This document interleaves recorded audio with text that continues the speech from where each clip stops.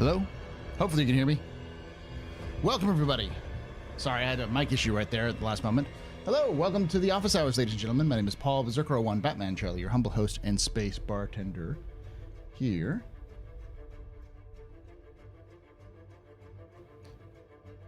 At the AstroPub, your space bar at the end of the universe. Sit back, relax, enjoy the show. We got a good one for you. Double audio? You're hearing double audio?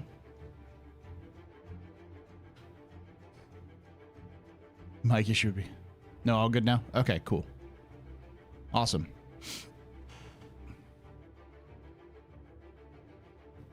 Hey. Someone was asking, Mootkins was asking your thoughts on Mudahar's video on Star Citizen. I don't watch tag a lot.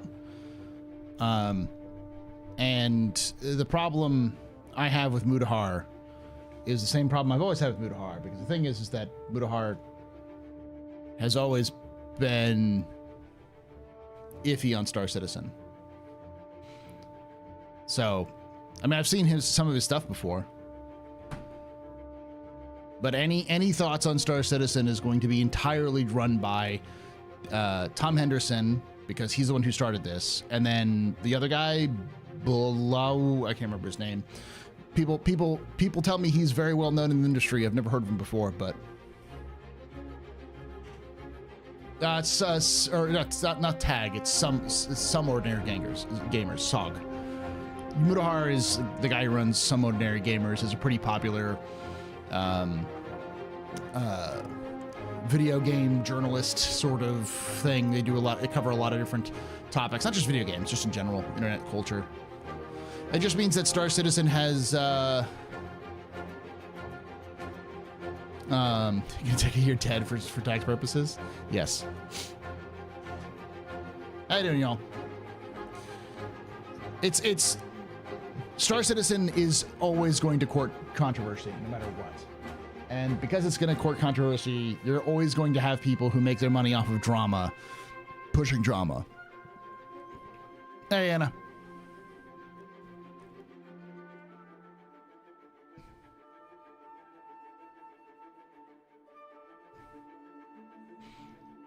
Yeah, as I say, didn't Mudahar make a video like years ago saying Star Citizen was a scam? Like a year ago. Oh yeah.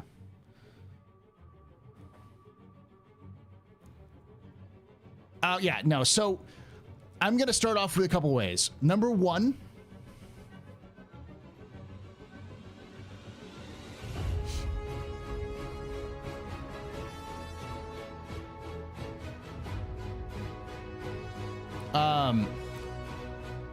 Paul's gonna be a lot saltier than he typically is. I'm gonna be a little bit more salty, but it's not going to be salt in the way that everyone else is salty.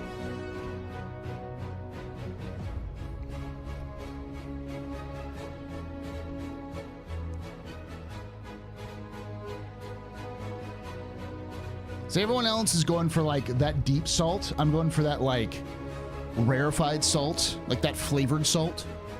Yeah, margaritas. I'm going for margarita salt.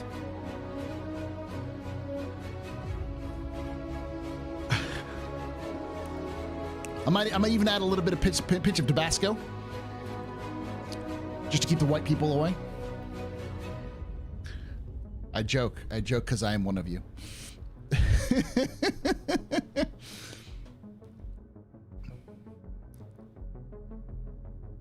Salt and spice. Yeah. I gotta match my the amount of white hairs I have. So this is gonna come up a lot. I'm probably gonna have to repeat this like 17 different times. But I will say right now, anyone who says that 4.0 isn't gutted is fucking high. 4.0 is gutted. CIG has 100% gutted this patch. There's a good reason for them to gut the patch, but it doesn't mean they didn't gut the patch. All right, let's start that off right now. Don't come in with that cope. They gutted the patch. Yeah, it's 3.23 again. This is then the year of 3.23.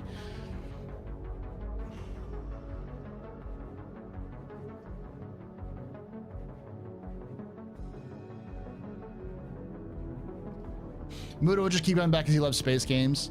I'm glad he is, but I'm confused. Okay, so we're gonna go over the list, but basically, if you've somehow not caught all the salt from Wednesday's roadmap roundup, we'll do a capsule for y'all. I'm not gonna gloat about, because so here's the thing. For those of you who don't know, I did say that CIG would release 4.0, but they'd release 4.0 with only pyro and jump points, and that was it. And then they'd get their other stuff later. Now, the context for that was that I thought CIG was going to push for a CitizenCon release, which, to be fair, it sounds like they were trying to do. And then something came up, and well, the MRQ thing, the MNQ thing just came up, and so that completely. Oh, and server meshing, yeah. Pyro, jump points, and server meshing. Those three, yeah. And I guess the answer was I was sort of right by accident again, because I was right that they were pushing for it, and I was right that they would come to the point where they'd just been like, we're going to eat everything out that doesn't match, which is a problem, all right? Is that it's gutted? I mean, yeah, Jock. It's like the other half of that update. Because like jump points and server meshing kind of go hand in hand, and all of that comes together with pyro. That was like one half of the patch. The other half is resource system, the resource systems, and the resource system is gone. Like, that was the two halves of 4.0, and half of the 4.0 has been removed. You can even take away my space lasers. Not all of the gameplay. Let's keep this in context. Ever take away my space game.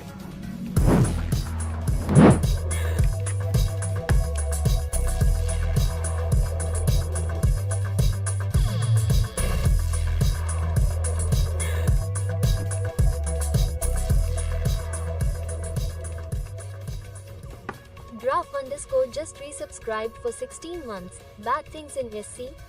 I've come here to blame Paul. Thank you, Draugr. Thank you for that 16 months of support. You're very important, pub, very impressive, Mr. Very pedestrian. This is your fault. We can drink tonight. Shots and cheers in chat, y'all. Shots and cheers. So I 100% do not like the take that Star Citizen that 4.0 has no gameplay. You are high. If you think if Pyro is just a copy paste of Stanton, you are high. There is definitely still content there. There is new content there. There is content that is kind of modified for Pyro and all those sorts of things. Hey, Grizz. You can take away my spaceship. I'm not drunk. You can take away my space suit. Like, it's content. You can even take away my It's probably 3 to 6 months of content, honestly. But you can never, ever take away my space game.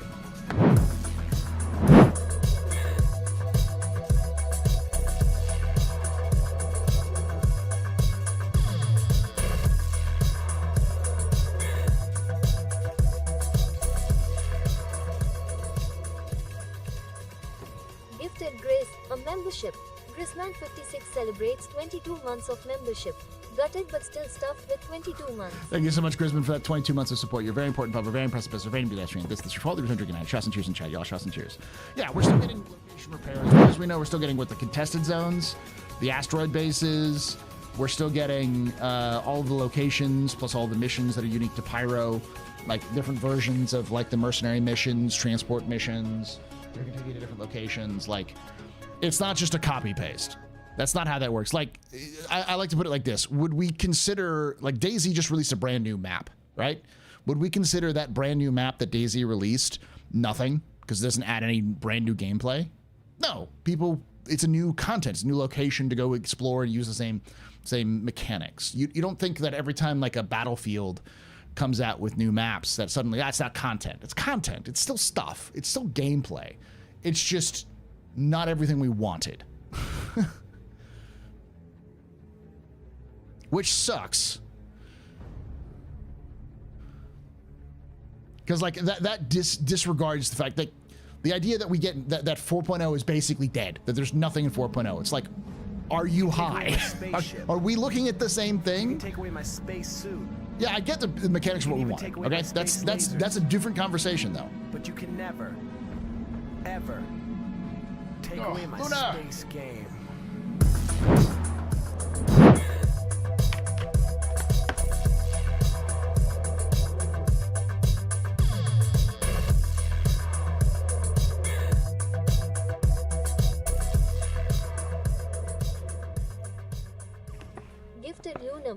Membership.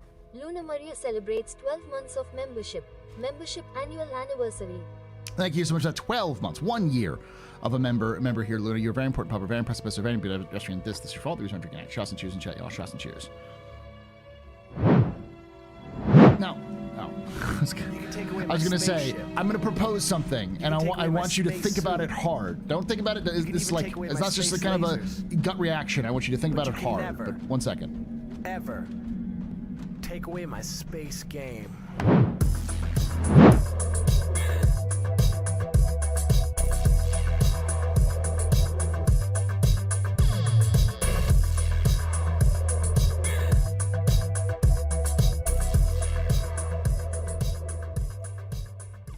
Shifty Streaming just resubscribed for 20 months. People can mold all they want. I can now do box deliveries in my Polaris for longer than just a patch pub pipe. Thank you so much, Shifty Streaming, for that 20 months of support. You're a very important pub, a very impressive person, very pedestrian. This is your fault. The reason I'm drinking night. Shots and cheers in chat, y'all. Shots and cheers. Just a map in a more finished game is different map than map of Star Citizen, but there's still a lot more than plenty to do for a while. That's my point. Like, it's Star Citizen has mechanics through the fucking roof. It's got a lot of mechanics that other games would kill for, and it's not, those mechanics are even done. So let me put it this way. But thank you so much for that, Shifty. Put yourself in this position. If CIG never promised the stuff that was that was cut, if they only said server meshing, pyro, and jump points with these, like, you know, caves and, you know, continuing missions, would you be this mad?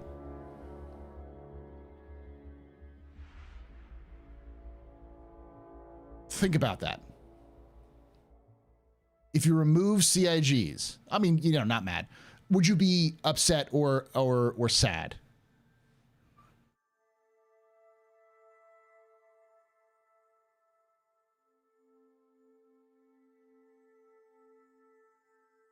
If anyone else triggers that, this man will literally be dancing for entertainment.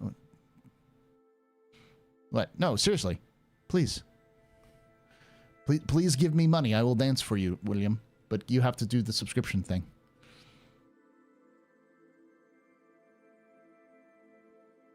I know, but I mean, think about it. It's about expectations. Like, see, the problem I have with this, and the reason why I still call it gutted, is because CIG needs to fucking get better at this. Like, everyone will forget about this in 2 weeks, so no one cares that much. But this is going to be a continuing problem. And the thing that CIG is bad at is maintaining momentum. And the reason why is because they fucking bury morale into the ground. They are fucking awful at this. Awful. Well, I mean, Luna, let's think about this. There's plenty of games that are just like, say, Viscera Cleanup Detail or Deep Rock Galactic, or those are all great. But there are a lot more mechanics in Star Citizen than there are in those games, even though they're all sci-fi games. Star Citizen is an ambitious game which has already a lot of stuff in it. I mean, things like being able to walk around on a ship. Luna, Elite. Can you get out of your chair and walk around in Elite? That's what I mean. Stuff like that. There's stuff that's the problem with that Star Citizen has is just it's not completed yet.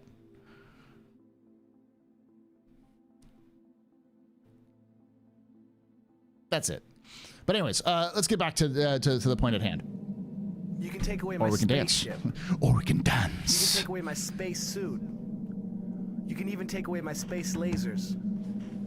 But you can never, ever take away my also space Rock and Stone game. Brothers.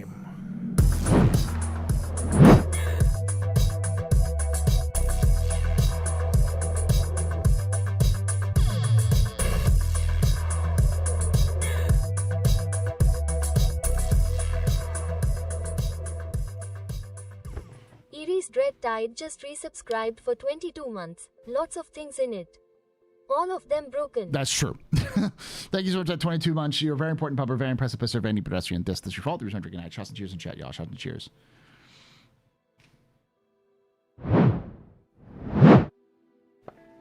Not gonna lie, the dances are what got me watching originally. That's the whole point there, Mason. We're gonna party. Walk around a bunch of dead space. It's not not features other games that had wish they had. Plenty of people wish there was like still interior movement in Elite, so I disagree. Sorry, I can't get aboard the be happy with what you have approach. They moved life support and so I'm not saying that, Yubi. All right, because y'all are going off on this weird thing. Be mad, all right? Be mad all you want about how Star Citizen's a broken mess and there's nothing in it. Are you happy now? That's not the point I'm trying to make. What I'm trying to make is that the problem that CIG has. Yeah, God damn it. Drinks all Okay. around. Let's party like it's your birthday. Party like it's your birthday. Come on, put your lips together. Blow the candle out. Party like it's your birthday. Party like it's your birthday. I wanna make you feel real special. Put your name in lights. We are gonna party like it's your birthday. Gonna party like it's your birthday. Gonna party like it's your birthday. Blow the candle out. Alsano_Ager153 just got a sub from Mason Coldiron. Mason Coldiron gifted a tier 1 sub to Alsano_EGA153. Thank you so much for giving that sub to Alcinor. You're both very important puppers, very impressive business, very pedestrians. You rock. Shots and cheers in chat, y'all. Shots and cheers. All right, we get to it. Unless someone else wants to do dancing. Y'all derailing the point.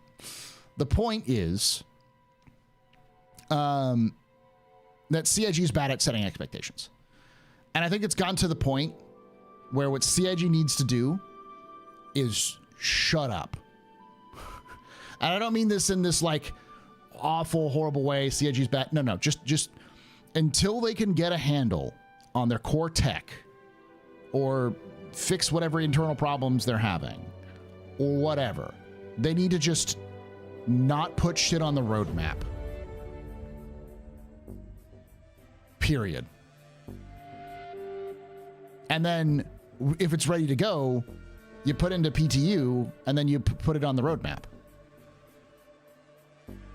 Because if you under-promise and over-deliver, people wouldn't care.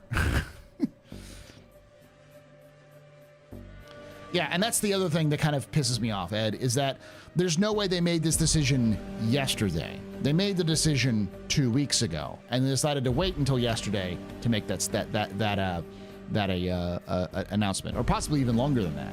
This was a discussion they had a while ago, and I know they have a set standard of when they're going to do these sorts of roadmap updates, but this is a little bit more than just a roadmap update sort of thing.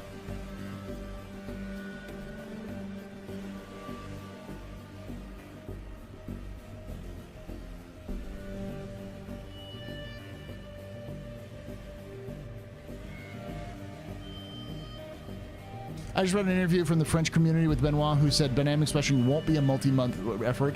So I think asking him to shut up is a long lost cause. I don't think he's wrong. But if Benoit's saying it's not going to take like 17 months to get it done, I believe Benoit's probably right. As long as Benoit doesn't say it's coming out in March, I think we're okay. That's the thing. You can, because there's an art of hyping people up, of getting people excited about a concept, and then releasing it when it's ready.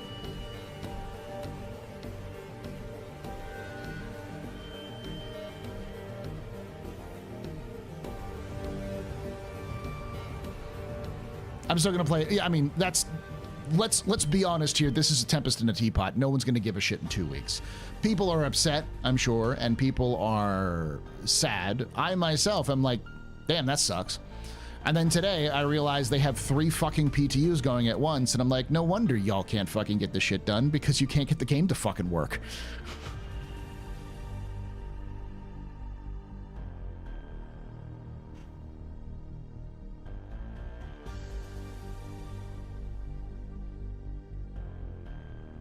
Damn, I thought Dynamic was going to be about 5 years.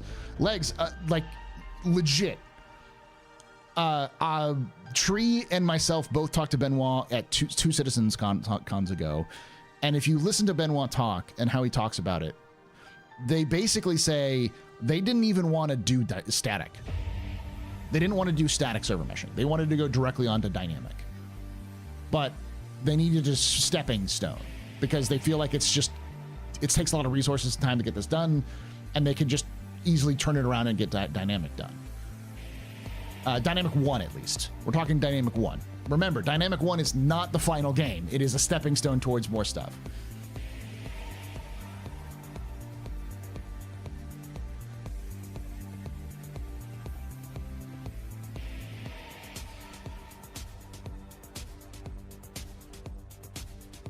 Remember, if you choose to bring up Elite, remember you chose to bring up Elite. At least fully functioning game with fully engaging, fully working mechanics. All things Star Citizen cannot say.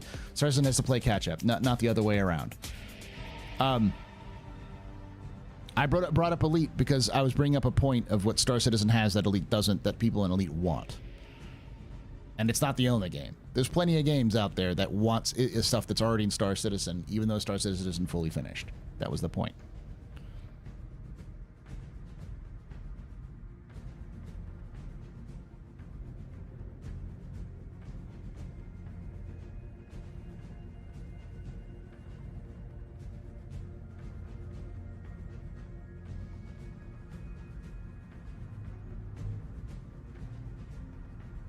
Super Mario Bros. Place one spaceships and Star Citizen. I don't know if I'd go that far, but there's plenty of games out there which are made by very talented developers who would love to have the kind of tech that CIG has for things like walking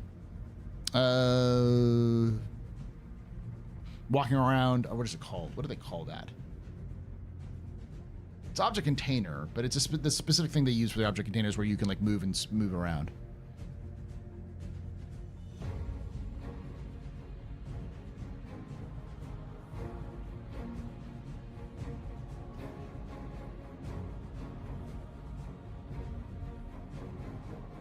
Benoit is at the very least, someone makes me believe the game is possible. You can take away my space suit.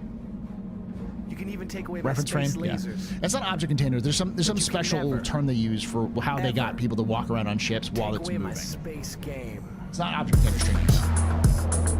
It has.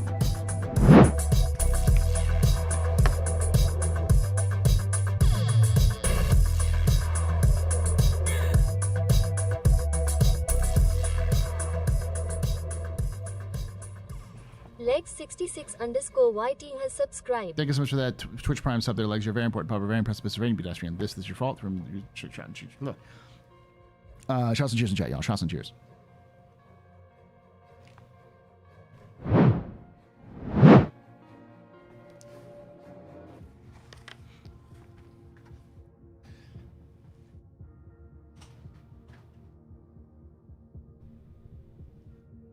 The point being, what CIG needs to realize is that they do more harm than good when they get excited and put something on the roadmap and start talking about it coming out in the next patch, because this is the kind of thing that happens.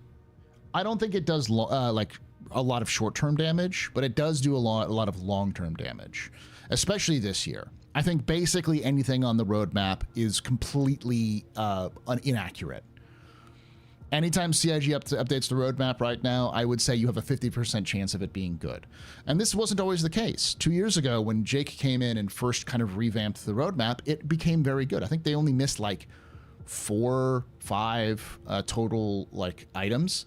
But this year alone, like we've had 2 major slips, and one of the slips entirely removed it from the roadmap. Like we're going backwards in terms of project management. We're going back to the dark ages in terms of how they were talking with us, which I don't know what's going on. I don't know what's the problem is. If you listen to the insider information, CIG is a cult that no one wants to work for, and is literally whipping their employees and sending them to the slave pits, and the engine's on fire and doesn't work at all, and which every CIG employee I've ever talked to says that doesn't reflect the working conditions at CIG. But, you know, that's one explanation. But no matter what it is, the short-term solution is that CIG needs to stop talking about things until they're actually in the game. You can take away my spaceship. You can take away my space suit. You can even take away my space lasers. No PPUs. But you can never, ever take away my space It's a straight game. vibe. Man, I don't have any control over this multi-million-dollar corporation. And this multi-million dollar character corporation isn't my friend. They don't fucking pay me, so.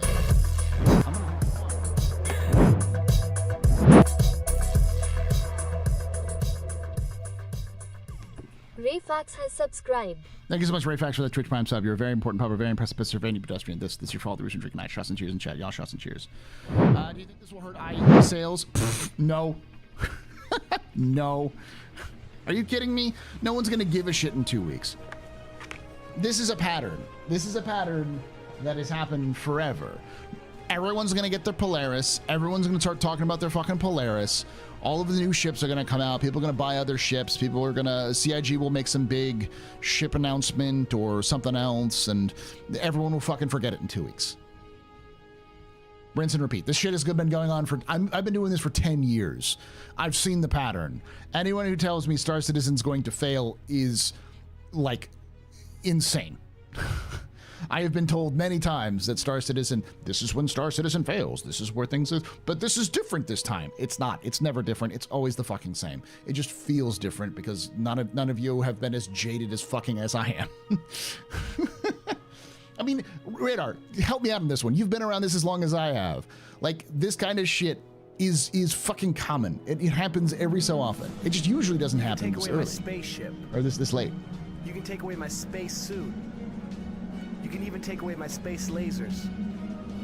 But you can never, ever take away my space game.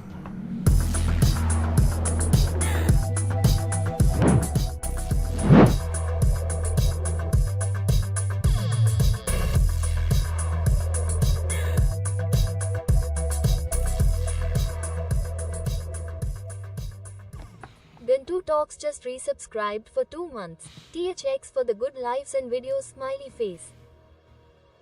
Thanks for the good lives and videos. Thank you for watching. You're a very important pupper, very impressive Pennsylvania pedestrian. This is your shots and cheers in chat, y'all. Shots and cheers. I don't know. I don't think CIG beats last year's sales, but I think they get close. Like, they're going to beat 2023 sales easily.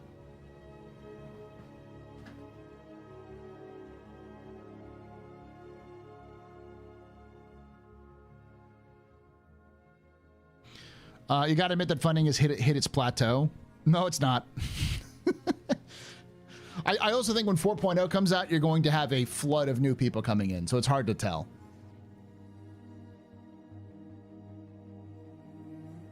Where's your okay, Valis, and don't take this wrong way. It's not just you. It's a lot. I've heard this a lot. The people say new players are coming down. The only people who are buying are whales. And I want to see evidence of that. Does anybody have a source for that? That's not mmocharts.reddit.com. But you can never, ever take away my space game.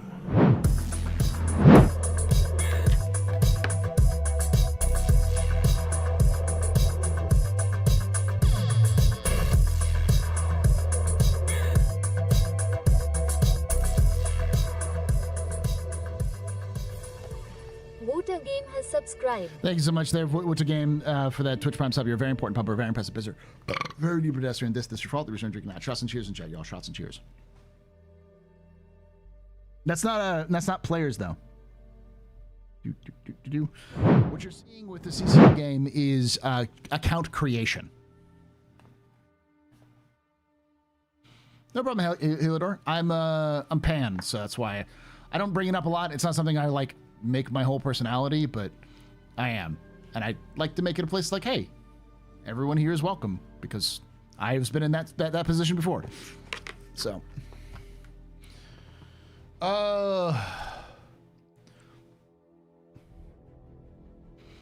and just for curiosity's sake, let's take a look at that.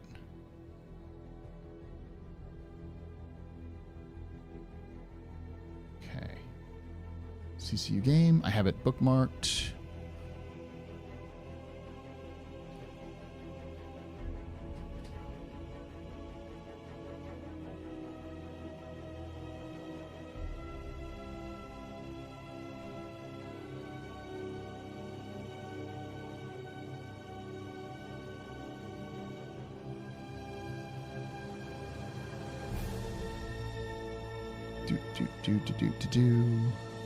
Citizen. Okay. Here we go.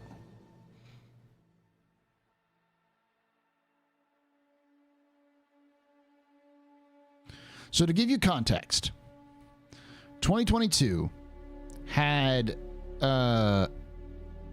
871,922 new citizens show up on the site, okay? Last year was the most successful year ever, and it was still less than the 2022. It's pretty low this year, but it's a pledge. It's not saying the citizen change.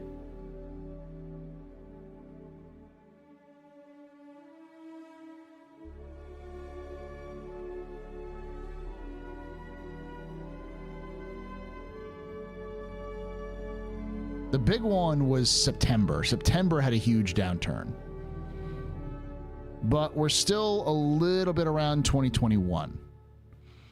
And we've had this before. 2016 had a huge jump, then 2017, 2018, 2019, and it slowly went back up, and then it went back down in 2023.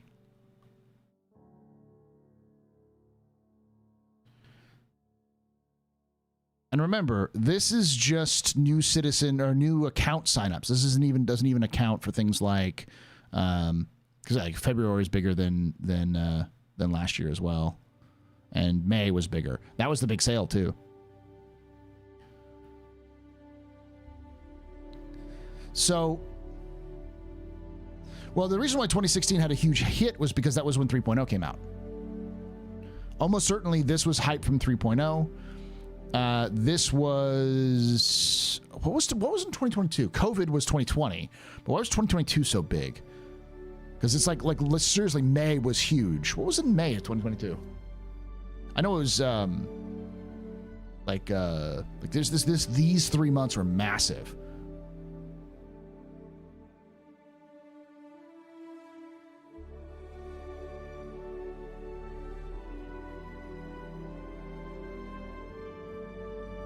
.2. That was huge. Yeah, but that was in August.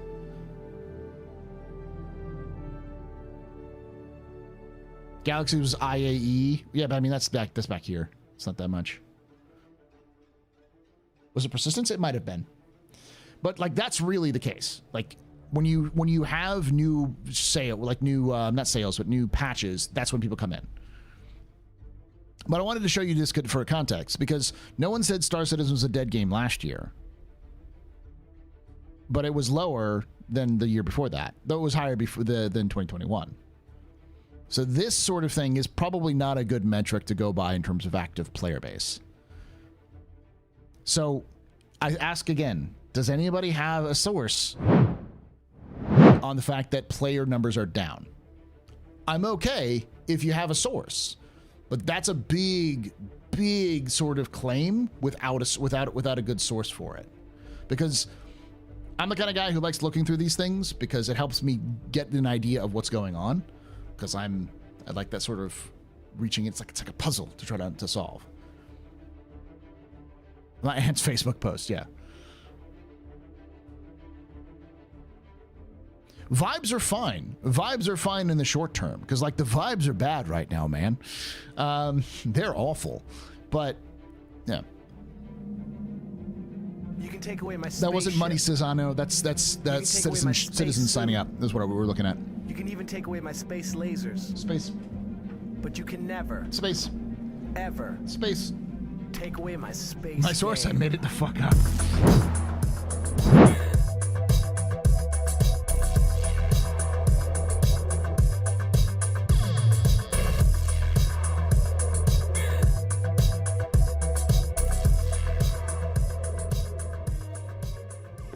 Master Shock just resubscribed for 18 months. Thank you so much, Master Shock, for the 18 months. You're very important, public, very impressive, very pedestrian. This is your father who's drinking night. Shots and cheers to chat, y'all. Shots and cheers. No, I'm not asking about the. I'm not asking about the money. I'm asking about the citizens because the question is the statement that I've heard many people say. Less people are playing the game right now, which is a statement that sounds like it could be true, but I would need some sort of source of where people get this stuff. Nah, I'm drinking an old Red Bull, just sugar-free. Aren't new players kind of skewed by people going for referral rewards and making new accounts? That is also true. So like, this is not a very good, because like these could be new players. They could also be people making accounts so that they could have alts. So these numbers aren't necessarily good indications of what CIG, how the game is doing. Because like I said, the most successful year of CIG was last year, and I don't think people were just not playing last year. There was definitely a drop because of 318. You could see that in May. There's this big spike in April, and then when we hit May, it's just like it fucking drops off a fucking cliff and then drops down till like August. And then August it pops back up. But November was even worse for signups than 2022 was, which is weird. And then so was December, even though those were pretty big hype days, so.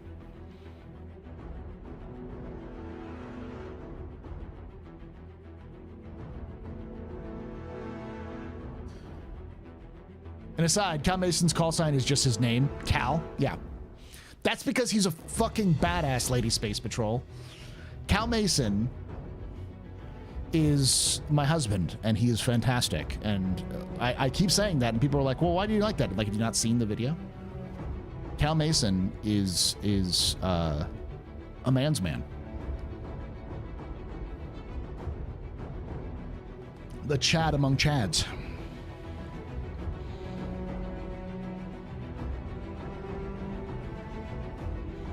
It would be, he would have a fucking custom Hornet, that fucking snowflake. I love him so much. I want his Hornet so bad, if you know what I mean. I do. Everyone wants to jump into cockpit of that thing.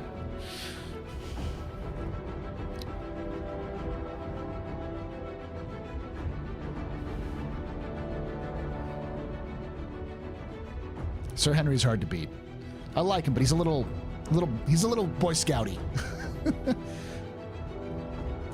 Which one is Cal? He's the one that did the stupid move that destroyed was it a glaive or a blade? Or it was one of the fighters, a Vanduul fighter, and then caused it to crash into the king ship to destroy the shields.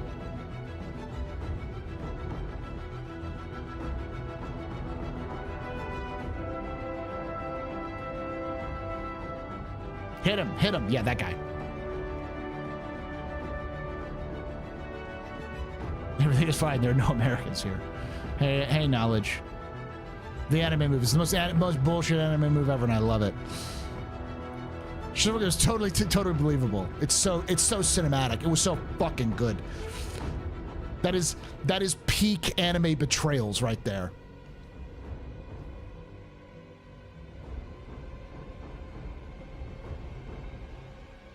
Yeah, Cal Mason is the maniac of our verse, though he's a lot more suave. if Maniac like was British, terribly British.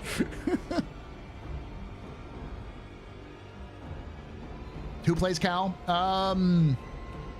Jack Houston plays Cal. He's actually in Boardwalk Empire. He's one of the main characters in Boardwalk Empire. I was on business all week, lurking another streamer, so I wasn't aware that there was any drama. Don't we expect things to release incomplete anyways? Yeah. Now I need someone to take a picture of Paul wearing an I Heart Cal shirt. Listen, I can separate reality from fiction, but I would love to meet Jack Houston and just to get a picture with him and explain to him just a brief introduction, like, hey, I do lore and I like the character you played in Star Citizen and Squadron 2 is really good.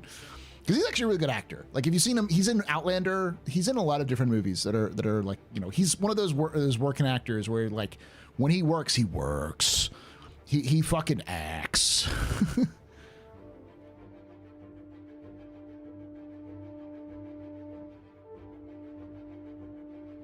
If a Maniac had as much charisma as he thinks he has. Yes, exactly.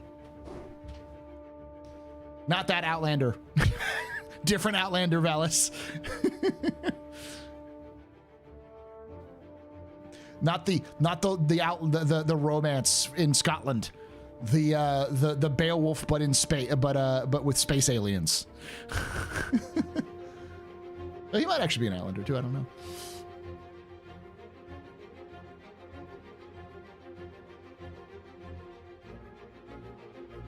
Oh, I had my hopes up. Outlander was woof. The Star Citizen Outlander, yes. I liked it for what it was. Yeah, Jack Houston plays Kyle Mason.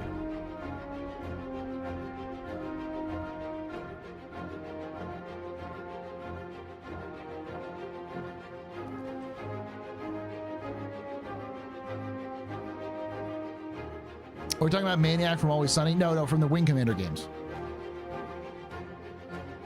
Happy Halloween and Thursday, Paul in chat. Just finished my third full watch with Squad 42 Prologue Chapter 1. It gets better every time. Oh, it's so cheesy, yeah.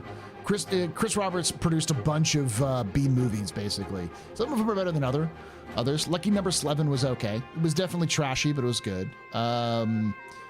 Lord of War, good movie. Trashy movie pretending to be an Oscar winner. Take away my spaceship. You can take away my space suit. You can even take away my space lasers. But you can never, ever take away my space game.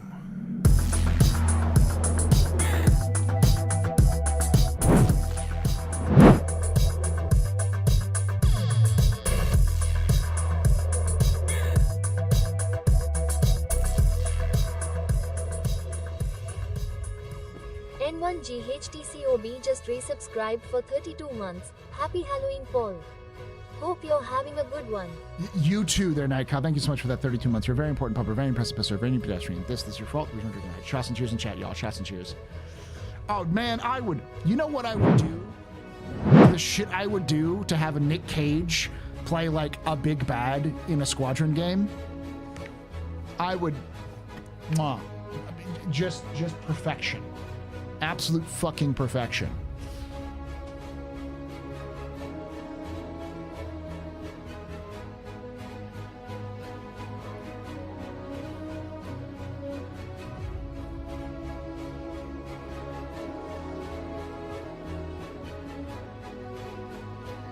And Nick Cage is Emperor of the Vanduul, and it's just Nick Cage. You know, I'd love to see him do. I'd love him. So there's a pirate lord in the lore called Nicholas or something like that. It's like Nicolas or something like that, or Nicolo. It's very Roman, very like Latin. Who's a Tavaran pirate lord of Null. I think that would be perfect. I think it'd be a perfect for that. Make you know how Andy Serkis did the thing for the Vanduul? Make Nick Cage be the basis of the Tavaran, and just tell him they're based off the Japanese, and he would fucking nail it. I guarantee it. It would be over the top. It would be nothing like anything Japanese, but it would be perfect Nick Cage. And to have a race of just Nick Cage pretending to be Japanese would be hilarious.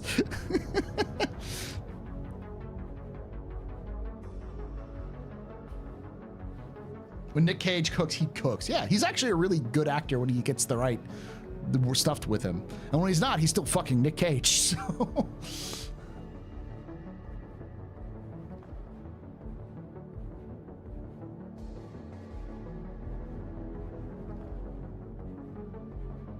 Put the bunny down.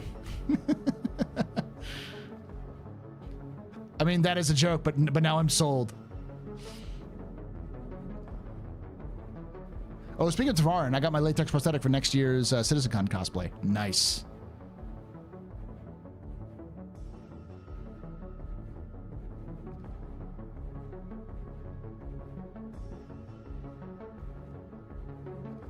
For those of you who don't know, do you know why his name isn't Nick Cage? He's actually the son of a very famous director, and I'm forgetting his name. He did a lot of westerns. Coppola, yeah. His name is Nicholas Coppola. But he took the name Cage after Luke Cage. A nephew, yeah. So not the son, but yeah. I knew he was related to them. When I found that out a long time ago that he was Luke Cage, because like the dude's a giant fucking nerd. Like a gigantic fucking nerd. He loves comic books and he loves like I think Nick was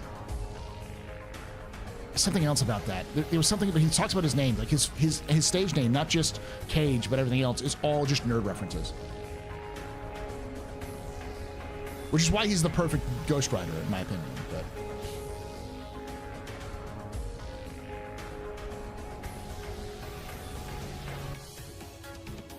he has a multi-million-dollar comic collection. Yes, of course he does, because he has a multi-million-dollar debt that he has to pay off.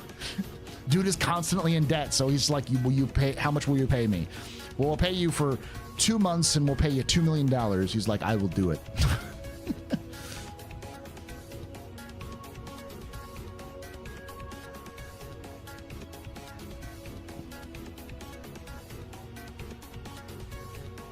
Someone asked, question, do you think Patrick Stewart would be captain in Squadron 42 Act 2? Maybe. I'd be more happy if we saw, the guy who plays Pike, who I'm always blanking on his name. The guy I actually met. He went to the same school I did. He was, like, he graduated many years before I did. But, Anson Mount, thank you. I burned a couch with that guy before he became famous.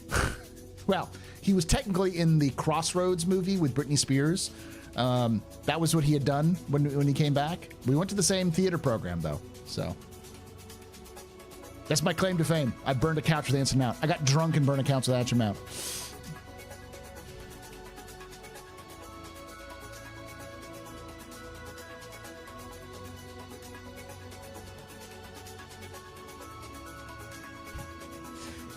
Paul, please, some of those successfully suppressed Crossroads from my minds. We used to make fun of him for it.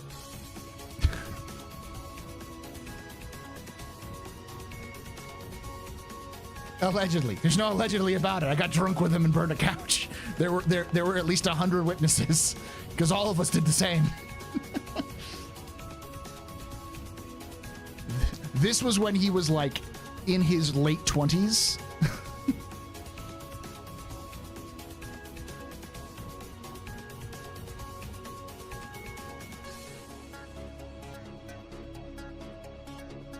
He'd actually come back because he was doing a talk at our theater program about what it was like to work in Hollywood and like the working in I think it was on TV as well, so like in TV and movies.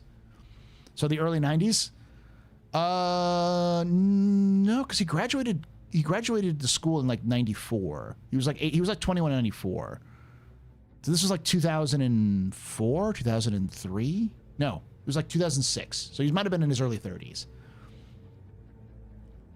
This was a couple years after Crossroads. Yeah, it was early 2000s.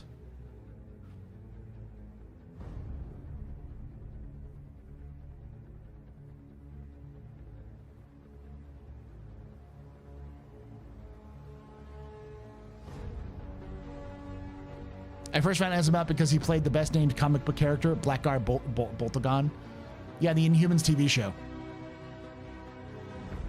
Sorry if I'm falling asleep in your stream. I'm very sleepy, hauling stuff. Stay awake, Max, and then go to get some sleep. Yeah, that's one of my few claims to fame, is that I got drunk with Captain Pike.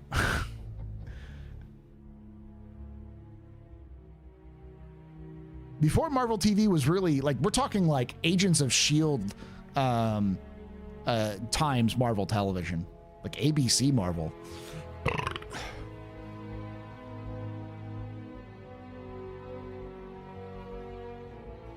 Thank you, Shapasta.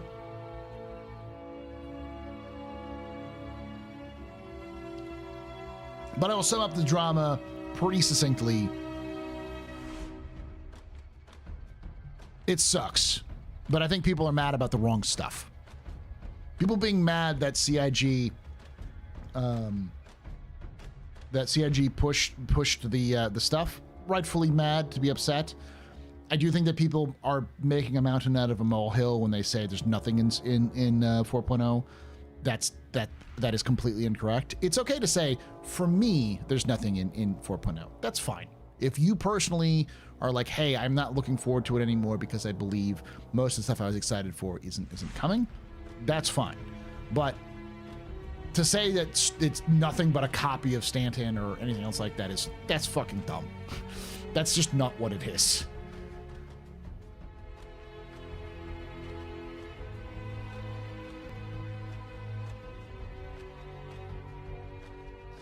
So 3.24.a is next week, and 3.24.3 is IE in late November. Yeah, so that's the fucking mess.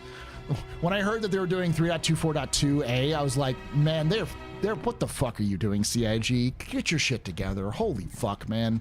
Because they've got 3.24.2a, 3.24.3, and 4.0 all in testing at the same time. It's like, what the fuck are you doing? Why do you have 3 PTUs, one of which nobody's going to play because you're fixing 3.24.2? Like, what the fuck is going on? Is server meshing going to stop random space explosions? Will it stop NPCs from spawning underneath the ground in bunkers and causing mission fails? That's a question. I don't know. Probably not.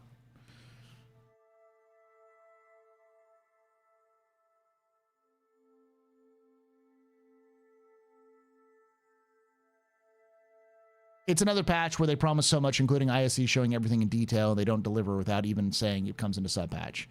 That it comes into sub patch. Everything that's pulled, I'm calling it now. It's not going to be a sub patch. It's going to be 4.1. I think the days of sub patches are dead. I don't think CIG is going to make another sub patch of great substance. They're just going to call it a new patch because CIG gets more mileage out of calling a patch 4.x than they do 4.x.x. Anytime they add a new feature, it's a new patch.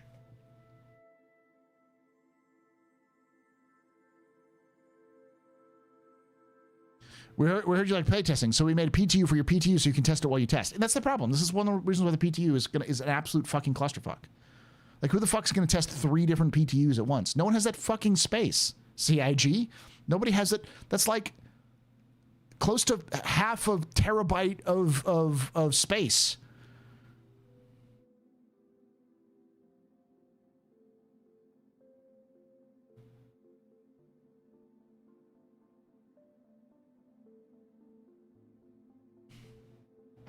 The mission system 4.0 has a few hints of things to come to do. Sadly, jump points were down yesterday. Yeah, the mission refactor is actually really cool. For those of you who don't know, the new mission refactor is in 4.0, which basically means that if you log out, when you come back in, your mission's still active. So if it's like a hauling mission without a timer, you're fine. You can even take away my space lasers. No PPUs. But you can never, ever take away my space game.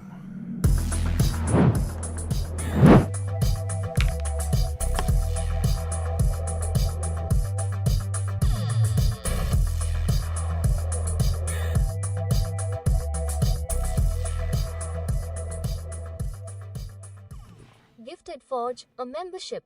Forge Horizons celebrates 15 months of membership. Hi Paul, I ate way too much cheese today. I may be lactose intolerant, but being from Wisconsin, all I can do is tolerate my intolerance. All I have to say is that 3.24.3 is a useless PTU with Opalaris. Thank you so much there, Forge, for that 15 months of support. You're very important, public, very impressive, Pennsylvania pedestrian. This is your fault. The region drinking night. Shots and cheers to chat, y'all. Shots and cheers.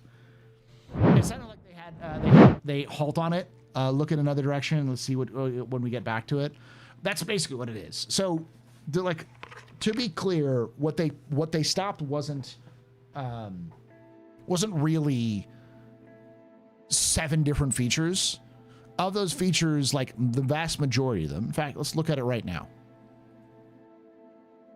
We'll pull it up and take a look at it. I'll do a capsule later. But you're gonna see a lot of fucking videos because I still have 6.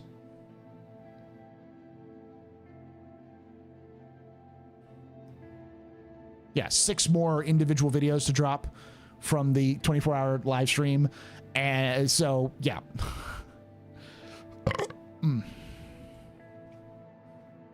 Keep burping. Sorry. I did have chili today and drank Red Bull.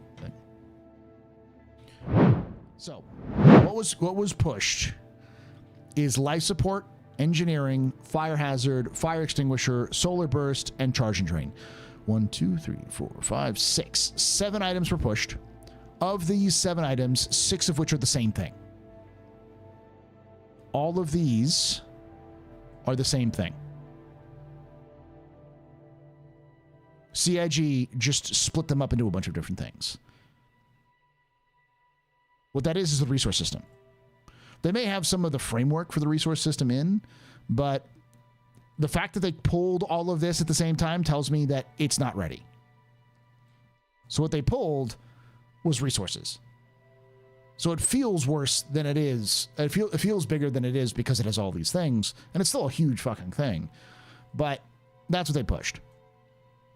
So the reason why they're like, have been removed from 4.0 columns and will reappear in an incremental patch once we have more details on their timing. That just means that they're going to release another patch at some point with these in there when they figure out what time it is, which is better than what they've been doing.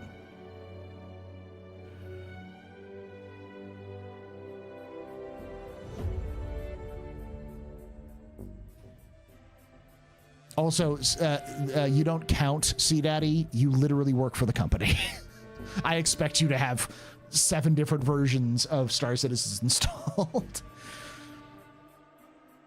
Solar Burst is specifically because Solar Burst needs engineering, because Solar Burst is working with engineering to turn off the power and the different systems. That's what it's designed. And everyone's like, well, it was in the tech preview. It's like, that was a tech preview version that was hacked in. It wasn't the final version. It was sort of a test, and it didn't use specifically resources.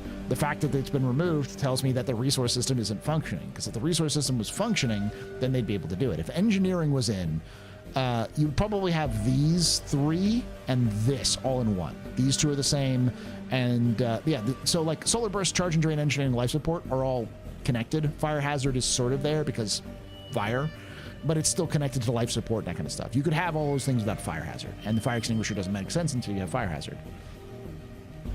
This is rough. I think this is what we're not going to see. We'll probably see these 6 in 4.1. This, fuck if I know. I think CIG is going to have to look long and hard on this, and it's probably going to take a lot more than whatever they have left in, this year and next year to get done. This is going to be a fucking thorn up their ass for the next 6 months to a year. Guarantee it. The reason why I know that is because CIG hasn't said fuck and all about it. They have barely mentioned the transit system refactor other than that they're working on it, and nobody on that team has talked about it, which means something is wrong with this thing. There is something very wrong with this transit system refactor. It's likely that it's probably a lot bigger problem than they realized, and they're going to have to go back to square zero and figure out what to do with it. Not necessarily that it doesn't work, but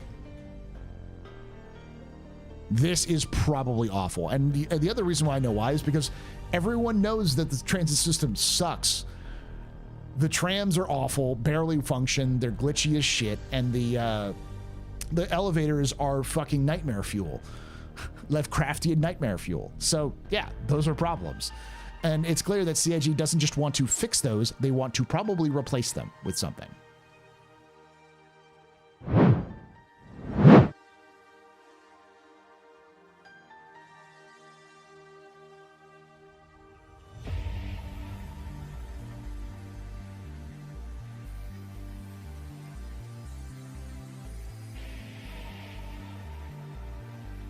Yeah, so Benoit interview mentioned, he said that Transit, ASOP, and a few other systems touch so many different systems that they don't want to drop them in with everything else. Yeah.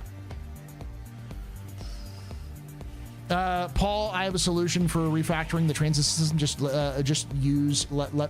walk or use the vehicles.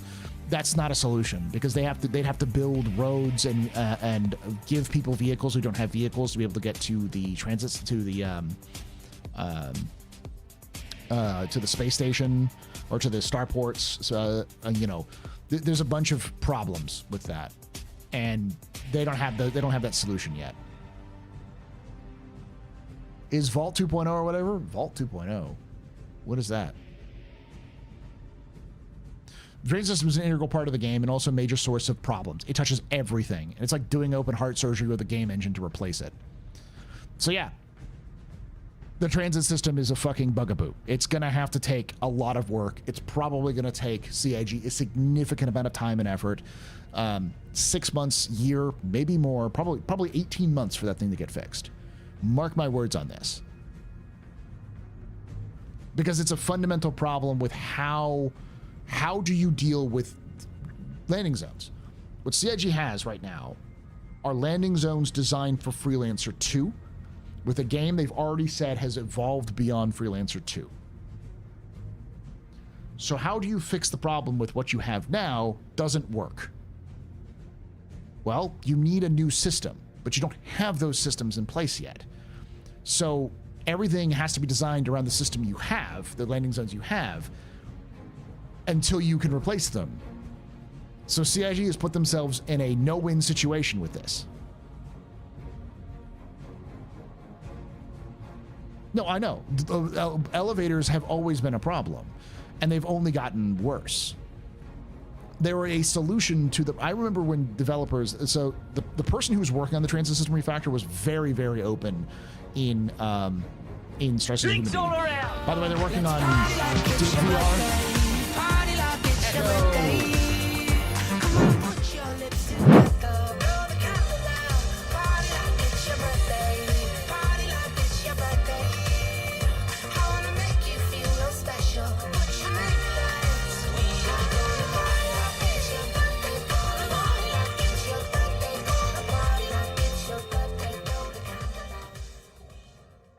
The Nova Forge just got a sub from EchoBit. EchoBit gifted a tier 1 sub to the Nova Forge. This is their first gift sub in the channel. Thank you, Echo. I can't believe they're not sub to Paul. Get sub, Naz. Yeah, exactly, Naz. Thank you for gifting that there, Echo. You're a very important pupper, very impressive, very pedestrian. You both rock. Shots and cheers in chat, y'all. Shots and cheers. Thank you, Dad, for staying up with me late into the evening. Drinks all around. Let's party like it's your birthday. Party like it's your birthday. Come on, put your lips together. Blow the candle out. Party like it's your birthday. Party like it's your birthday. I wanna make you feel real special. Put your lights. We are gonna party like it's your birthday. Gonna party like it's your birthday. Gonna party like it's your birthday. Blow the candle out. Echo It just got a sub from Shempaster. Shempaster gifted a tier 1 sub to EchoBit. Thank you so much for giving that They tier 1 have given sub. 210 gift subs in the channel. Jesus, Shemp. You're all very important puppers, very impressive, very neat pedestrians. You rock. Shots and cheers in chat, y'all. Shots and cheers. Parkour. That's exactly what I need. So, I can tell you what my armchair solution to the problem is, not knowing anything about how difficult this would be. CIG needs to just bite the bullet and fucking delete the landing zones.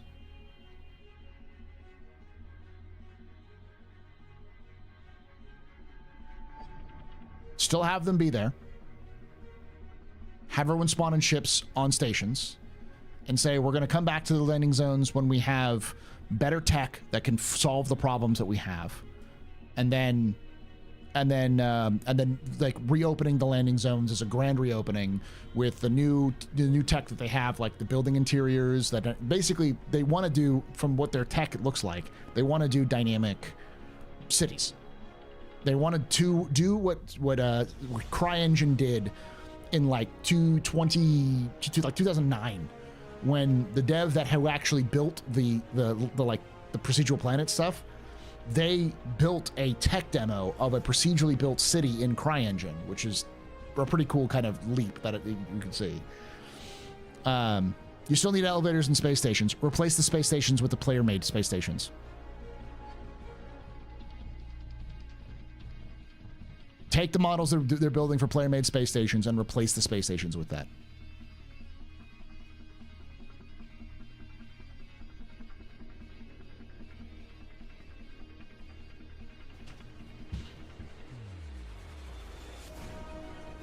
Hello, I wish I could freeze my cart, like myself with a cart until 2026. CIG knows it's a problem. They know it's a problem because they're building player space stations that doesn't have any of this bullshit. So if they're dealing with this problem already thinking about it in the future, they know it's a problem that they're going to have to completely resolve.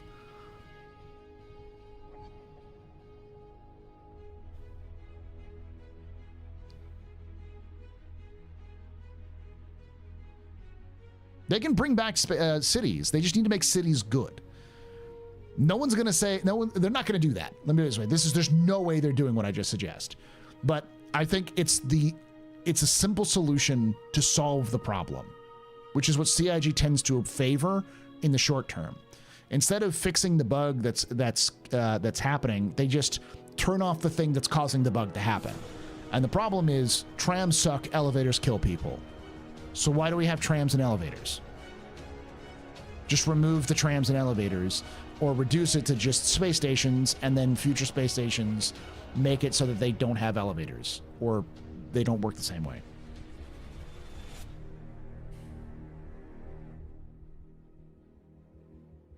You're saying Seraphim will be read into the void like Alisar? No, they just need to redesign Seraphim.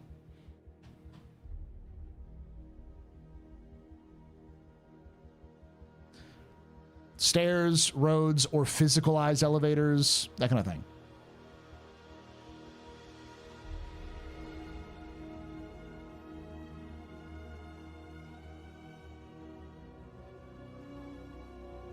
I'm curious why we haven't seen the new advanced parkour ladder climbing. I think some of it's in. Because I think you can jump off and grab a ladder now.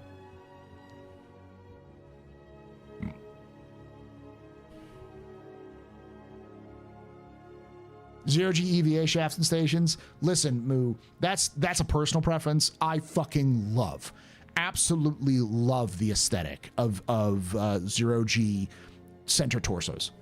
Or center corridors. The aesthetic, the fucking perfect aesthetic of, you know, rotating sections, or the exterior, like the outside of a station having gravity, and then as you get to the center, it becomes zero-G, and you can just like traverse through the entire length through zero-G. Wow, fucking, that aesthetic is so crisp. I love it. It is one of my favorite aesthetics. It's one of the reasons why I'm probably heavily influenced by the fact that Gundam uses that all the time, but it was also used in the Expanse and other places like that. Yeah, with using things like O'Neill cylinders. Babylon 5 did that as well. Yeah.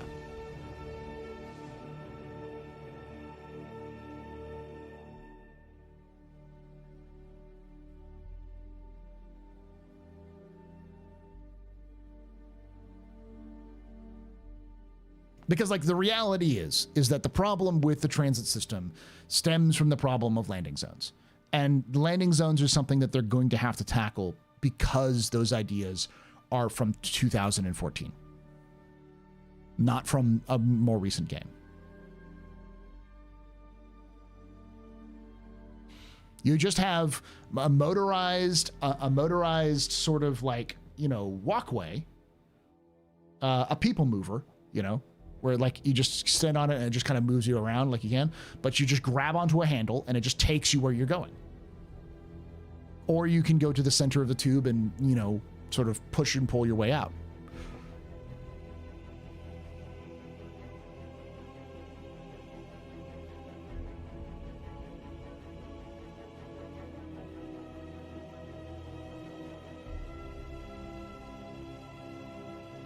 We've went through it, but I'm gonna do a capsule later. But no, we're basically talking about it the whole time.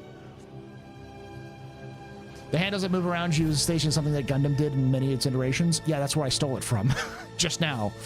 Like I said, I may be completely Gundam brained with this, but I think it's a good aesthetic. I think people love it because it also reminds me of 2001: A Space Odyssey. It is very like tied to the idea of space and science fiction. To have that sort of zero-G tube or zero-G traversal with people doing Superman mode. CRG already has the Superman mode, like the EVA stuff, which just looks so crisp. Like, why not? Fucking glass tube that shit.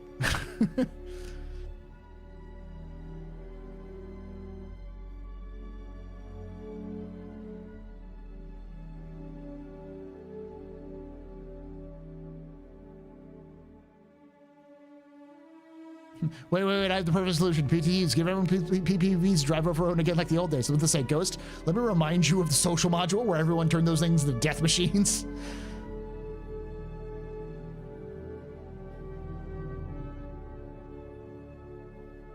Like, why spend a fuck ton of time and energy doing zero-G traversal when you don't use it? Use it on a daily basis. It would be a great tutorialization. Players will learn how to get through stations because they have to use zero-G. So players are in a safe space where they can use zero-G so they can learn how the mechanics function and have an easy way of getting around it by just grabbing a handle as it moves you around. So you can, because they already have the push, you can already saw it in Squadron 42 where you can like grab on something, you can push and grab onto something. Just do that, where you can just easily grab onto it. It'll move you nice and slow. It's not going to move you very fast. Welcome to Star Citizen. And if you're inexperienced, you can just use the baby handles where you're going. Or if you don't have a lot of worry about. You can even pull up your Moby Glass while you're going it, so you're just kind of doing what you need to do as it moving around. And or you can go into the center of the tube and then jet around like a jackass. But it isn't in yet. Yeah, I know. But I'm not talking about solutions to near problems. I'm talking about solutions to far problems.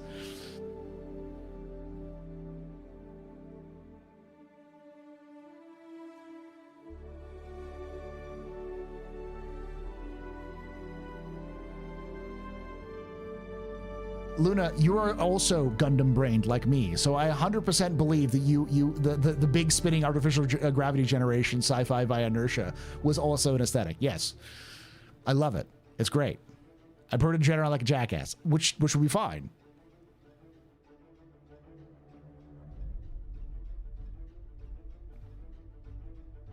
My only worry is the handle system is that the handles would work just like the trams and fly way off their rails.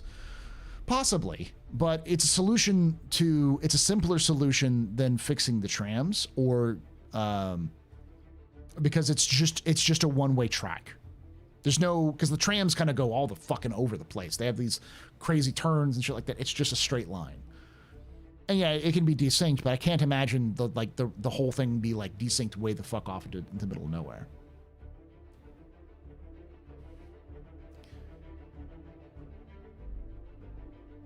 Oh, this is pure imagination. This is not going to happen. CIG will not do this. I want to make very clear there. This is me doing rails of hopium. All right. This is just me giving an excuse to explain why my aesthetic is the aesthetic of hard sci-fi with giant robots that punch each other.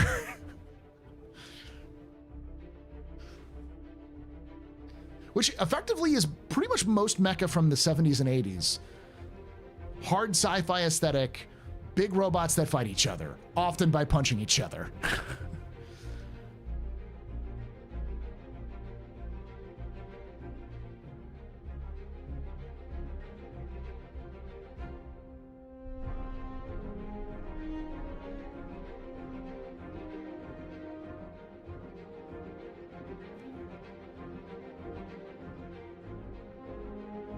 You know, you could also completely remove the rails entirely and just have people just EVA around.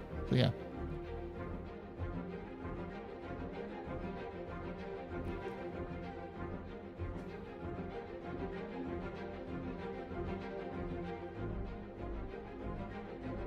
Armor Trooper Votoms.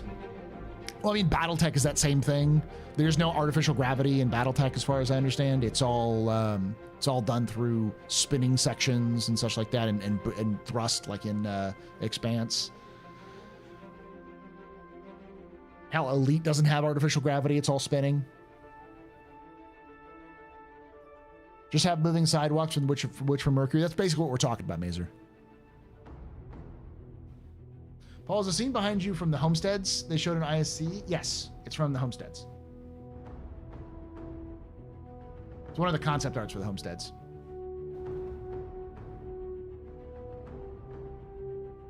I vote no rails. Fireman pole. People would use that pole for very different things, but yeah.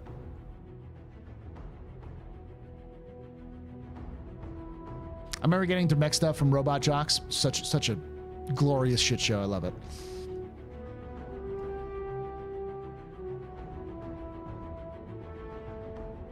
CIG just needs to give us 4-story high mechs and we're all good. Shemp, do not tease me.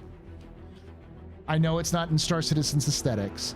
I know Chris Roberts hates mechs, but I would settle for a two-story tall mech, okay? I'm willing to meet him halfway. Give me 20 feet tall robot that you can pilot. It's not like it's not in his favorite fucking, like, his favorite director, one of his favorite directors of all time is James Cameron. And James Cameron loves his mechs. That's what I mean. Like, the dreadnoughts are about that, like 2 stories tall. It's like a little over 10 feet tall.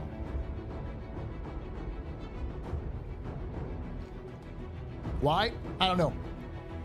This is inside baseball or inside baseball. Insider knowledge that I heard that Chris does not like mechs.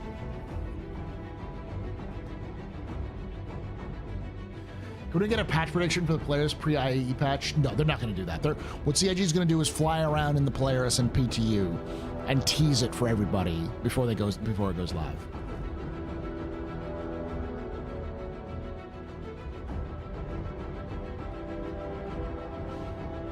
I want to play MechWarrior 5 Clans now. It's a good game. Go play it.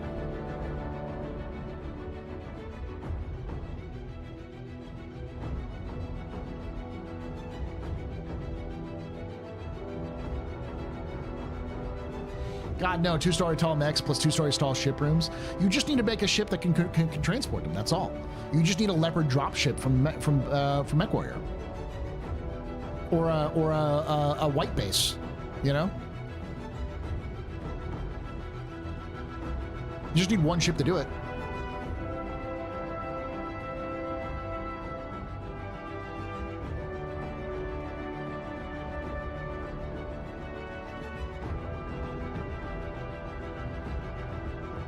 Uh, 2142. Does 2042 have a mech? Because that would completely change my opinion on that game. I think 2142 had the mech. I fucking love 2142.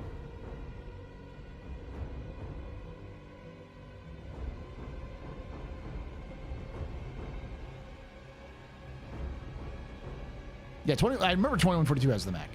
I love the mech.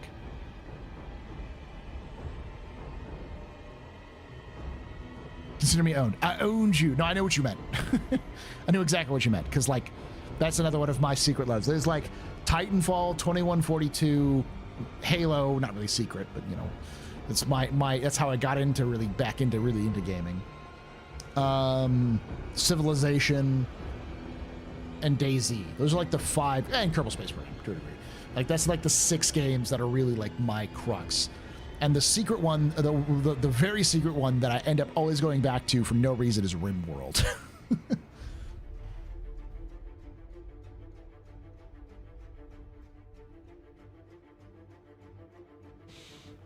It seems CIG is pushing Pyro a lot, but servers cannot cope. I mean, 3.24.2, aka 4.0 background, not working good at all. That's one of the reasons why they're doing hotfixes.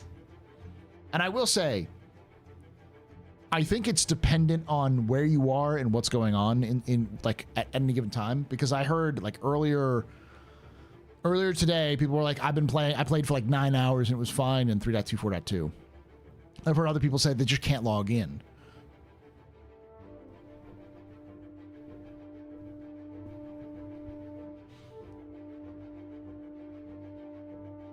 And I think the real secret is that a lot of those issues with servers come down to server meshing, splitting the servers up into different, or the play space up into different servers. I haven't played DayZ in forever though. I haven't, like, the last time I played DayZ was like its 1.0 launch. Since then they've released what, 3 maps for DayZ? So. Yeah, there's a new PTU patch. It's 3.24.2a, which is basically all of their hot fixes plus other things they fixed for the backend. It's going to be out for the next. They plan on having it having it come out for the weekend, and then next week they're gonna release it. DayZ mod from Arma 2 is the best. I agree. As an old school bean bandit, I agree. The Leopard C is great. To fit that 5th mech in, all you had to do was take out literally all the comforts of the crew. That's what I mean, like the Leopard dropship or the White Base from Gundam. Every Mecha universe has its standard like mech deployment vehicle. It's 10 gigs worth of hotfixes? Yes. Remember, a lot of what you do when you download it isn't necessarily transferring over to the actual size of the game, the actual size of it.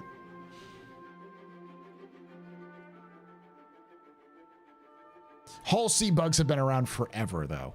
But 30Ks have been the issue. But CIG has also fixed some of those problems, but mitigated those problems by having the new mission system with 4.0. You feel bad for people waiting for the 600i rework? As a high priest of the cult of the Endeavor, get in fucking line.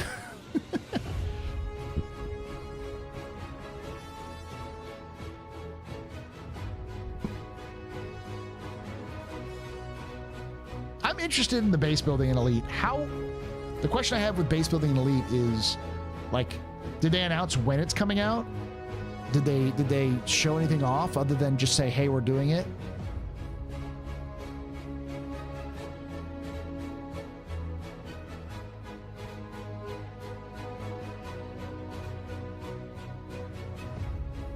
The Crucible cult is at a decade.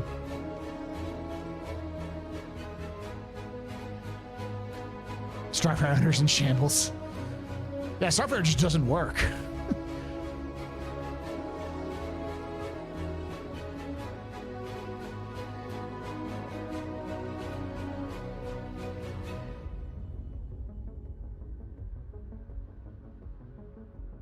Paul, I just realized the ATLS is a military counterpart, and its military counterpart remind me a lot of the exosuits from Live, Die, Repeat film. Yep.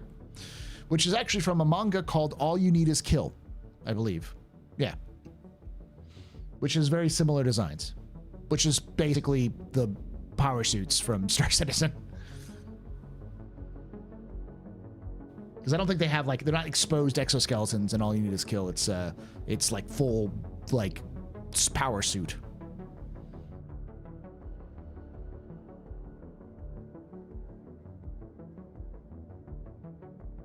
When I heard that they were making a movie off of All You Need Is Kill and it was starring Tom Cruise, I was so fucking confused.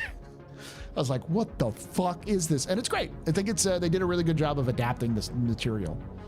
It's nothing like All You Need Is Kill. It takes the concept of it, and they take a lot of the same ideas from it. Obviously, the time jump thing is from that as well. But if the ending is very different in All You Need Is Kill compared to because I think also All You Need to Kill takes place in East Asia. I want to say it's like not Japan. I think it takes place in like Korea or China. But same idea. These things are, landed on Earth, and humans have formed together into a giant military force, and that sort of thing.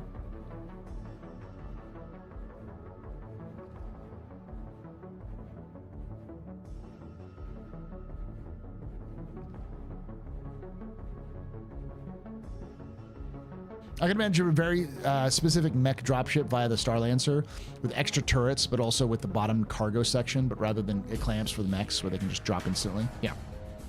Or just that the mechs can clamp onto the cargo deck or something like that.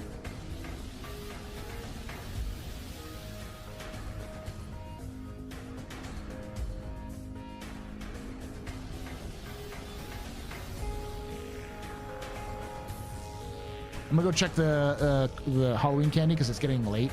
So typically, because we've got pretty young kids in my neighborhood, so I had to leave it out because my wife is currently sick. She's in bed, so I had to kind of leave the candy out and hopefully be doing stuff. So there was a Reddit petition to post Reddit petition post to name the Perseus' guns Medusas. This is hot lore action I'm looking for. I am down for that. Because Perseus was the one who slayed the Medusa. Was that the Minotaur as well? Base building in Elite remains an unconfirmed rumor as far as I know. Okay. Because I'd heard that the announcement came out just after CitizenCon, and I was like, that seems weird. That timing, though. All right, be right.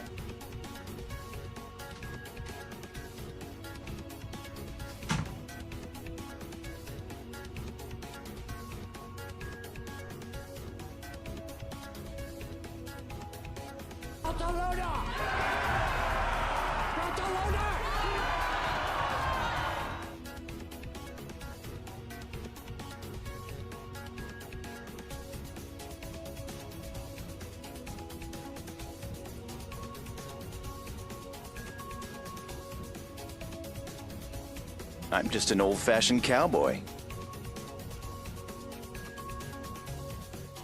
Stand by for Titanfall.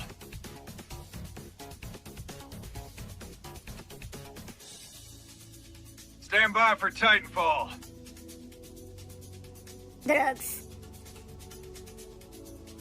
Stand by for Titanfall.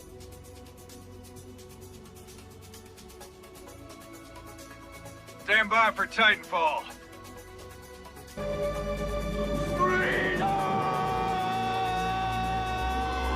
words. Distressing me.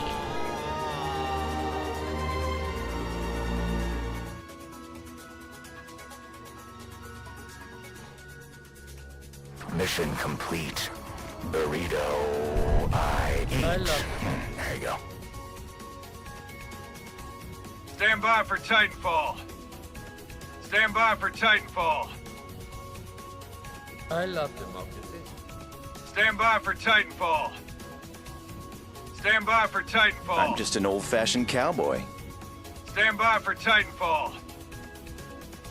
Stand by for Titanfall. I'm fly. I'm Drugs. pilot. Stand by for Titanfall. I love democracy. Stand by for Titanfall. Stand by for Titanfall.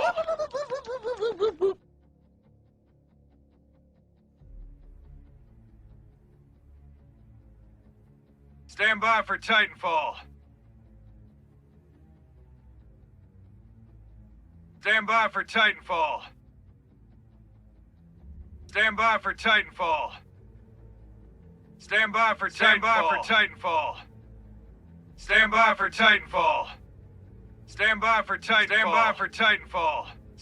for Titanfall. Stand by for Titanfall. Stand by for Titanfall. Stand by for Titanfall.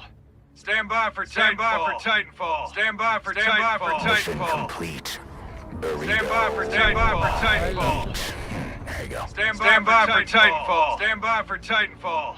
Stand by for Titanfall. Stand by for Titanfall. Stand by for Titanfall. Stand by for Titanfall. Stand by for Titanfall. Stand by for Titanfall. Stand by for Titanfall. Stand by for Titanfall. Stand by for Titanfall. Stand by for Titanfall. Stand by for Titanfall. Stand by for Titanfall. Stand by for Titanfall. Stand by for Titanfall. Stand by for Titanfall. Stand by for Titanfall. Drugs. Stand by for Titanfall. Stand by for Titanfall. Stand by for Titanfall. Stand by for Titanfall. Stand by for Titanfall. Stand by for Titanfall. Stand by for Titanfall. Stand by for Titanfall. Stand by for Titanfall. Stand by for Titanfall. Stand by for Titanfall. Everyone. Stand by for Titanfall. Stand by for Titanfall. Stand by for 2 Titanfall. words. Stand by for Titanfall. Stand by for Titanfall. I'm fly. Stand by for I'm pilot. Titanfall. Stand by for Titanfall. Stand by for Titanfall. Stand by for Titanfall. Stand by for Titanfall. Stand by for Titanfall. Stand by for Titanfall. Stand by for Titanfall. Stand by for Titanfall. I'm just an old-fashioned Stand cowboy. by for Titanfall. Stand by for Titanfall. I love democracy. Stand by for Titanfall. Stand by for Titanfall. Stand by for Titanfall. Stand by for Titanfall. Stand by for Titanfall. Stand by for Titanfall. Stand by for Titanfall. I love Stand by for Titanfall. Stand by for Titanfall. Stand by for Titanfall. Stand by for Titanfall. Stand by for Titanfall. Stand by for Titanfall. Stand by for Titanfall. Stand by for Titanfall. Stand by for Titanfall. Stand by for Titanfall. Stand by for Titanfall. Stand by for Titanfall. Stand by for No more.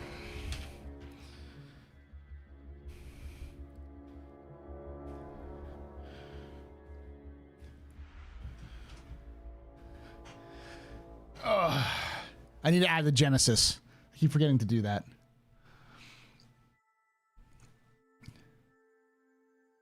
Let me fix that real quick.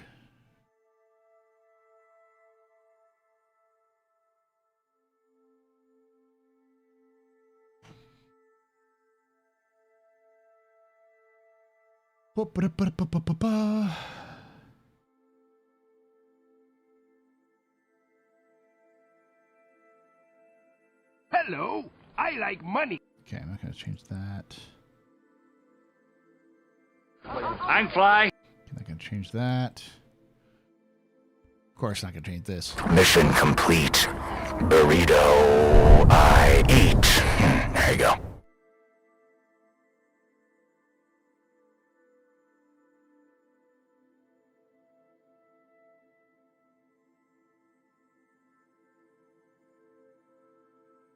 I think I'm going to remove out. I'm going to change this to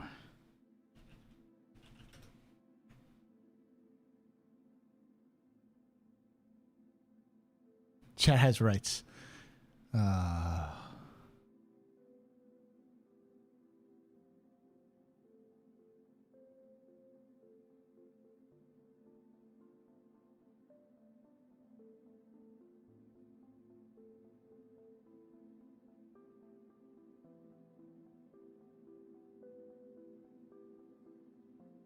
Mulate.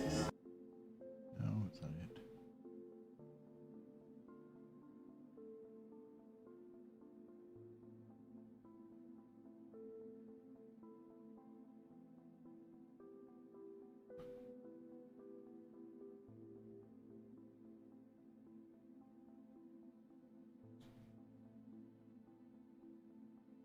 Here we go.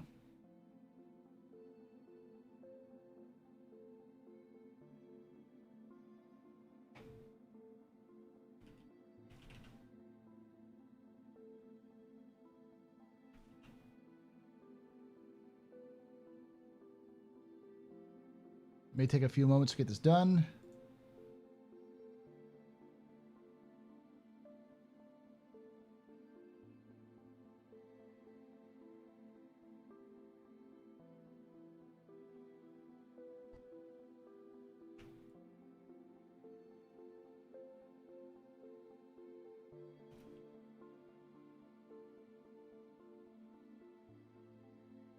All right, I'm gonna fix something for you. I'm gonna go to Freedom.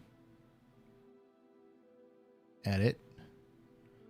I'm gonna make it cost 2,000 bits. Well, let's go 1,000 bits. Cooldown.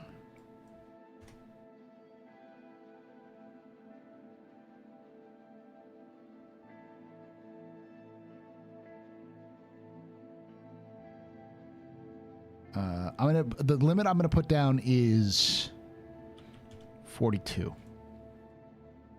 There we go. I'm gonna turn it back on.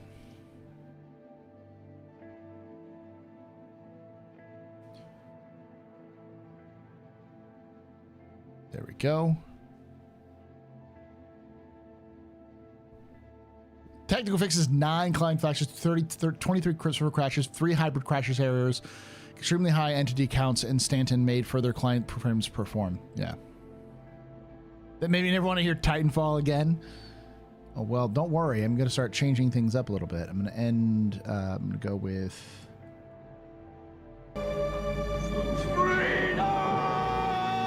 everything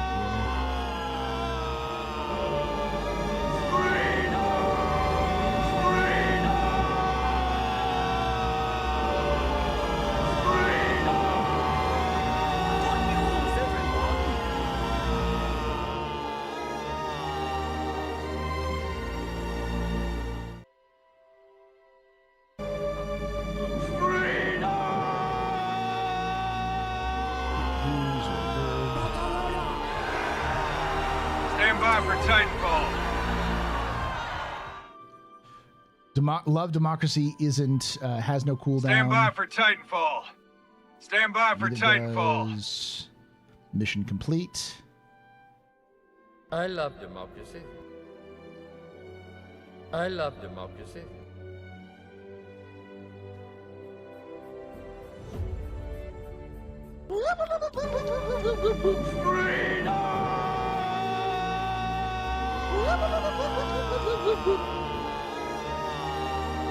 Two words. Distress making. Hang fly. I love democracy. Weapons free, y'all.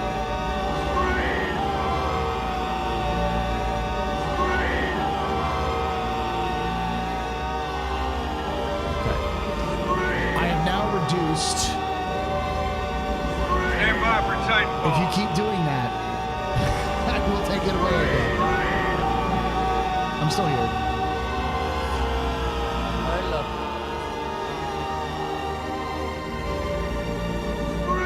Two words.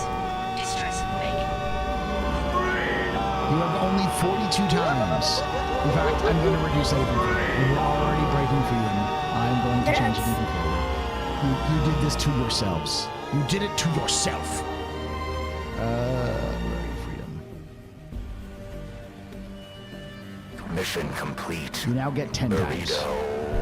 10 times per string. There you go.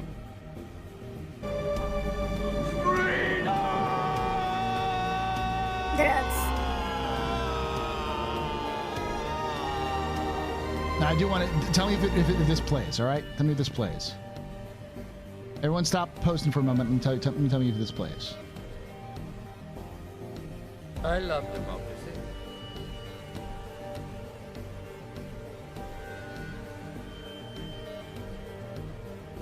Did that play?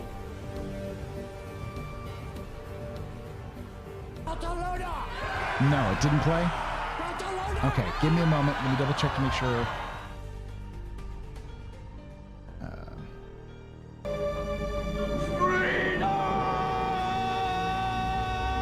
Copy.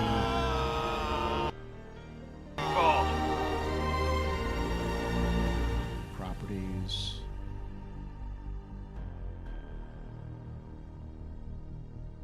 I'm just an old-fashioned cowboy.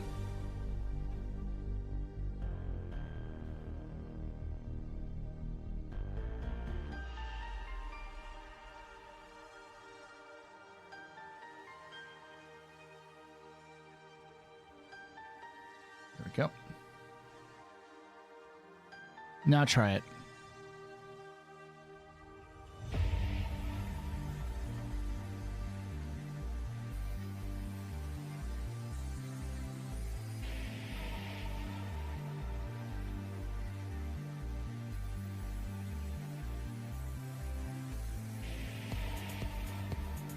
Nothing? Genesis?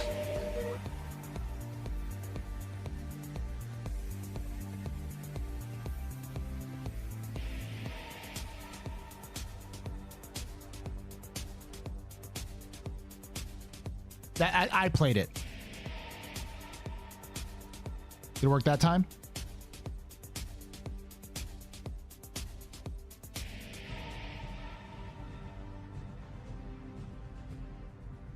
I'm guessing that's true. No? Okay.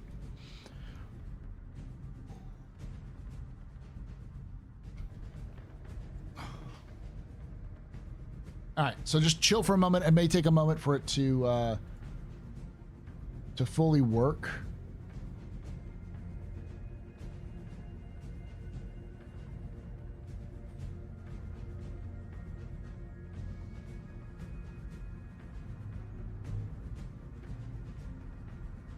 Yeah, because I played it. All right, I'm gonna turn it off for now.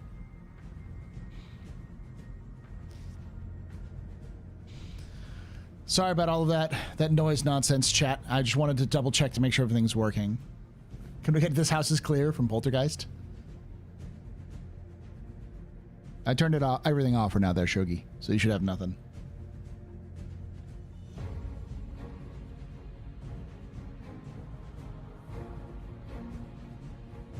Well, I'm sure this is mine. Yeah, that's definitely mine. Thank you, King Beyond the Wall. Are you still using this? Please tell me you're still You're still trolling people with this.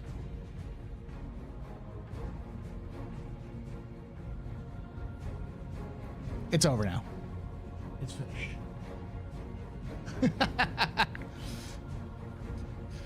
Do you have an idea how far away scanning is? No, but CIG has been working on it a lot in the monthly reports, and they've been very specific about what they're working on in the monthly reports. So my guess is early next year, but since they pushed half the patch for 4.0 out till next year, probably more like middle of next year. It's probably going to be at the same patch as Nyx, whenever that is.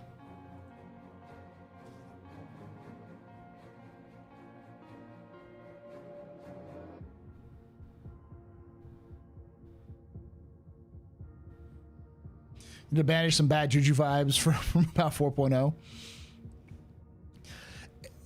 Like, I'll be very, very candid about this. Nobody's going to care about it when it comes out. Everyone's just in shock about it right now. Whether they believed it was going to happen or not, everyone's just sort of staring in disbelief. And when 4.0 actually comes out, people will be happy. Some people will still hold a grudge and say, I'm not gonna play it, but the vast majority of people will be happy. You'll see more people coming in and playing it. And while I don't think CIG is going to have a flawless launch, I still think it's going to be a garbage fire. Hopefully this means that it's going to be less of a garbage fire when it releases.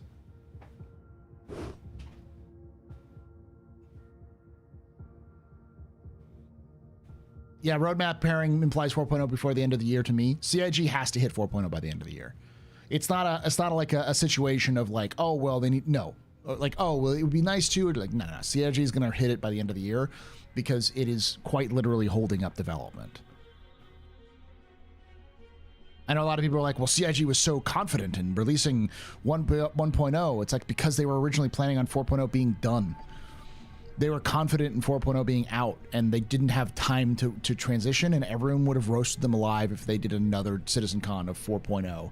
And they couldn't put back out of CitizenCon because they had Squadron, and they'd already paid for the venue. Like, this is a case of CIG putting the cart well before the horse fucking a year ago.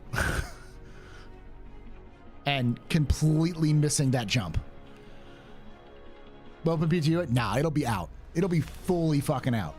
It's gonna scream in at midnight on the 31st. Not really, but like midnight on the 20th, on December 20th, but it's coming out.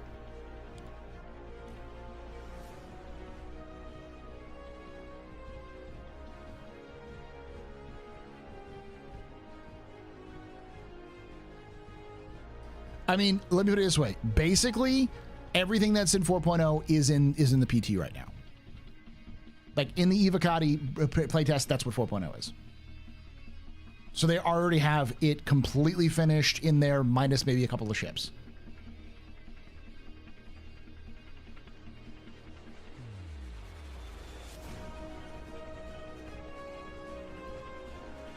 It'll be out even if you can't run it, 1,000%.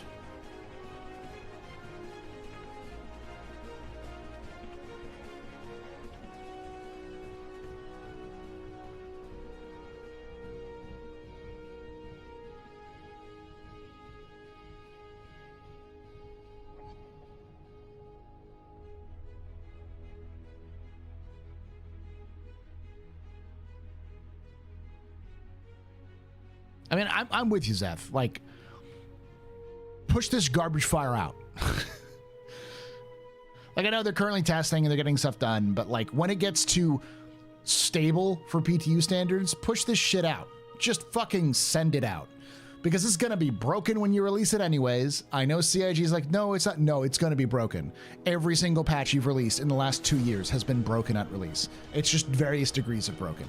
You know that. We know that. You have a concurrency problem in PTU. It's not going to be fixed by the end of the year, or even with 4.0 going into open PTU, because people don't have the fucking space for it. And most people don't want to have to experience PTU bugs.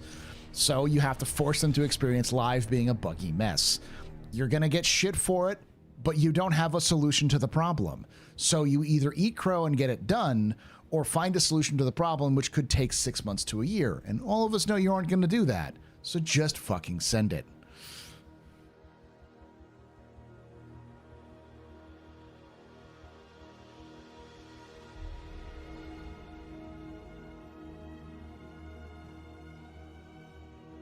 Mr. E, I think you put way too much emphasis on marketing being in charge. Marketing is not some like Illuminati sort of like puppet master in the background controlling things. This has little to do with marketing and more to do with morale.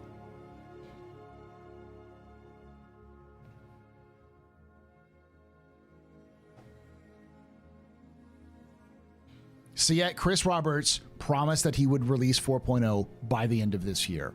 So he's going to release 4.0 by the end of the year because it's holding up development.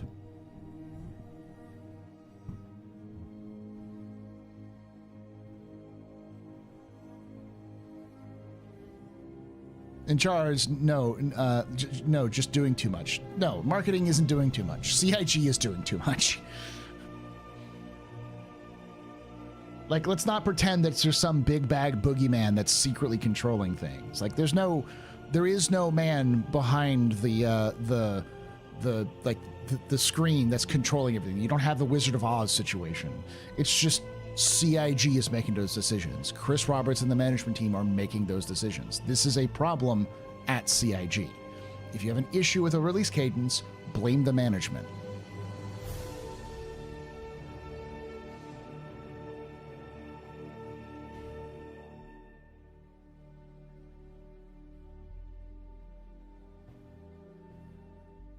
Just like any other business, if shit's going wrong, it's probably a management issue. If shit's going right, it's probably a combination of good management and good employees. Because we know CIG doesn't lack for talent in its company. There's plenty of very talented developers. We've seen what they can do with time and energy and money. The issue is, how do they get it released? And that process is not fun, nor is it cheap.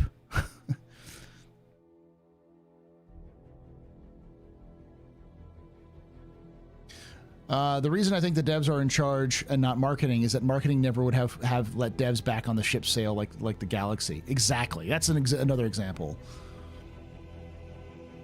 As somebody who was bathed in the corporate blood of marketing, it's easy to blame marketing the same reason why it's easy to blame the Illuminati or some shadowy cabal that is controlling people behind the scenes. Because it means that there's someone in control who knows what the fuck they're doing. It means that there's somebody who is secretly defeating you, and that the world is much more ordered and reasonable, because the alternative is far too scary, which is nobody knows what the fuck they're doing at any time, and we're all just winging it, and we're bouncing off each other like rubber balls bounced off of a wall, and are constantly bouncing off each other for the eternity. It works at every level of human society and corporations. That's just how the world works, sadly. I'm not saying it's a straw man.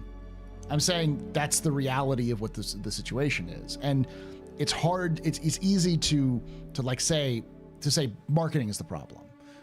And sometimes marketing can be an issue, but more times I've seen people say marketing did this, and when they do a dig deeper, it's management having issues or the people in charge having issues, often disregarding or not listening to their lower supervisors. This is something that happens in gaming all the time.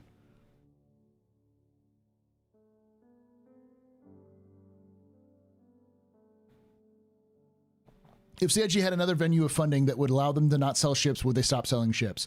If it made them as much money as ships and didn't interfere with their current plans, yeah.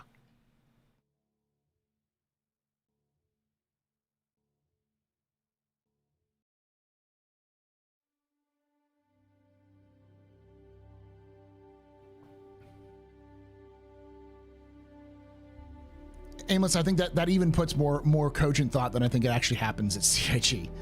CIG doesn't secretly like sell ships to replace other ships. CIG makes ships because they're cool. That's it. Cool ship, I make cool ship come out.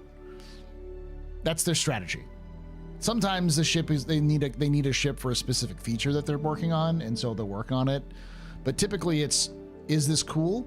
Yes. Can we make it into a ship? Yes. Then let's make it into a ship. You okay, my concerns are Illuminati. It's fine. I'm not saying that, Mr. E. I'm saying that the concerns you are pushing are conspiratorial.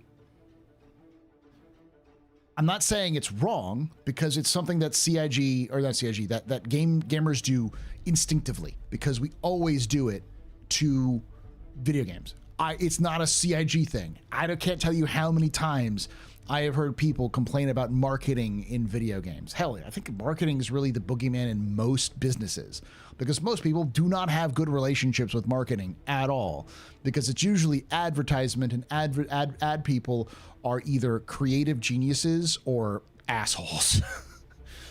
Sometimes a combination of the two, because a job is to try to get you to buy things, and a lot of people think the shortcut to get you to buy things is to do some really fucked up shit. The annual cycle is my concern. Backers get flack for wanting bug fixes and performance because it's determined on dev resources. I think that's just an internal push and pull. At CIG, there are people who want to probably optimize and fix the game. And there are other people who want to just fucking make the game. And they have to balance that out because they have to make a game that's playable for backers to play on a regular basis. But that means they have to do optimizations which are pointless. They have to optimize things that they're going to have to replace later down the line. And as a result, they have to balance these needs, and they don't do good jobs at balancing these needs. They do a adequate at times job, but most of the time they don't. And that's the issue. The issue is we're playing half of a game strapped together with duct tape, which is going to break the second they add anything else in, which is going to cause more problems. That's why most games don't develop like this. Most games throw shit out as much as possible, find all the weaknesses, and then release it. That's not how Star Citizen's going to be released.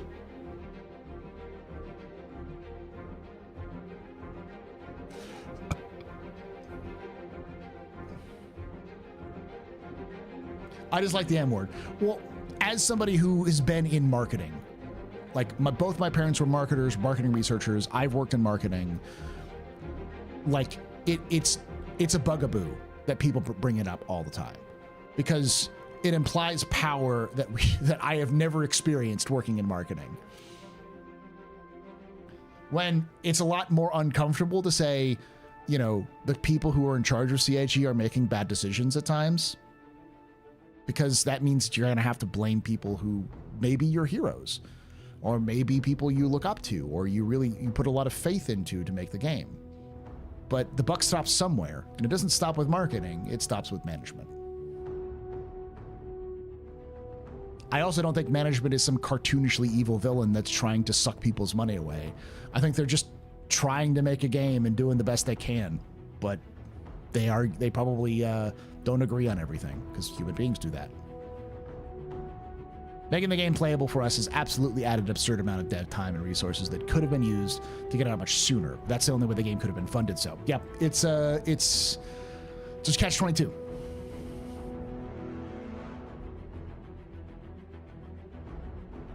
We do seem to be increasingly weighing the must-push patch periods like CitizenCon, IAE, ILW.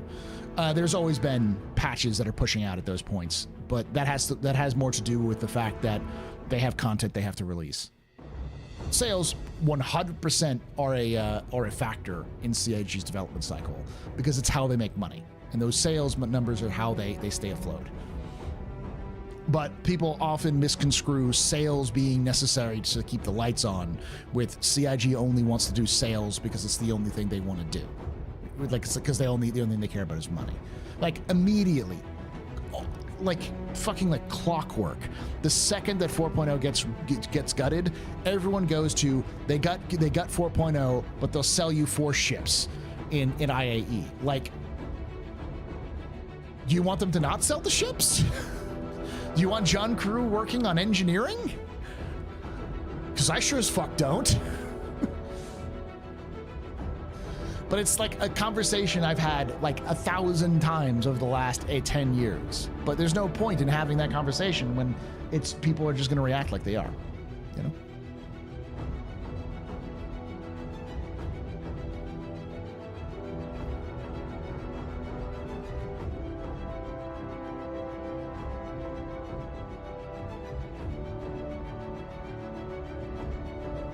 It probably is a low ball. Wait, you're playing that CIG is made up of normal people that are flawed and and all that the foibles they're in, and they really don't like telling people that they are. Making your way in the world today takes everything you can. Oh God, no, Kilroy, don't do that. If Starlancer is going to be in 3.24.3.24 PTU to test like the Zeus and CL, then when do you think that it's going to be on there? I also upgraded my ship to the Starlancer Max a few days ago. When? I couldn't tell you. Probably the week before. If other projects were visible to their audiences, man, I have heard some fucking horror stories. Looking into the development history of some games, like I did a deep dive into the Titanfall universe, so I looked into the development of Titanfall. Holy shit. Titanfall is a nightmare. The development of Titanfall is... like quite literally, there were fights. Devs fucking like nearly beat the shit out of each other over Titanfall. They didn't know what Titanfall 1 was going to be or even the name of the game until 6 months before it released. Like, it was a fucking awful, awful thing. Yeah, like reports of fistfights in the studio. A lot of Titanfall just comes down to the fact that the people who made Titanfall are just really fucking good at making shooters. The people who founded Infinity Ward, who then founded Respawn, are just absolutely legends with making games. They are so good. They know what they're doing. And we're reaching the stage of Infinity or of Respawn where I think a lot of the original talent and teams are starting to fade away and move on to other projects or move on to the companies. So which is why we're seeing the decline at Respawn, because it's a typical kind of cycle. New hungry game studio comes out, makes this fucking banger of a game, gets us $1 bajillion thrown at them. They make 2 or 3 other games that are really highly acclaimed. Then they get so big that they have to make something bigger, and then they get in a fight with their publisher, leave to found a new studio, rinse, repeat.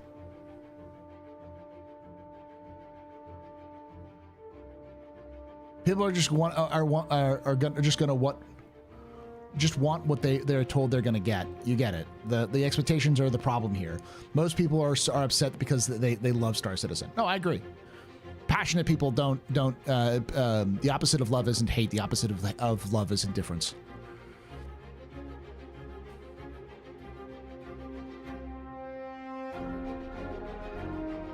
That weirdly makes me feel a lot better.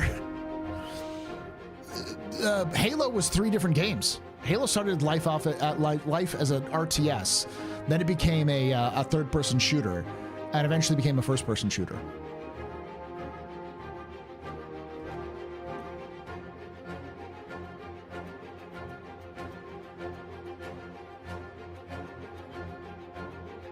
Yeah, it started for the Mac.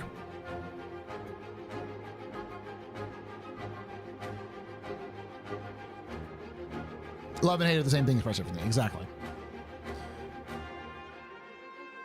Like, there's only one reason why people like Knowledge, who's still here, I'm sure, comes on to hang out. And it's not just because he likes to laugh at everybody. It's because he actually cares. I'm sure he is as interested in Star Citizen being a game that he wants to play as anybody else. You don't invest that kind of passion into a game or in that kind of time into a game without caring about it in some way. Not gonna lie, Paul, my big concern right now is that how little marketing CIG has with their big flagship game coming in 2026.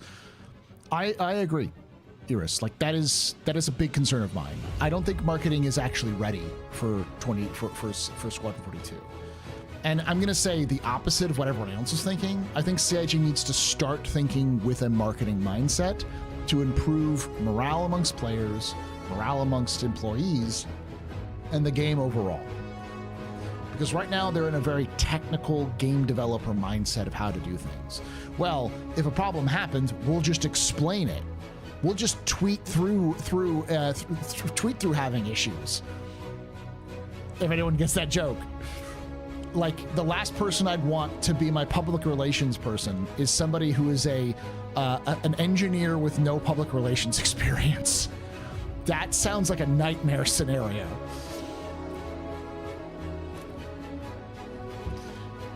There at least needs to be somebody in those rooms making those decisions who asks, hey, let's think about what this is going to do when we say it to the public and how people are going to react.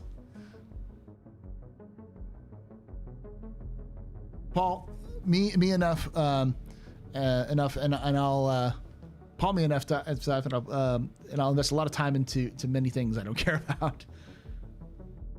Paulie me enough. Paul, John Crew has already told us the role in marketing team plays.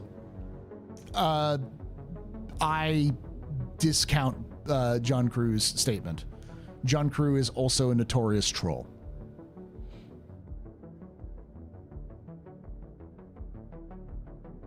Because I'll tell you right now, I have heard the exact same thing. I've heard the exact opposite thing from multiple people at CIG who work with marketing.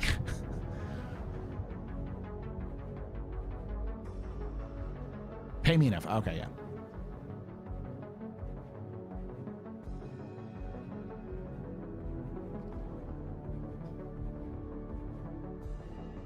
I'd rather hear from devs because they don't sugarcoat it. That's true, but there needs to be, I don't have this, training or a filter or something, because devs will often overshare and change things. It's one of the reasons why we don't see Chris talking a lot, because when Chris talks, he doesn't shut the fuck up and everyone takes everything a word he says as promise. Like that's a good point right there, what Luna just brought up. We've heard what John Crew says about marketing. It's like, yeah. And that means that everyone's going to use that quote from now to the end of time.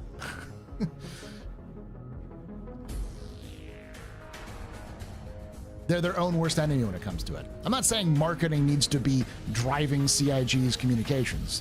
What I'm saying is they need to start looking at that in that perspective.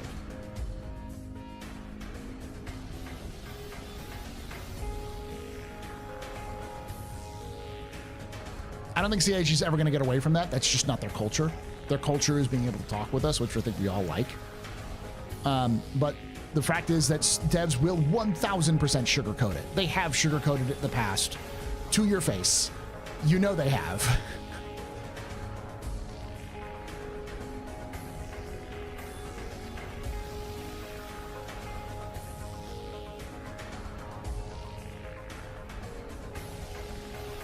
Not one quote. I have only heard one quote of John Crew saying marketing controls devs, controls the release of ships and stuff like that at a ship panel.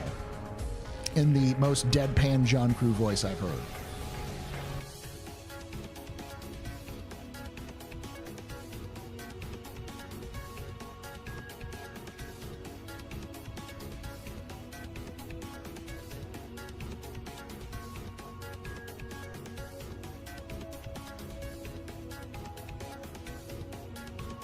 I mean, it's cool. 8 to 10 devs are consistently in streams. They can get themselves, but they can get themselves into troubles. Yes.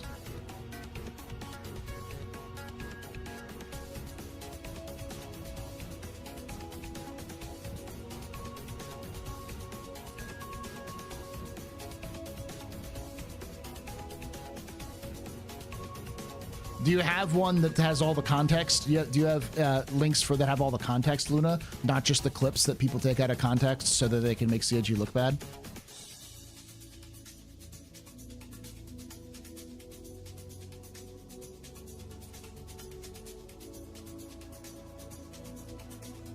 I'm not saying you're wrong. I'm saying I need the receipts, because the only ones I've seen are John Crew saying that marketing controls the release of ships, and we make ships because marketing tells us to. And to me, that's just John making jokes.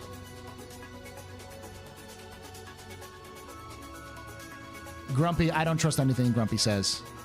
Grumpy has a bias like anybody else. His bias has always been CIG is trying to destroy you. And whenever the hopium gets too high, Grumpy leaves and then comes back 5 minutes later because he can't leave.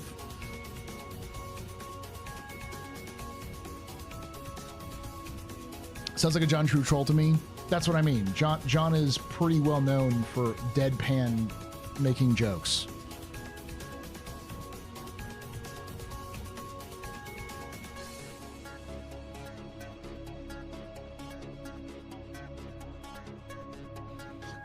Wikipedia says the external marketing investment to the order of 60 million, probably higher than that now because they've been the Calders have like increased their investment recently. John Crew is a pinnacle of British humor, which is why it's hard to tell sometimes if he's serious or not, and I think he likes it that way, to be quite honest.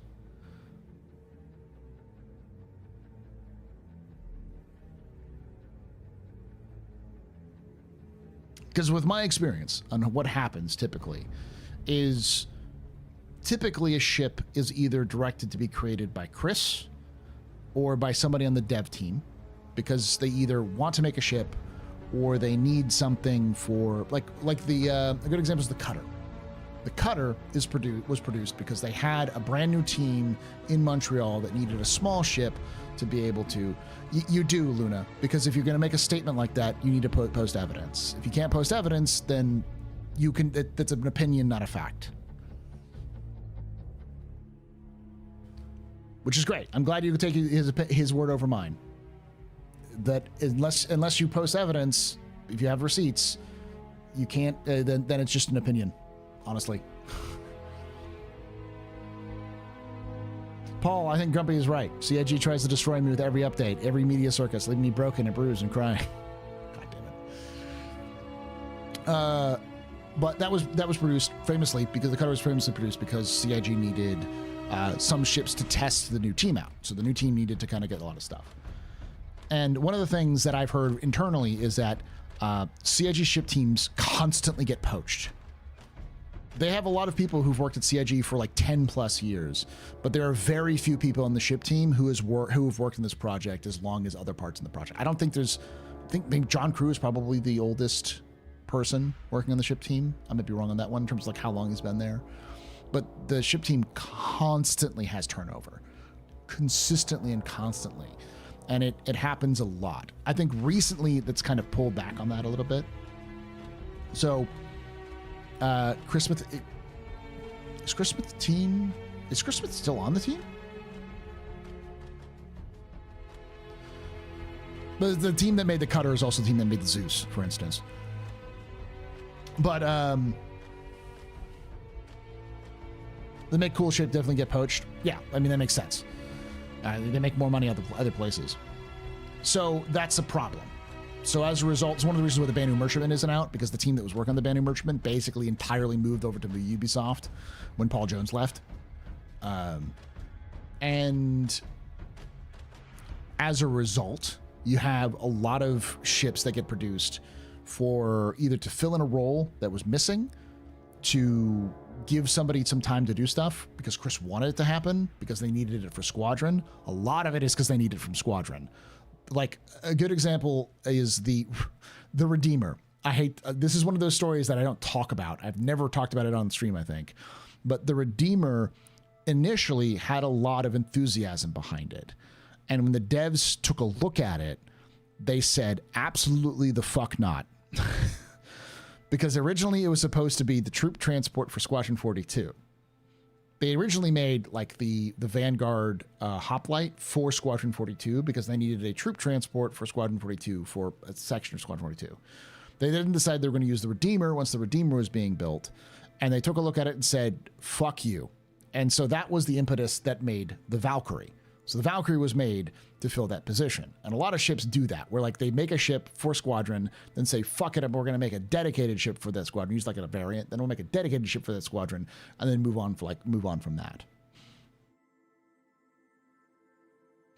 Yeah, I was a little like when I heard about all the problems with Ubisoft, I was like, I really hope those people on Paul Jones' team are doing okay.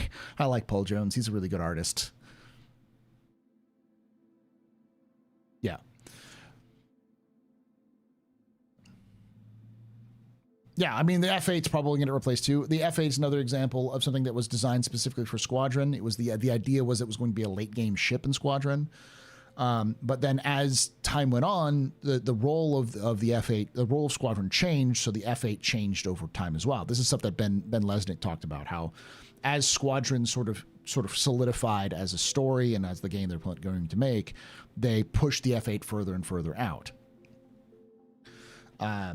Like the Starfarer needed to be built because it's part of Squadron. Same with the Reclaimer. Both of them are required for Squadron because they were set pieces for specific events in Squadron.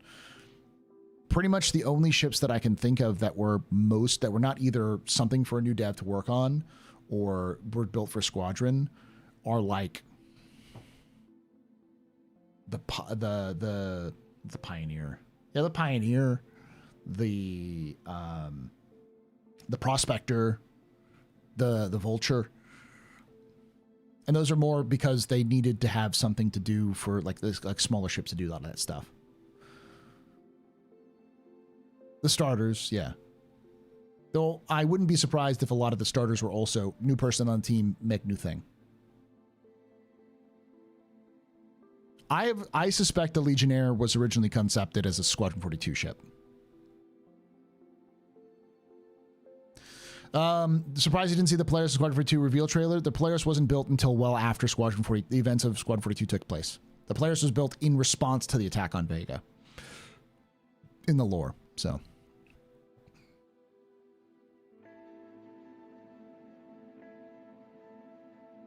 Basically, they haven't a clue what they're doing, effectively.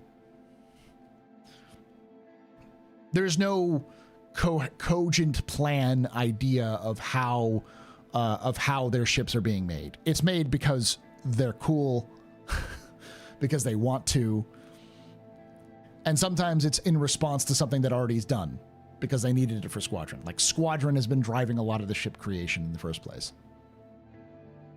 The new Perseus is also a result of the attack on Vega, specifically the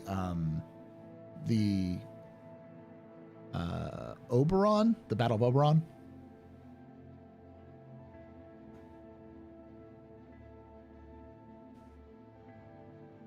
If you think everyone in leadership has any clue what they're doing, I have news for you. That's just a rule in life.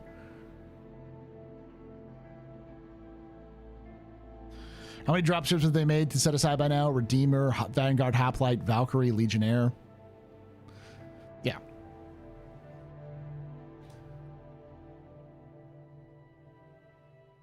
And the thing is that CIG has also been very open about a lot of this stuff. A lot of this stuff is also in the jump points. So if you read the jump points, they often have kind of like sneak previews as to what ships they're working on recently, and they often have a like the mandate. Why did this happen? Why was this built? And I have yet to see one of those that says marketing wanted us to build this. It's always Chris or Squadron or new ship kind of thing.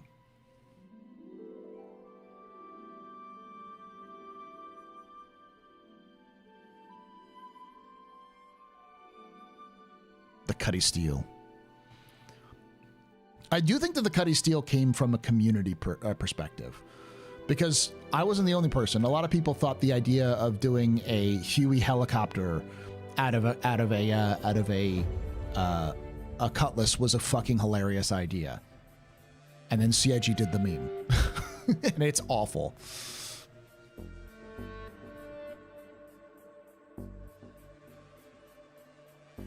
See, that's what I was saying earlier. They're Citizen, basically. Steel was a Theaters of War Batty dropship. I wouldn't be surprised by that either. But as you can see, like as we're talking through this, as you're looking at each of these ships, I don't think there's any of those ships that we can say, oh yeah, this was built because marketing wanted it. They're built because of mandates from management.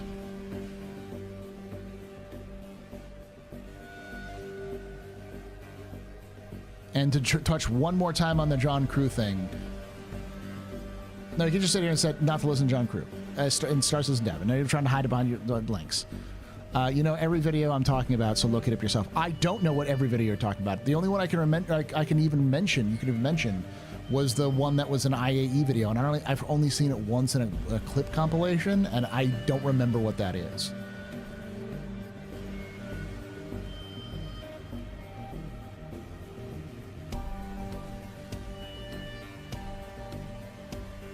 I've just walked through basically all the ships that I can think of and to why they exist.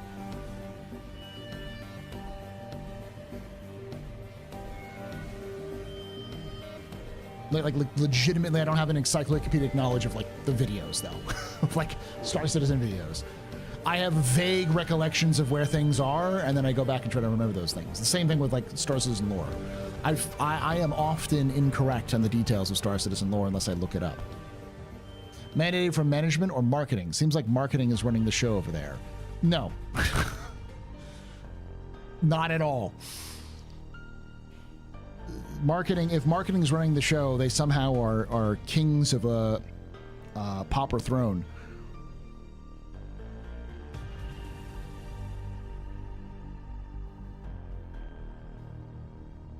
No, ship team decides what is made, and marketing decides timing and informs when patches release.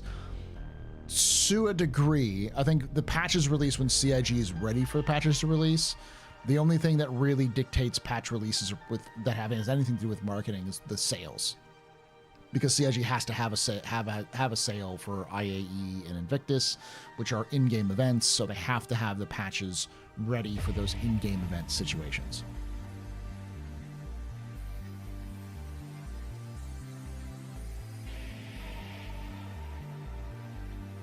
.323, Robert. 323 was specifically pushed for Invictus because it needed to be out, because they needed to have a patch out by Invictus, and that 323 had ships that needed to be sold at Invictus. A good example is CIG is doing 3.24.3 specifically because they need ships to be out, but also because they need to add the floor for Invictus or for IAE. So there's an actual location you need to go to, you need to choose those ships and that kind of stuff. It's an in-game event. It's not something they keep in there because they also pull them out afterwards.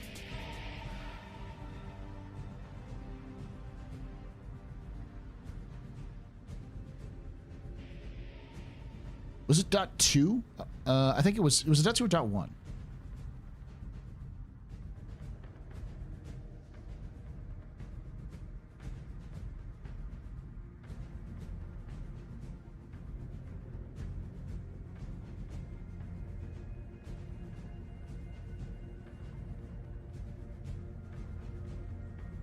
Oh, but 3.23. Oh yeah, 3.2. I was gonna say .2. It wasn't released for it. It was released for CitizenCon. .3 was released for IAE. That's a little different though, because I think .2 was also a CIG attempt at jerry-rigging 4.0 in the background so that they would have faster turnaround for 4.0. The quote John Crew saying, "Marketing has a say in what they like, and it's up to me and Rich balancing it from what is best from the game." 2024 Invictus livestream.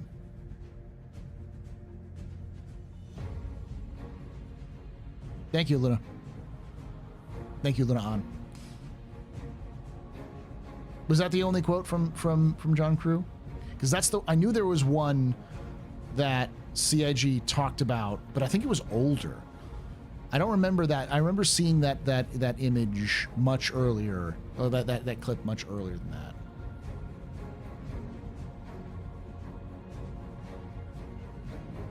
Yeah, and that question came up from Disco because people were showing the older clips where John Crew was joking about marketing with something else.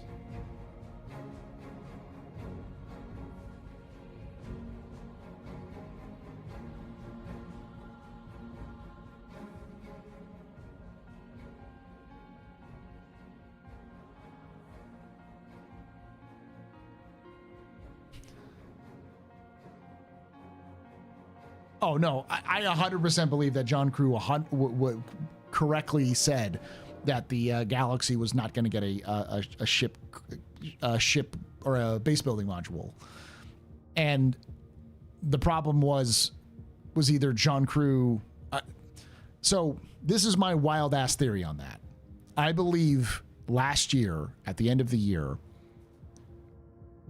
the main focus was the idea was that a manufacturing module was base building. They didn't have even started working on it, so it was just initial ideas because they even said they weren't going to start on it until this year. So they probably had a basic idea that manufacturing would have a big part, and that manufacturing and base building would be the same. They talked about blueprints at CitizenCon, all that kind of stuff. So when they mentioned that the Galaxy was going to be able to build large structures, I don't remember them mentioning drones. I could be wrong on that one. But if they didn't mention drones, I think it's because they were linking manufacturing or fabrication with base building. And it was later in the development cycle that they decided they're going to use the drone system. So manufacturing became a support for base building, not base building itself. So they just decided not to tell anyone, which is fucked up as it is. Someone must have known and they forgot to tell someone. So when it came out that they weren't planning on doing a base building module instead of just doing the BLD, people lost their shit because, again, I don't think anyone at CIG really realized what the fuck was going on.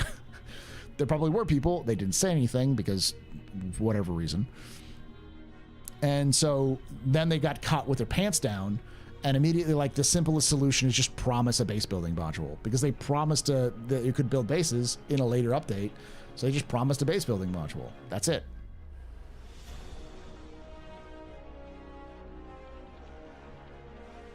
I thought the Galaxy building module was a possibility, not a fact. They used it specifically as an example for large buildings in the CitizenCon 2023 demo. Like, it was the example of between the Pioneer and, like, the smaller vehicles. All that art was super early in that presentation by Todd Pappy. Yeah, but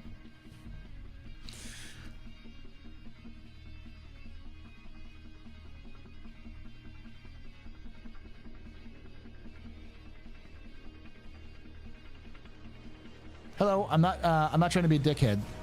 So I wonder, why is the optimization for extremely glad despite all the money they need to generate? New to Star Citizen. Oh, your first time chatter. Okay. So the analogy that CIG likes to use is they're building the plane as they fly it.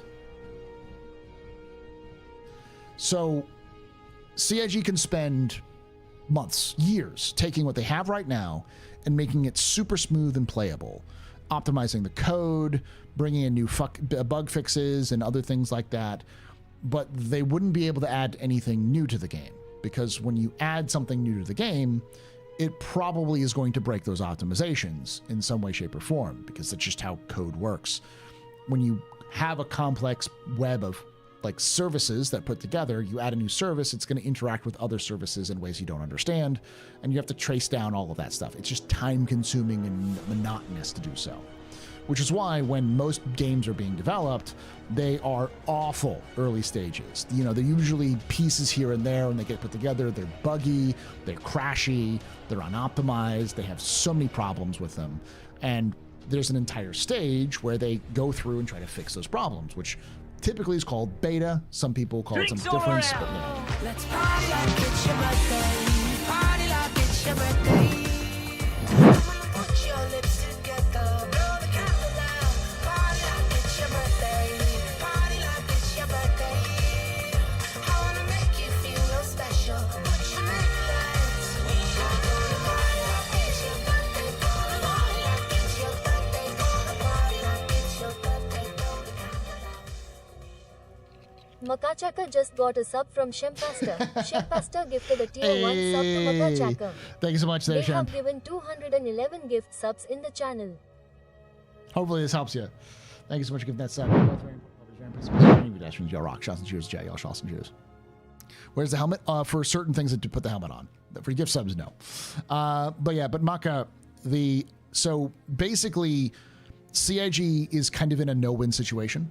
They have to release new patches to players, but a lot of the features that are in Star Citizen right now are not complete. Like the salvage system is only half built. The system they have, which is like the deconstruction, is a prototype early version that they were using, that they were waiting for a specific tool called Maelstrom, which is the destruction system to be put in, plus optimizations and server meshing.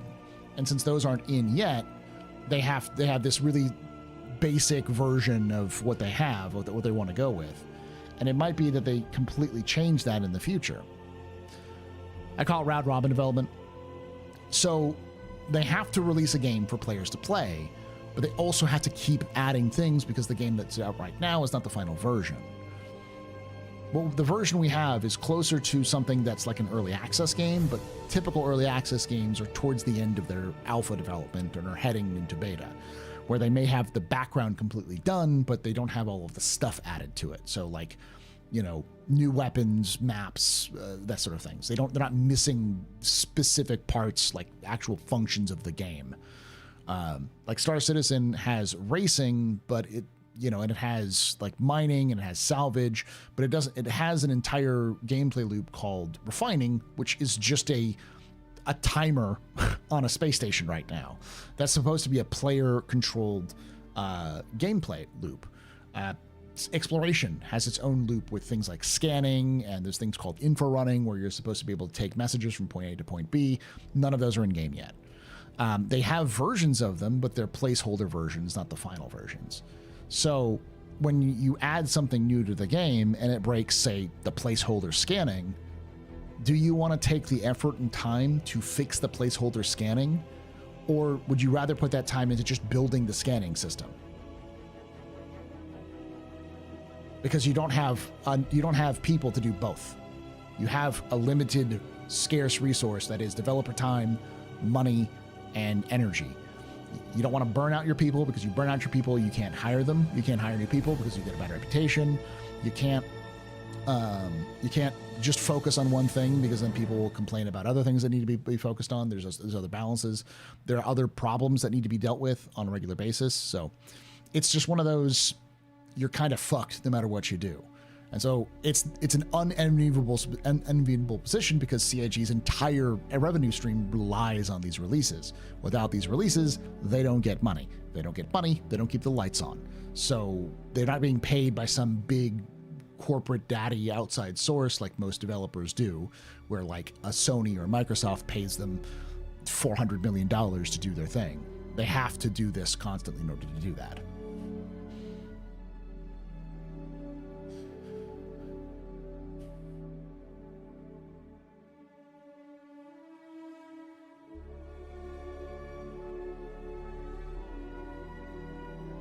Yeah, this is why Tier 0 has become a meme.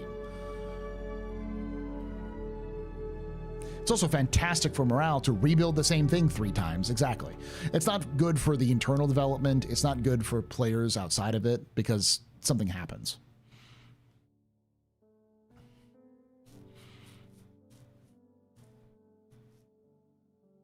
Active bodies moving in one server, etc. Yeah. Question, Paul, if your predictions to when we might see either Tier 0 or Tier 1 of base building 12 to 24 months, what more would you say? Originally, I was going to say Q2 of next year, but with CIG pushing half the fucking game of 4.0 out into another future time, which I think is 3 to 6 months, I would say earliest would be Q2, more realistically Q3. So CitizenCon next year is when we'll see a basic bitch early version of of base building with an outside tiny little hit of hopium in the Q2.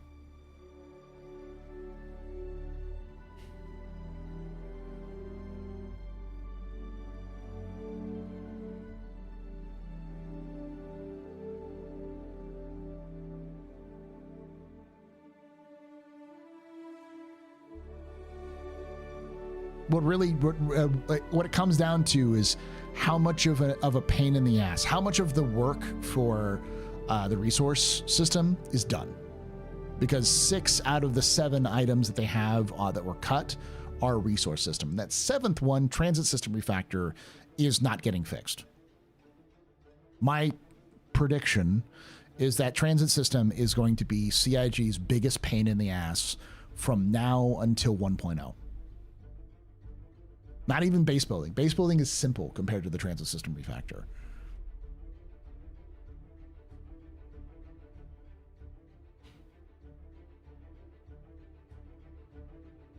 I'm feeling what?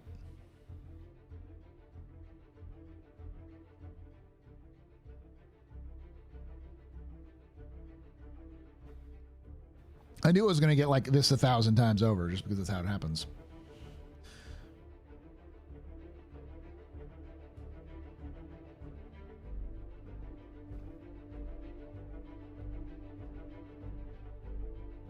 Feeling the bad news.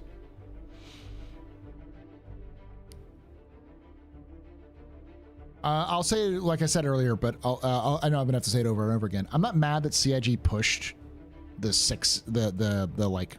stuff. It's just I'm more upset that CIG consistently makes the same mistakes over and over and over again. My brain is really stuck into like fables and history right now because my brain immediately went to Squanto. Which I don't remember his actual name. He has his actual name is not Squanto. Squanto is what they called him. But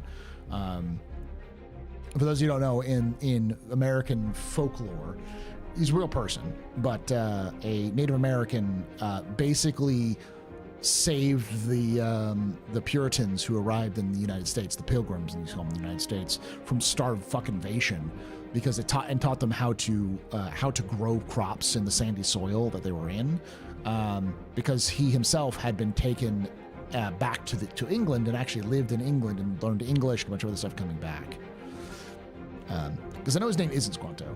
So, and one of the things that constantly sticks into my head about Squanto was the idea that you catch fish, gut fish, and then use the entrails of the fish to help fertilize the soil.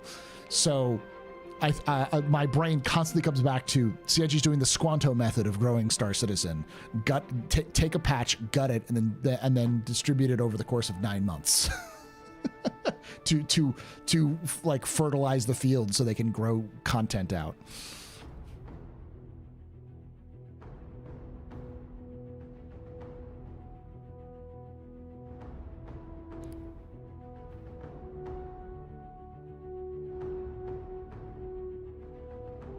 I mean, I feel bad for Jake because basically they blew up, CIG blew up Jake's everything that they had built over the course of 3 years is completely blown up.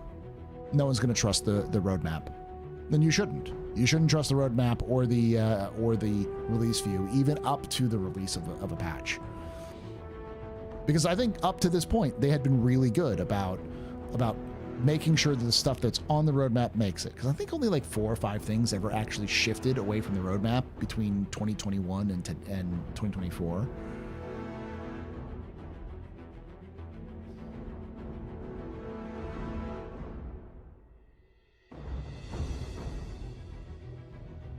I still think think no public reasonably working 4.0 before July 1st, 2025 will be. I'll be happy if I'm wrong. It's coming out this year. I think CIG has put themselves in a corner where, in terms of community-wise, market-wise, internal morale-wise, apparently they burned the fuck out of their employees with 4.0. Like it was a harsh burn for 4.0. This year was apparently really bad for the people who work at CIG. At least according to some of the people who I've talked to for getting 4.0 out the door. So like I think there would be a fucking riot at CIG if 4.0 isn't out before the end of the year. Like legitimately, I think you'd have a lot of people just quit because they hate it as much as everybody else does. But it's 4.0 for the last 4 fucking years and they still can't get it out. So yeah, it's coming. It's coming out. Whether we like it or fucking not, it's coming out into the end of the year.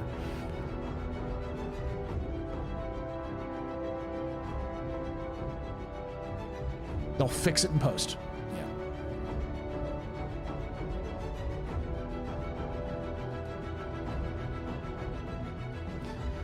Yeah. Well, you have all the Citizen Con hype, then Galaxy stuff happens, and you have engineering dropping. People went from excited to bummed Whiplash. The people will go back to more hype when 4.0 comes out. Pyro will bring a lot more people back, and people will be more interested in it. I just don't know how long it's going to sate people. I think from now until Star Citizen's death, you're going to always have a cadre of people who just don't like Star Citizen. Because that happens in every gaming community. I, for some fucking reason, probably because I post a lot about Titanfall, ended up in the Apex Legends algorithm of like both Blue Sky and Twitter. And dear God, does that community, if you want to talk about like kind of a toxic community, they hate the game. Like legitimately, Apex Legends players hate their own game, but consistently spend a fuck ton of money on it. Like more money than I have spent in Star Citizen for my personal use kind of money. Like money that I'm like, why the fuck are you spending so much money on a game you hate?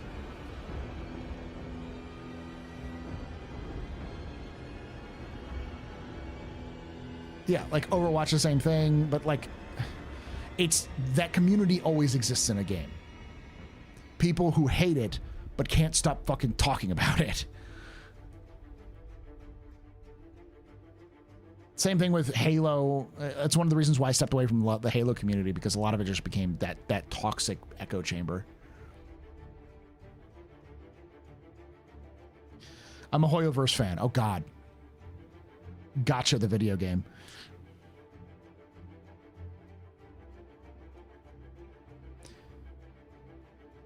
It's not like we've never gotten a patch right before they went on 2-week vacation for the holidays. Yeah, it's just awful when they do. Crazy that there's no SitCon hype this year. I would say that CIG squandered their SitCon, but I think the reason why they squandered their SitCon is because if CIG had managed to get 4.0 out, even the bare basic bones of 4.0 out when they originally were planning on it, which is August, September, then they would have been able to go into CitizenCon and then continue to ride the hype, because that was what they're planning on doing. And of course, those plans went up to shit and exploded in their face. A lot of plans apparently went up to shit and exploded in their face. Because there was also plans, they were definitely wanted to, again, this is from Trust Me Bro sources, so do not take me as exactly words. Think of this as just rumors until it's otherwise true. I trust the people who I talked to, who told me about this, but the plan was that Squadron 42 was going to have a release date announced for 2025 at this CitizenCon, but something changed last minute and they decided to instead just shift it to 2026 because reasons. I don't know why they did it. They just did. It could be because there were some major problems they needed to fix. It could be because of GTA, the bugaboo that is GTA 6 running around there. It could be because they just wanted to pad time. Not a fucking clue. But, like, that's what I heard.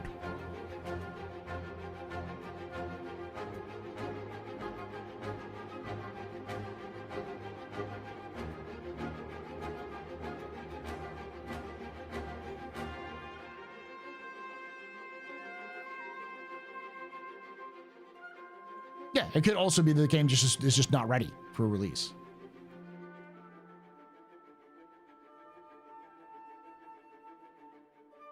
I've also heard that theory that it's console release parity. But I think CIG just had a perfect storm of bad that happened to them. They had more problems with 4.0 than they thought they were going to have, which is hilarious at this point because CIG consistently overestimates their ability to release major patches, and also bad with Squadron 42. Both basically they were hoping they could have a double whammy of hype at the end of day 1 and day 2, and coast into the new year, and yeah, that didn't fucking happen. I think at this point they're it's not the first time there's been no buzz. 2016 had a similar vibe to it at the end, and I want to say 2019 had similar. It's just the first CitizenCon that feels after 2023 like that was just going to happen.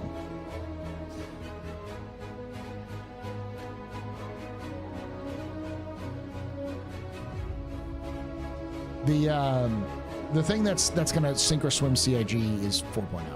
And I don't think 4.0 has to be perfect for them to do well on it, but 4.0 is going to set the tone in terms of like, they'll do fine. 4.0 will come out and they're going to make a bajillion dollars on 4.0.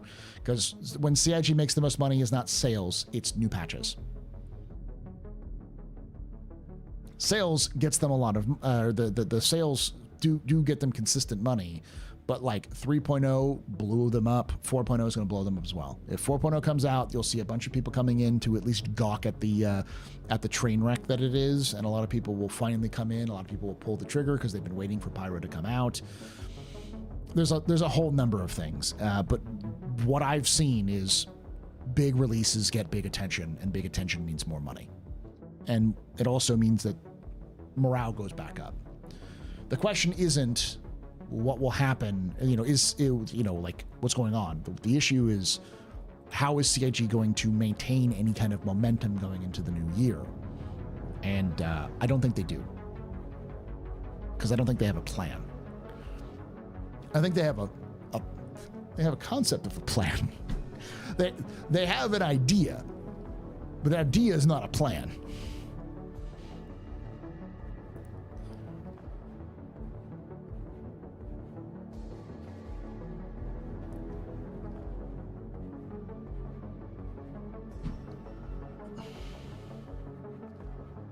Their idea, their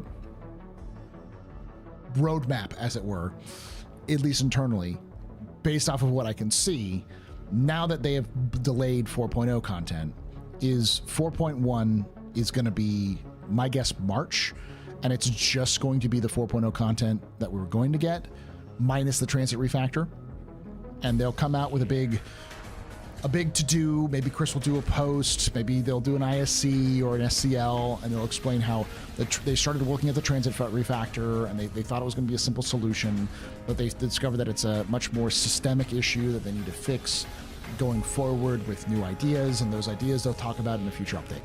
That's what they'll do, and they'll just drop the transit refactor until they come back, and it'll have a fancy name called Star Transport or some fuck shit like that, and we'll talk about it in 2 years.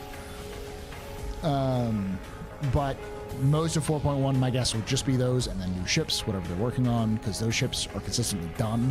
Maybe some like missions. The two things you can always count on these days for CIG to add is missions or three things. Missions and events are the same thing. But missions, events, and ships. Those are three things that CIG is consistently good at releasing, because ships have been the main thing for a long time. The ship pipeline is pretty good at it. But because the mission team is starting to gin up, they have all of their resources in place. Save Stanton is coming out. That's one of the things they're going to do.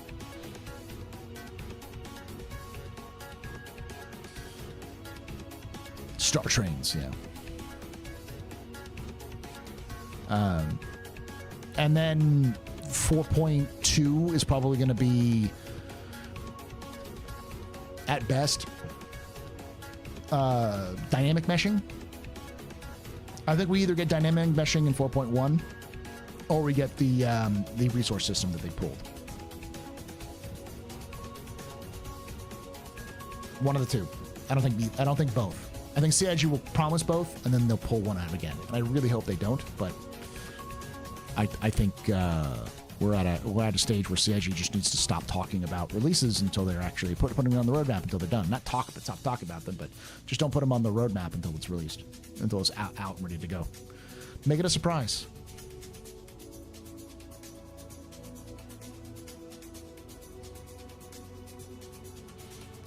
What's funny is the guy who did the whole train thing still hangs around and and I made him quit the project. There are a lot of people I know who used to work at CIG who didn't necessarily like everything they worked at CIG, but like the game and also like the people they worked with. So.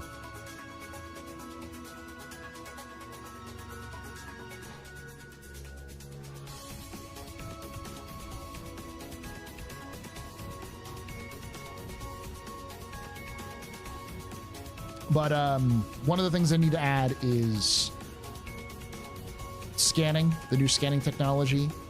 The other thing they need to add is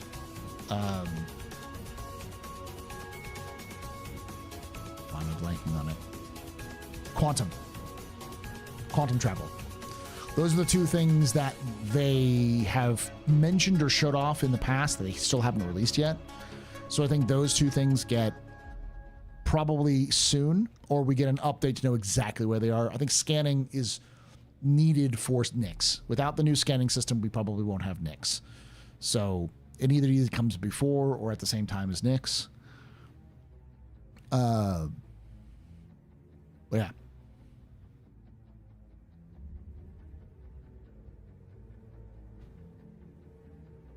I really wish that I felt the community could handle what things are on the roadmap. They can't. And they won't be able to going forward as the community gets bigger and bigger. What about the reputation in the economy? Based off of what I've seen here, I don't see... Like, people have been saying that the reputation has been gutted from 4.0, but I'm not seeing that on this list. I'll read it, and then we'll do a capsule here towards the end in like a couple minutes. But upon review of the support required for server meshing, pyro, and general stability for 4.0, we made the choice to temporarily remove several deliverables from the 4.0 release to free up necessary engineering bandwidth to prepare for launch.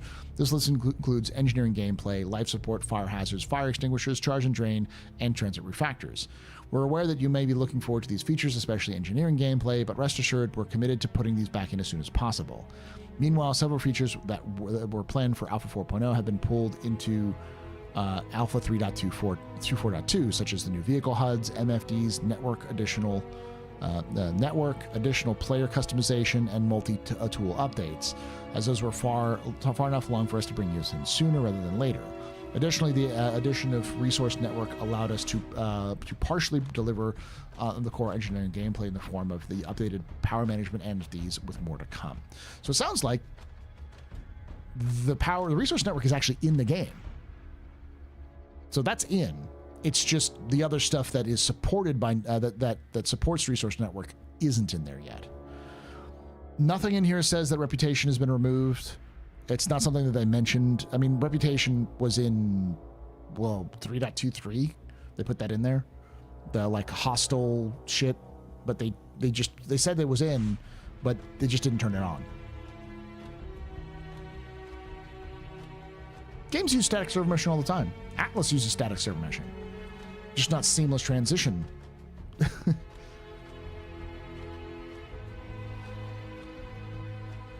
What game has ever used dynamic meshing? ESO. Elder Scrolls Online uses dynamic meshing.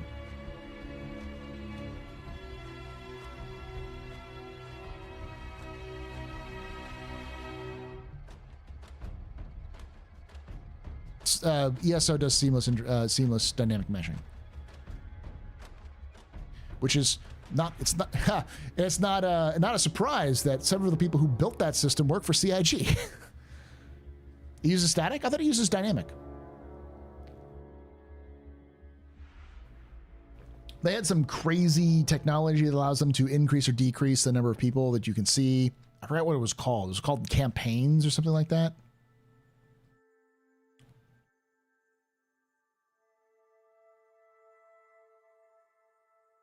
I thought I banned you, turd.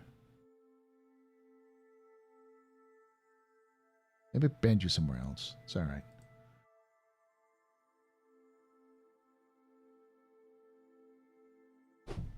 Get better material. When? Now they have load screens. I thought there was something that they would dynamically put into things like that. But yeah, it may be that they have load screens, but it's just not seamless.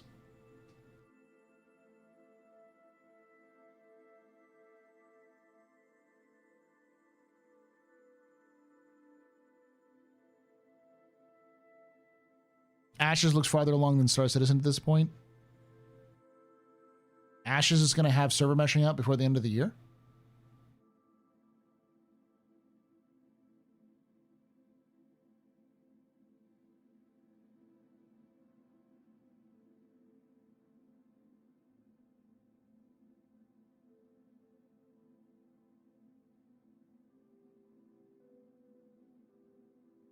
People are lazy trolls, Cal. People don't like.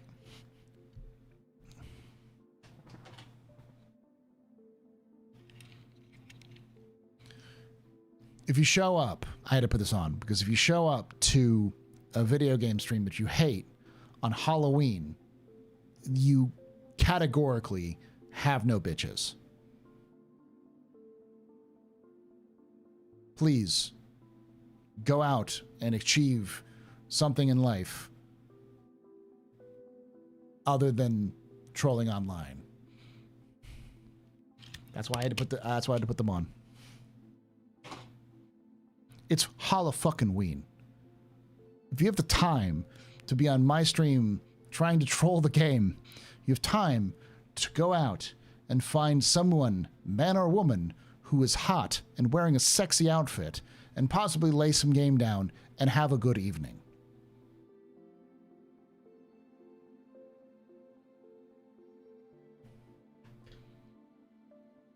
Listen, I'm not gonna shit on anybody like their preferences. I'm just saying it's Halloween. It's like slutty Christmas. Come on.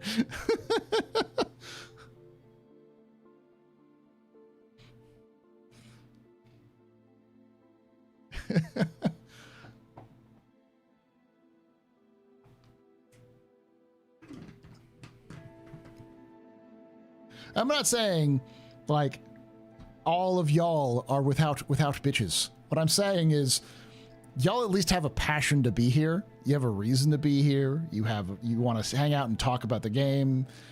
This, you know, maybe you're working. Maybe this is just kind of background noise to do something else. That's fine. That's understandable. But like, where has your life gone wrong when you go on to a live stream about a game you hate or supposedly hate or don't give a shit about to talk shit?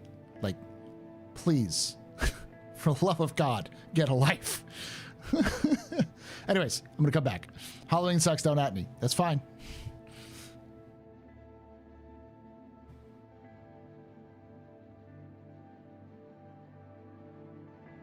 Someone came in, Mason, someone came in and gave the laziest of lazy, like Star Citizen is a scam, they took your money.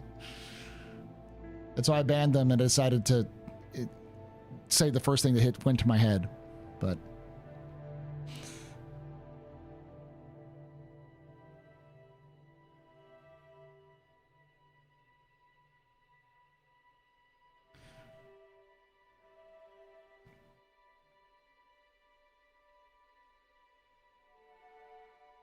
I hate Halloween. It's such a boring holiday, but I never like makeup or cosplay except beautiful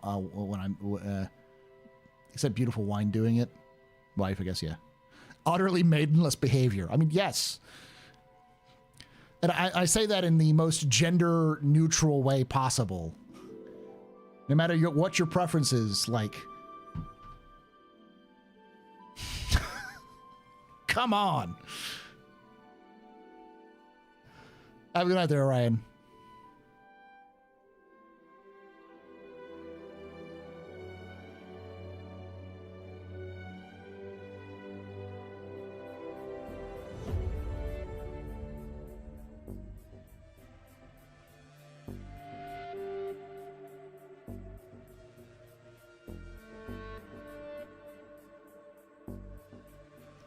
I don't know what I'll do with myself when the things in the game and I don't have work.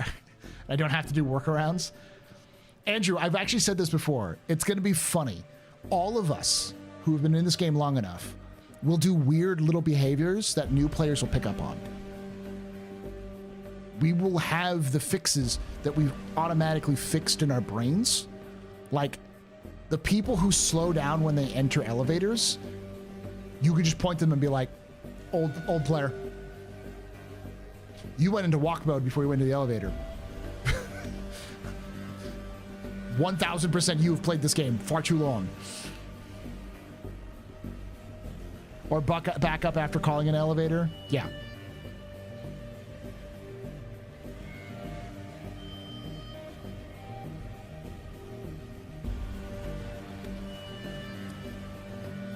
You know, when people slow down when they walk downstairs, you know that they're really fucking old. Why do you wait 20 seconds after the hangar door opens? Yeah.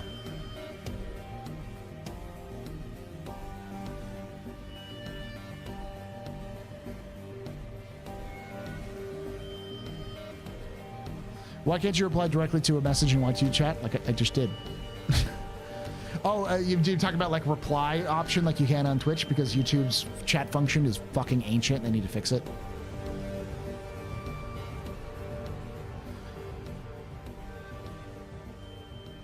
Or you wait fully for the elevator door to enter. Yeah.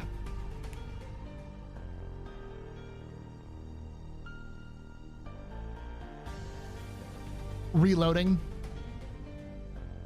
Tap reloading. Because, you know, sometimes the animation doesn't play right. So, and so it doesn't reload. So, like, I got to the habit of sometimes double reloading just to make sure it works.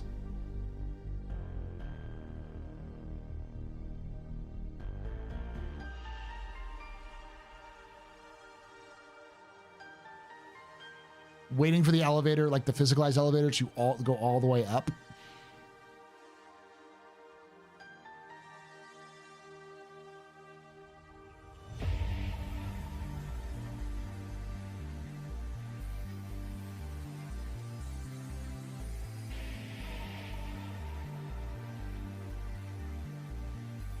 The death corners at New Babbage and Orison.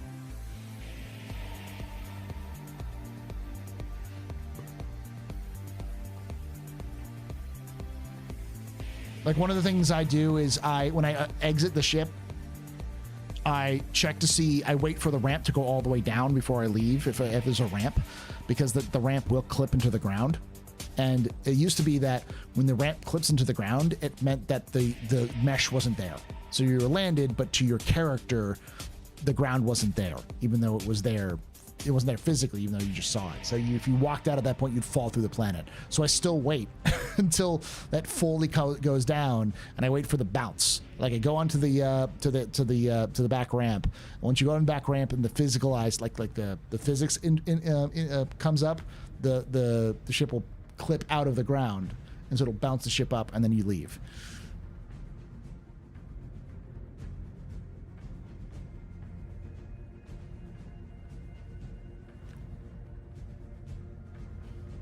The double reel in Star Citizen actually causes me to drop mags and other shooters, and I hate that I can't break the habit.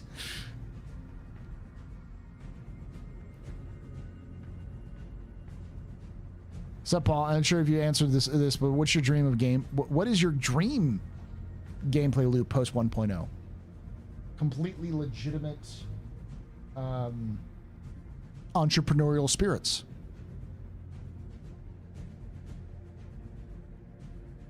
I'm just the guy who can get you stuff. Don't ask where it comes from.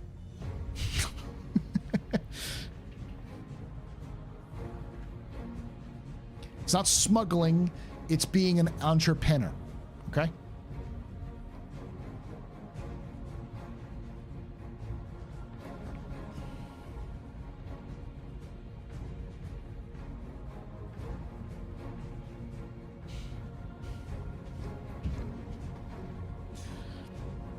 Yes, we're also going to be, we've actually talked about this in lore, but what we're going to do, we'll be collecting stuff. We actually, it's funny because we had an officer meeting, and the officers are trying to convince me that, like, you know, we can kind of expand the rule of like relics, and I had to stop them and be like, if we can get a fully loaded F7A Mark II Hornet, you know, in the museum, we're getting the fully loaded F7A Mark II Hornet into the museum. I fully want to have a full rack of armor that is from every faction in the game, so you can know the different faction armors as part of the museum. Like, like there will be shit, especially since CIG said you can lock it down and put like that. What they showed in that, I'm like my first thought was all of those mannequins you see in museums wearing like period attire or uniforms.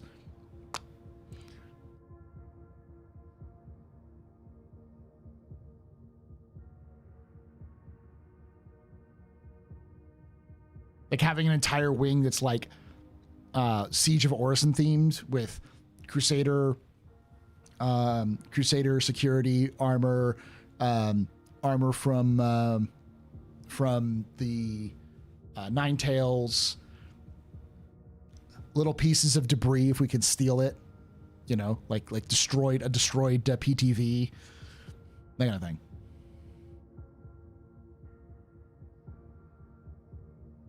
If I can swing it, pictures from players, putting them in game to show the event.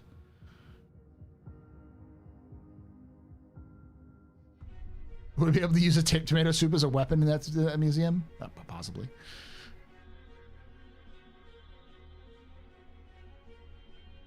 Doing like a Tavaran War section with like a Talon and, you know, Tavaran War medals and other things like that. Will the museum's cafe serve pizza? Yes.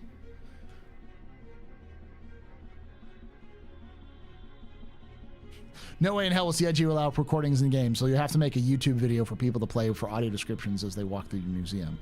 I think CIG may allow us to post images, put images that we take of in-game screenshots, because it's usually screenshot and put it in the folder, like in the folders. So I could see them do a system where like the screenshots that you make from Star Citizen get put into an in-game folder in-game that you can then pull from and put in onto like window or into like picture frames.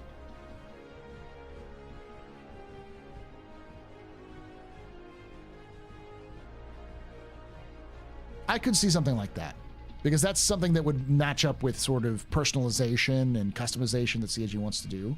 And CIG loves to have those screenshots, so I could definitely see that being one of those ideas that they float around for. But yeah, the museum's going to be jank until it's not, and we'll figure out how it works.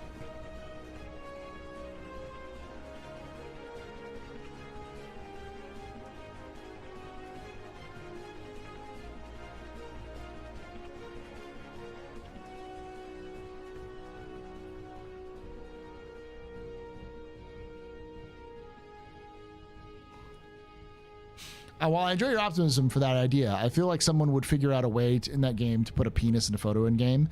As long as it's using in-game assets, though, I think that's fine. Because the issue isn't necessarily penis, because especially if you can only in those picture frames only you can add stuff to it. It doesn't matter. Because if you want to put a penis in a picture frame on your home hab, who gives a shit? Like, okay. Well, the real issue is the copyright issue. They don't want to have people put like copywritten stuff in the game that could get them in trouble.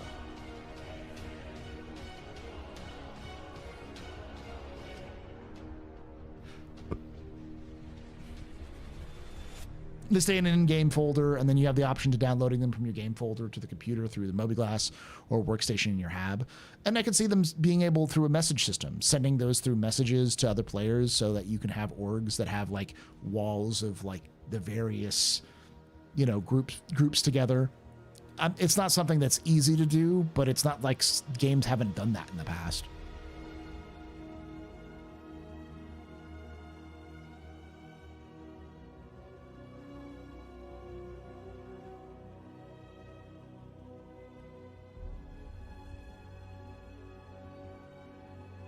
That's a good point. Path of Exile bases have crazy stuff drawn on them for the devs, and the devs can't control all that.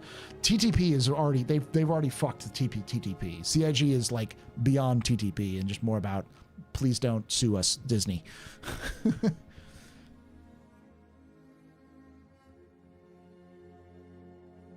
I think jukeboxes can still work, but you're just not going to have anybody else hear it. The solution to the jukebox is only your player can hear the jukebox music, which sucks, but you know.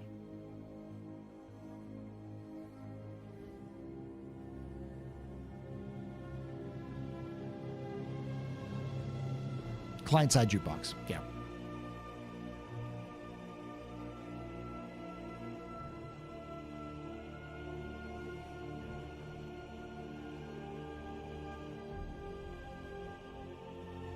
I mean, the king of TTP content is like Gary's mod.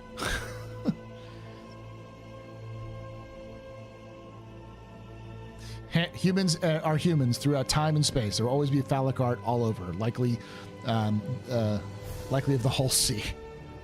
Isn't there like cave paintings of dicks? Like some of the oldest depicted art is just people drawing dicks.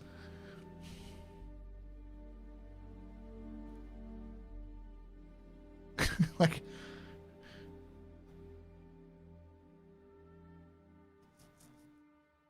TTP is time to penis. It's a developer term. Oh, I forgot. Not everyone knows these things. Hi, yeah. So an internal development term that's used in almost all video games is called time to penis, which is how long will it take for a player to use in-game assets to make a penis. The higher the TTP, the more control a dev has over the game. The lower the TTP, usually the less control devs have over the game. It's just a fun little like metric that they came up with because game devs are gamers. And they know that gamers will drop dicks wherever they can.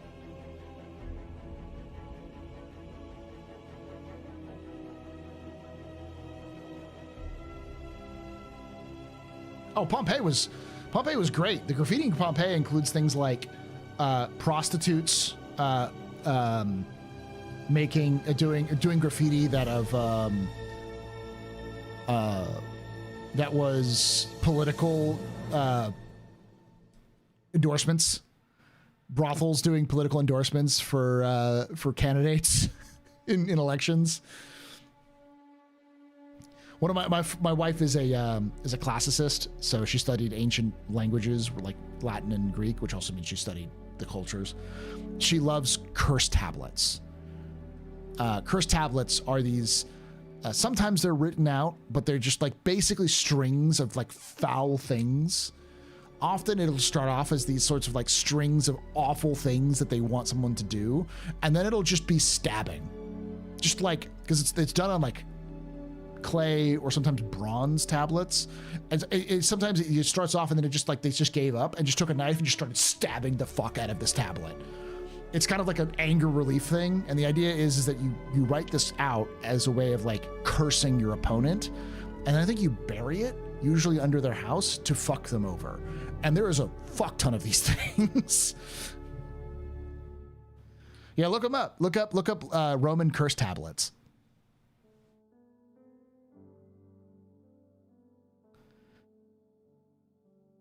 Totally gonna have a minor name character named El Nasir. A Nasir. Yeah, I think it originates in Greek, and then the Romans took it over. Or adopted, because yeah, the Romans stole everything. That's the secret. For those of you who don't know Roman history, basically all of Rome is stolen from other people. Their gods are stolen from the Greeks. Their swords are stolen from the Spanish.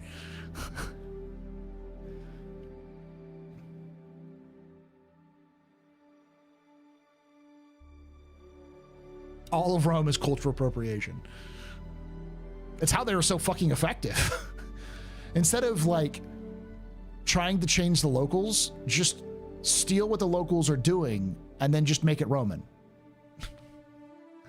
It's like the British Museum, more insidious than the British Museum. A lot more insidious than the British Museum. Effectively, they'd go up to like say they go to like to the Gauls, and the Gauls would have this like specific god, like Wotan, who's like where Odin comes from and stuff like that, Wotan. And the Romans would say, that's just Jupiter. They'd be like, what? So, yeah, so you can have your shrine to Wotan, but it's just Jupiter. You just call him Jupiter. If you call him Jupiter, you're fine. Just call him Jupiter. You're good. Which is the reason why when the Christians and first off the Jews and then the Christians showed up, they explained their religion, and the Romans were like, that's just Jupiter. And the Jews were like, no. The Roman says, well, you got to make sacrifices to Jupiter, because if you don't make sacrifices to Jupiter, then all of us are going to get fucking killed. So do it. And the Jewish people were like, no. And that's when the Jewish people were getting absolutely oppressed by the Roman military and the Roman Senate.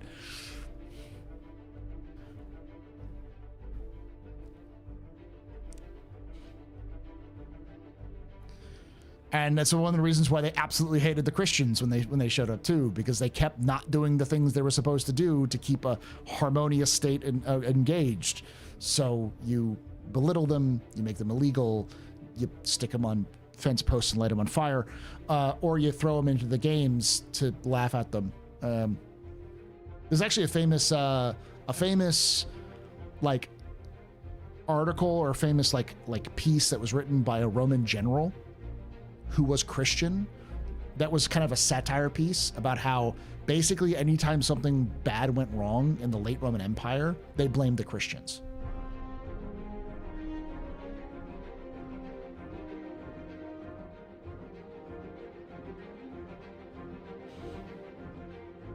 I studied this in college, like early Christianity and like the spread of Christianity and like saints and stuff like that. That's one of the fields that I studied from like medieval period kind of general. Though I ended up drifting away from that early and like Dark Ages time period and more towards like early modern Europe, Renaissance kind of period.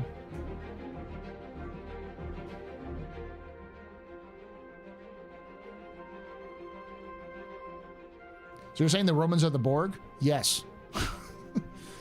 That's why the Romans were so effective. It's the reason why we still think about and talk about Rome today, because Rome was so adaptable. We think of this, if you think about Rome in terms of the thing that's built up in your head about the Romans were, it's probably wrong. Because you're probably thinking about a specific time period in Roman history, which was this brief glimpse, when in reality, for the majority of Rome's time, it was completely different. And they just sort of kept adding new things and changing things because it worked.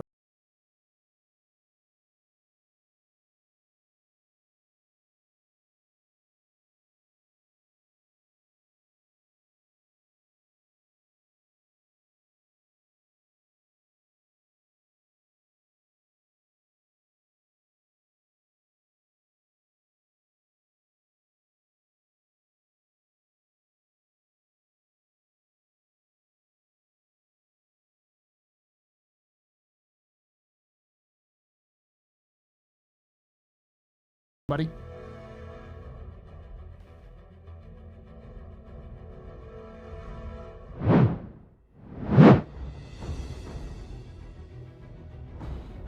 Honestly, Destroy, I blame my dad. My dad lived a very interesting life, like to the degree that it was like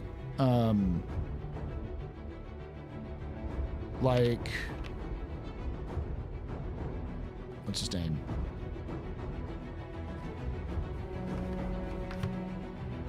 Forrest Gump. He had a very odd life. Did a lot of different jobs, did a lot of different things.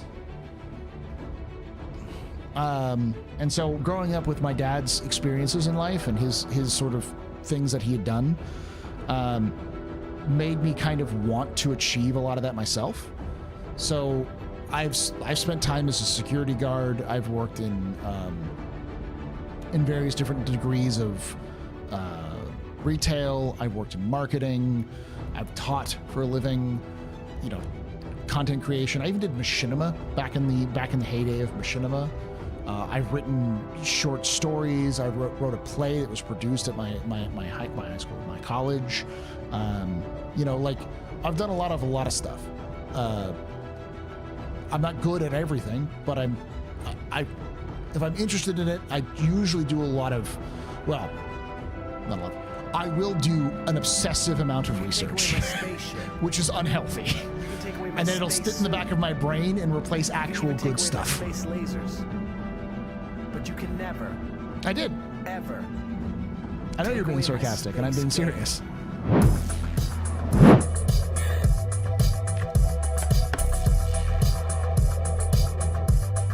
I didn't study it in school. I actually worked as a marketer.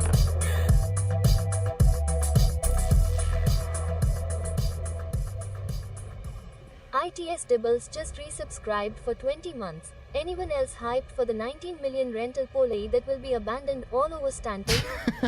I am too. Thank you, Dibbles, for that 20 months. You're very important, Papa, very impressive, of any pedestrian. You rock. You rock. Shots and cheers in chat, y'all. Shots and cheers.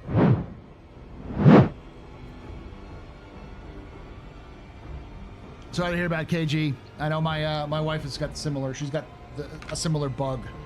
It's been going around because you're in the same area I am, right, KG? So.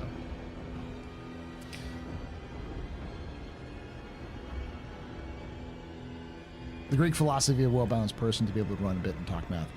I couldn't tell you details of coding. I couldn't tell you the intricacies of economics, like high levels economics. Don't ask me to do math. Heck, God, I couldn't tell you a ton about forestry or biology. I'm okay at chemistry. I still don't get a lot of shit in chemistry. I could go over a bunch of the stuff I don't know. I barely know physics. Just the cool shit that science, like space nerds like to talk about with physics. I know enough to be interesting in a party, but not enough of a lot of stuff to be an expert in. But growing up with to give you an example, my dad went to school for chemical engineering, specifically for environmental engineering, before environmental science was a field that was really studied. And we're talking about late 60s, early 70s. And he grew super depressed in that field because he worked for a paper company.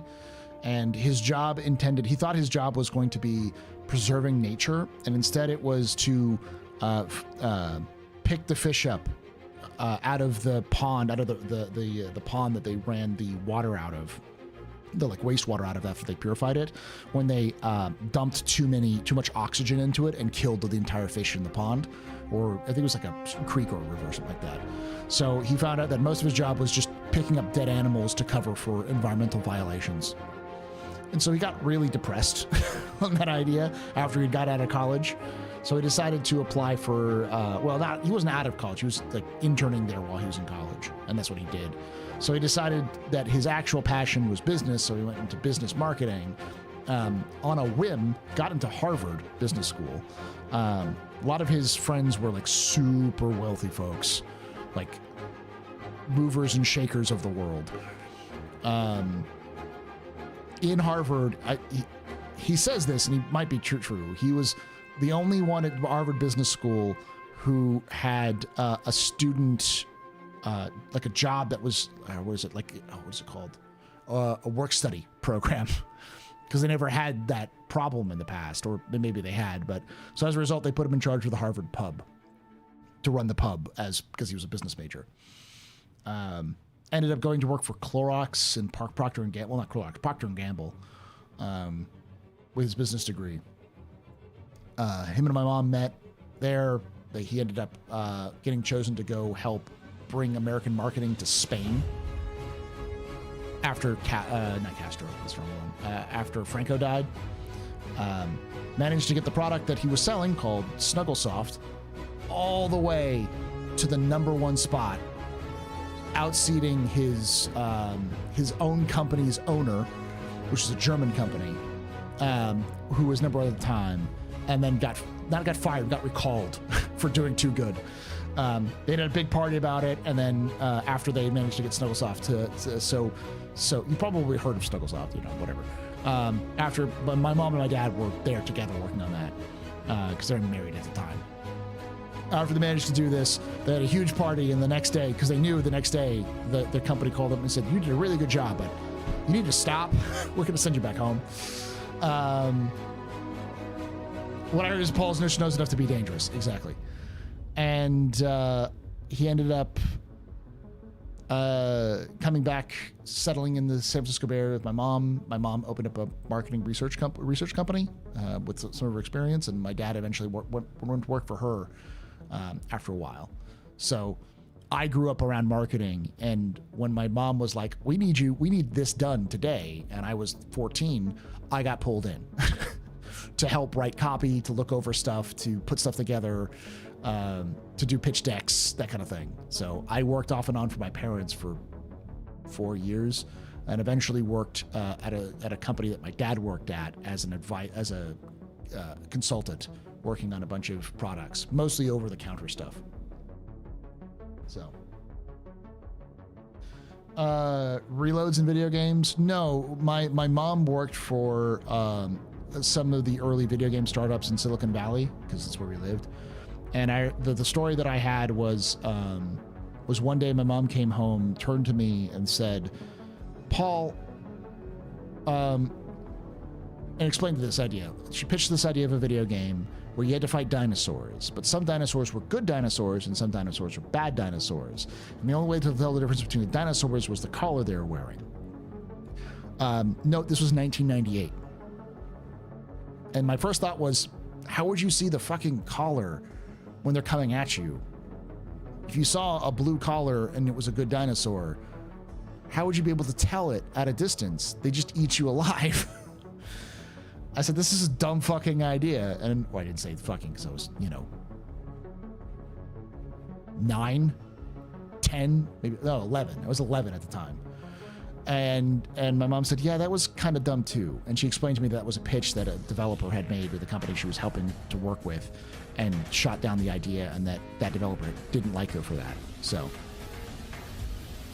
you've seen Mad Men to a degree. Mad Men is more about advertising than it is about marketing research, but yeah.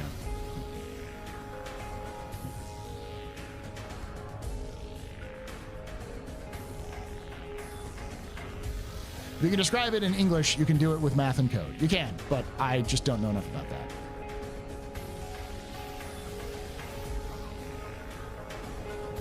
So given that you can't, they can't patch live right now, and it's hot poo poo doo doo, when do you predict the 4.0 to live? Either the first week of December, or if it's not the first week of December, then December 20th at 11:59 p.m. Or at 11:59 p.m. right before they go on vacation.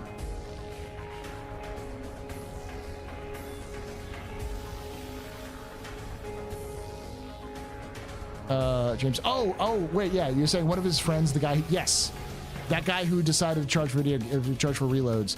He was, I think he was a classmate with my dad at Harvard. Because at one point my dad knew that I was interested in video games and offered for me to be the liaison so that I could interview with the guy at EA to like use him to get a job at EA. And I said I didn't want to do it because that felt wrong, and I'm glad I didn't. Though I'm sure Gin and Tonic thinks I'm an idiot for saying that because I know he worked at EA for a long time and knows how much money he made, but yeah. Oh, yeah.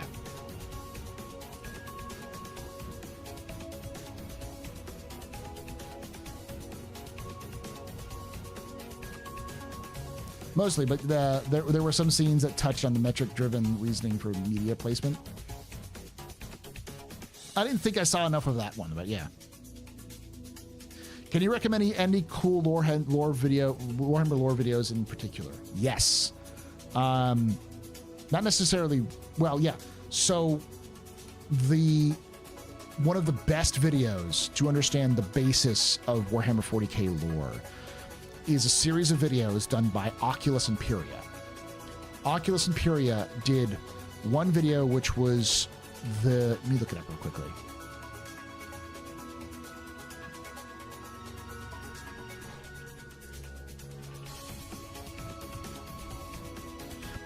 A complete history of the Unification Wars.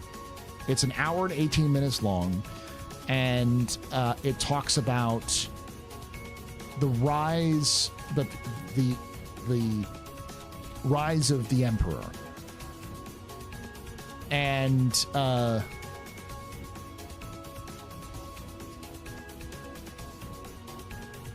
another one is called Upon the Origins of Men of Gold, Stone, and Iron, which talks about the Dark Age. Okay, I'm not gonna. Sorry, Oculus.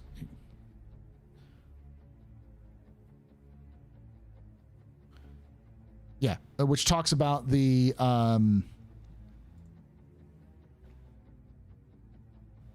rise of humanity from effectively today to the Unification Wars. So I would say, in order, I would watch Oculus Imperia's video on the War in Heaven, then the origins of the Men of Gold, Stone, and Iron, and then the Unification Wars. If you watch those 3 videos, and only those 3 videos, you will have about 60% knowledge of the basics of Warhammer 40K. Each of those videos are between an hour or between 30 minutes and an hour and a half. So over the span of about 3 hours, you can learn most of the background information you need for 40K. The only thing it doesn't talk about are the origins of the Tau, the Orcs, the Tyranids, the Gene Stealer cults, obviously.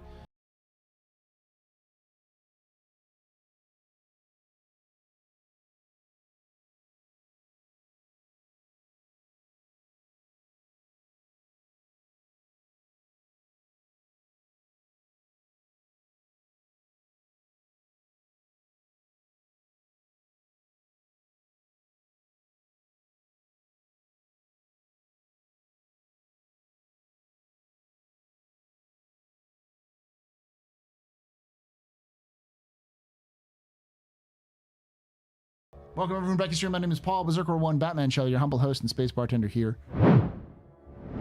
at the AstroPub. Your space bar at the end of the universe. Sit back, relax, enjoy the show. We got a good one for you. How you doing? All these different builds are messing with my head. Yeah, it's such a cluster. It goes okay. We're talking about the cluster that is 4.0's release stuff, but we ended up talking about a lot of other cool things, I think. Eternity Project says I listen to the podcast on Spotify. Hopefully, the one that I uploaded recently isn't a complete cluster. It's a 24-hour live stream, direct rip. I tried to edit it as best as I could, but I didn't catch all of it right away. So hopefully it's like 16 hours. So I cut out like 8 hours, which is just the in-betweens and filler. I watched some 40K videos on it, and it's so depressing. Oh, it's so depressing, but it's so fascinating.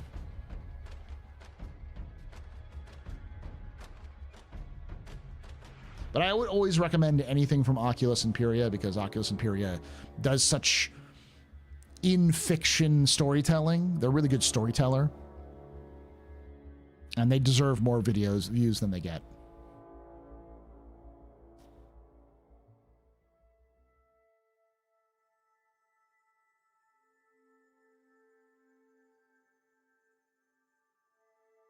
All right. For those who came in, sorry about this. I'm going to go use the restroom, fill up the water again, check the last of the candy, and then I will be back, and we're going to do the last little bit we're going to do, which is we're going to do a capsule where we look at the roadmap roundup. What does it mean, and what's going forward? So I'll be right back. Don't go anywhere. And I will say, generally speaking, if you're interested in lore, just lore in general, and you want video game lore, before I go, Oculus Imperia, Rad King, my name is Biff, obviously. And what's a good fourth one?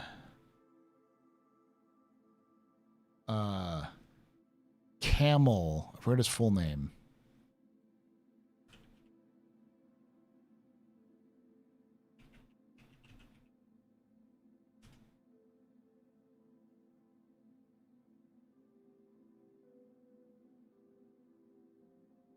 Camelworks. Camelworks does a lot of work on both on Elder Scrolls. Rad King is Fallout. Biff is Destiny, and Oculus Imperia is 40K. Oh, and Black Pants Legion, Texas Talks BattleTech for MechWarrior.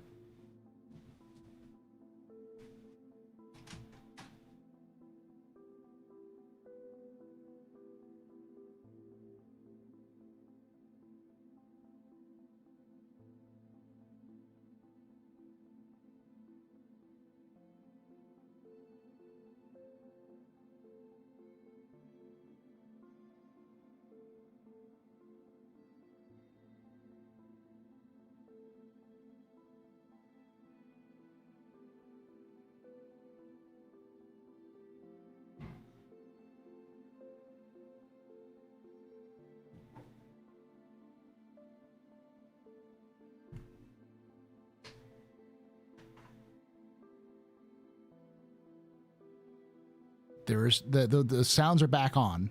Please do not abuse them.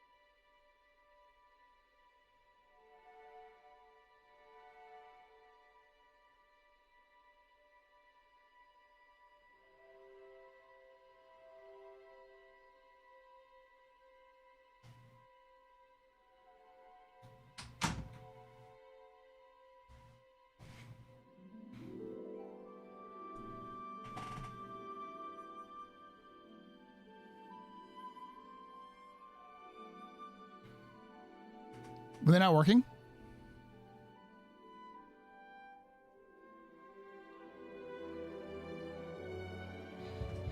Is Genesis not working still?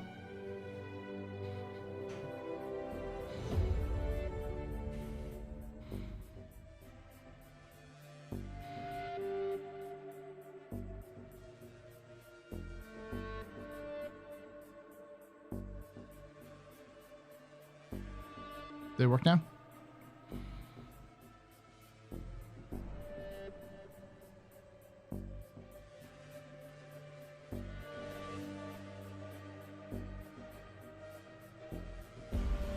Fuck. Did it break?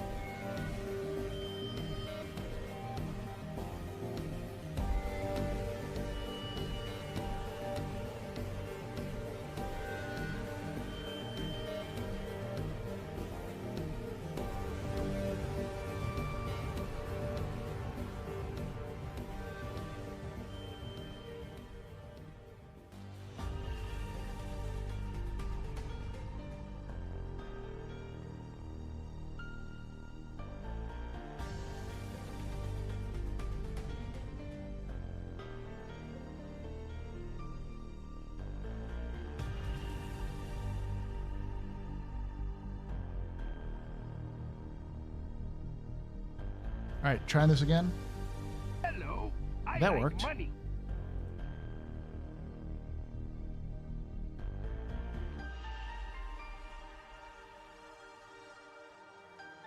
Genesis isn't working. Huh. The Genesis straight up isn't working. Let me make sure it's the right.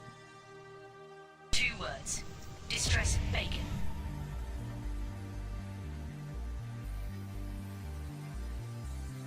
Barcelona! Barcelona!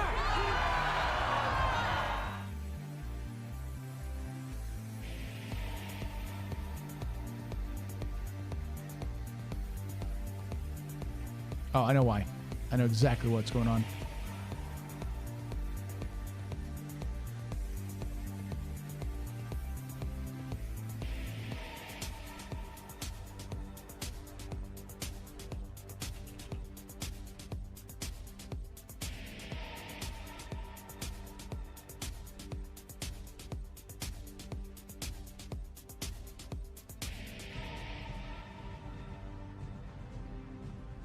Genesis? Fixed it. All right. Awesome.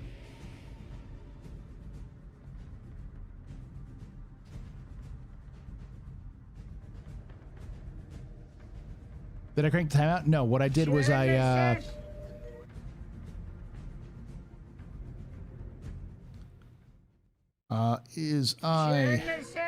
put a number on it.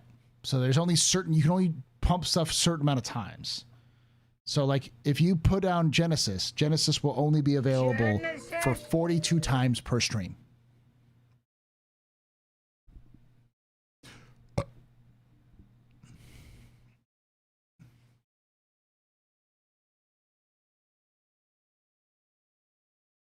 Genesis? Yeah.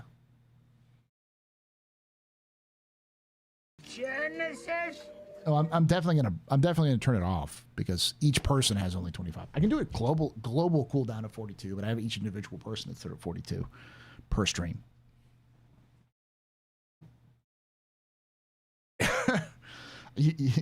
You'll have a problem. The only thing is freedom. If you do freedom is 10. Genesis?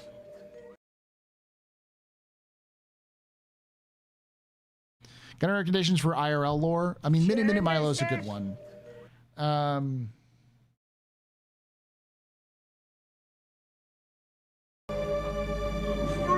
Shay Films is another good one. Odd Shay does some good ones for that. Obviously, False Civilizations is another good one.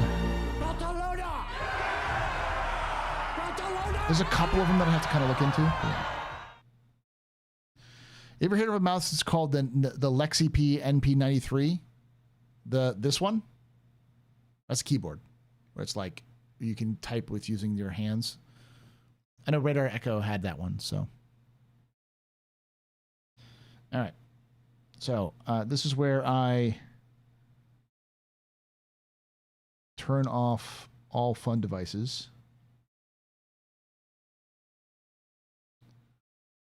So it's been turned off. All right, so for those of you who haven't done this before, this is going to be what I call a capsule.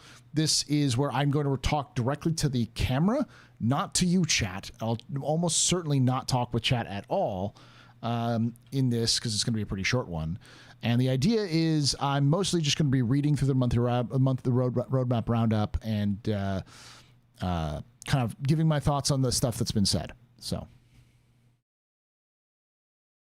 everyone ready? Good.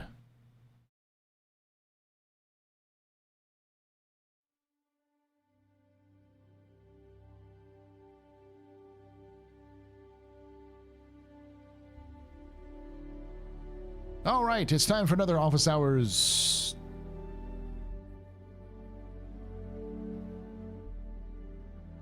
Capsule. That's right. This is a small section of my office hours live stream that I do specifically for you watching on YouTube. Do a whole setup for it because I figured a lot of people like what we do here at the office hours. For those of you who haven't checked it out, that's a lore news stream I do on Thursdays at 8 p.m. Eastern, 5 p.m. Pacific. I'd love you to join chat here live where we talk about all things lore, news, and Star Citizen in general. Sometimes we go off on tangents and rants and other things like that. Yeah, that's just what it is. So this is why these kind of off the cuff. But people will ask me when we do some of these lore or news deep dives to kind of record some of this and post it up there. So that's what you're getting right now. But please join us live at twitch.tv/TheAstroPub, youtube.com/TheAstroPubLive to get more in depth with these. With that being said, let's get into what we're going to be talking about today, which is the great gutting, the fillet of 4.0. That is the roadmap roundup from October 30th, 2024. Let's get started, shall we? All right. Make sure it's nice and big. There we go. Happy Wednesday, everyone. Every 2 weeks, we accompany the roadmap update with a brief explanatory note given to give you insight into the decision-making that led to any changes. This is part of an effort to make our communications more transparent, more specific, and more insightful for you all who help make Star Citizen Squadron 42 possible. With that said, let's go ahead and dive into this week's roadmap roundup. CIG community team. Following Star Citizen 1.0. Following the reveal of Star Citizen 1.0 at CitizenCon 2954, we're excited to introduce a new addition to the release view in the public roadmap. This column outlines the high-level objectives for 1.0 Persistent Universe, offering a clear vision of where we're headed. While it's not a comprehensive list of every feature, it highlights the core goals that will shape the 1.0 experience. This new column represents our development journey towards 1.0, allowing us to continuously release features and content ahead of and leading into the official 1.0 launch. As features and content are completed and ready for the next live patch, they'll migrate from Star Citizen 1.0 column to a dedicated patch-specific column. This approach lets us deliver regular updates to live servers while giving you a clear picture of what to expect from 1.0 experience overall. I like that. Honestly, that is a good change because it lets you see where they're going, and then they'll just kind of drag it over and put it into the release view as they reach it. It's kind of like a nice little puzzle game almost. It's a good visual representation of progress, which I think will help a lot of people see where we are and where we're going and where we've been in the future. Head over to the release view to see the full overview, and don't miss the final panel of CitizenCon for an in-depth look at the path to Star Citizen 1.0. Notable changes for October 30th. Release view. The following cards have been added to Alpha 3.24 column on release view. Misk Starlancer Max, Argo SCV SM, RSI Polaris, Anvil Hornet F7CR Tracker Mark II, Anvil Hornet F7CS Ghost Mark II, Acidic Caves, Rock Caves, additional player customization, multi-tool updates. So a lot of these content right here, all of this content is mostly stuff that was supposed to be in 4.0 that have been pushed back to earlier releases. I'm not surprised to see that the Tracker and the Ghost are in here because those seem to be something they were working on when they were talking about the F7C Mark II that they released earlier this year, that they were already working on this. The Polaris is obviously something that they were going to release for 3.24.3 for IAE no matter what. And this is already in the game, and this is what they announced at CitizenCon. So not too crazy there. And the multi-tool upgrades, this is bringing the multi-tool in line with Squad 42, including adding additional functionality like cutting for specific scenarios, repair, and updates like improving handling, integrated UI, and the use of batteries to operate it. All right, here's where we get to the gut punch. The old CIG rope-a-dope. Upon the review of support required for server meshing, pyro, and general stability of 4.0, we made the choice to temporarily remove several deliverables from 4.0 release to free up necessary engineering bandwidth to prepare for launch. It's a lot of soft blow corporate words there. This list includes engineering gameplay, life support, fire hazards and fire extinguishers, charge and drain, and transit refactor. We're aware that many of you are looking forward to these features, especially engineering gameplay, but rest assured that we're committed to pulling these back in as soon as possible. Meanwhile, several features that were planned for Alpha 4.0 have been pulled forward into Alpha 3.24.2, such as the new vehicle HUDs and MFDs, network, I think this was supposed to be a resource network because I mentioned it later, additional player customization, and the multi-tool updates, as those were far enough along for them to bring to you all sooner rather than later. Additionally, the addition of Resource Network allowed us to partially deliver on some core engineering gameplay functionality in the form of updated power management and MFDs, with more to come. Therefore, the following cards have been removed from Alpha 4.0 columns and will appear in incremental patches once we have more details with their timing. Life Support, Engineering, Fire Hazard, Fire Extinguisher, Solar Burst, Charge and Drain, and the Transit System Refactor. Alright. That's the big punch. CIG has gutted 4.0 of a lot of its features. Now, there are people who have been saying online, in the forums and other places, that this is effectively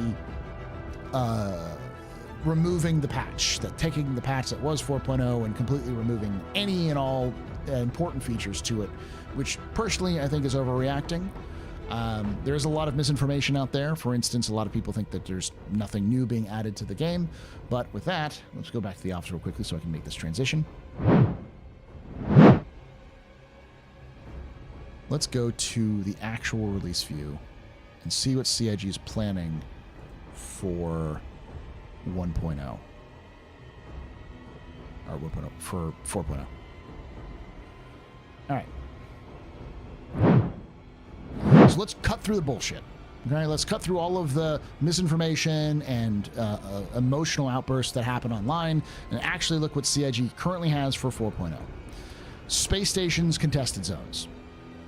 That's a new location and new gameplay that they've talked about. That's still in 4.0. Asteroid Bases, new location for mission locations, still in 1.0. Pyro 1, Pyro 2, Monox, Pyro 3, Bloom, Pyro 4, Pyro 5, Pyro 6, Terminus, Ignis, one of the moon of Pyro 5s, Outpost Colonialism, Pyro Space Stations, Ver, which is one of the moons, Fuego, which is one of the moons, Pharaoh, one of the moons, Adir, one of the moons, Vatra, one of the moons. These are all like the moons of Pyro 5, which is a gas giant.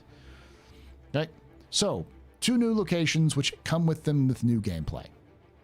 So there is new gameplay coming in. It's just variations of combat gameplay we've had in the past, and new sort of looting and other things that they're doing.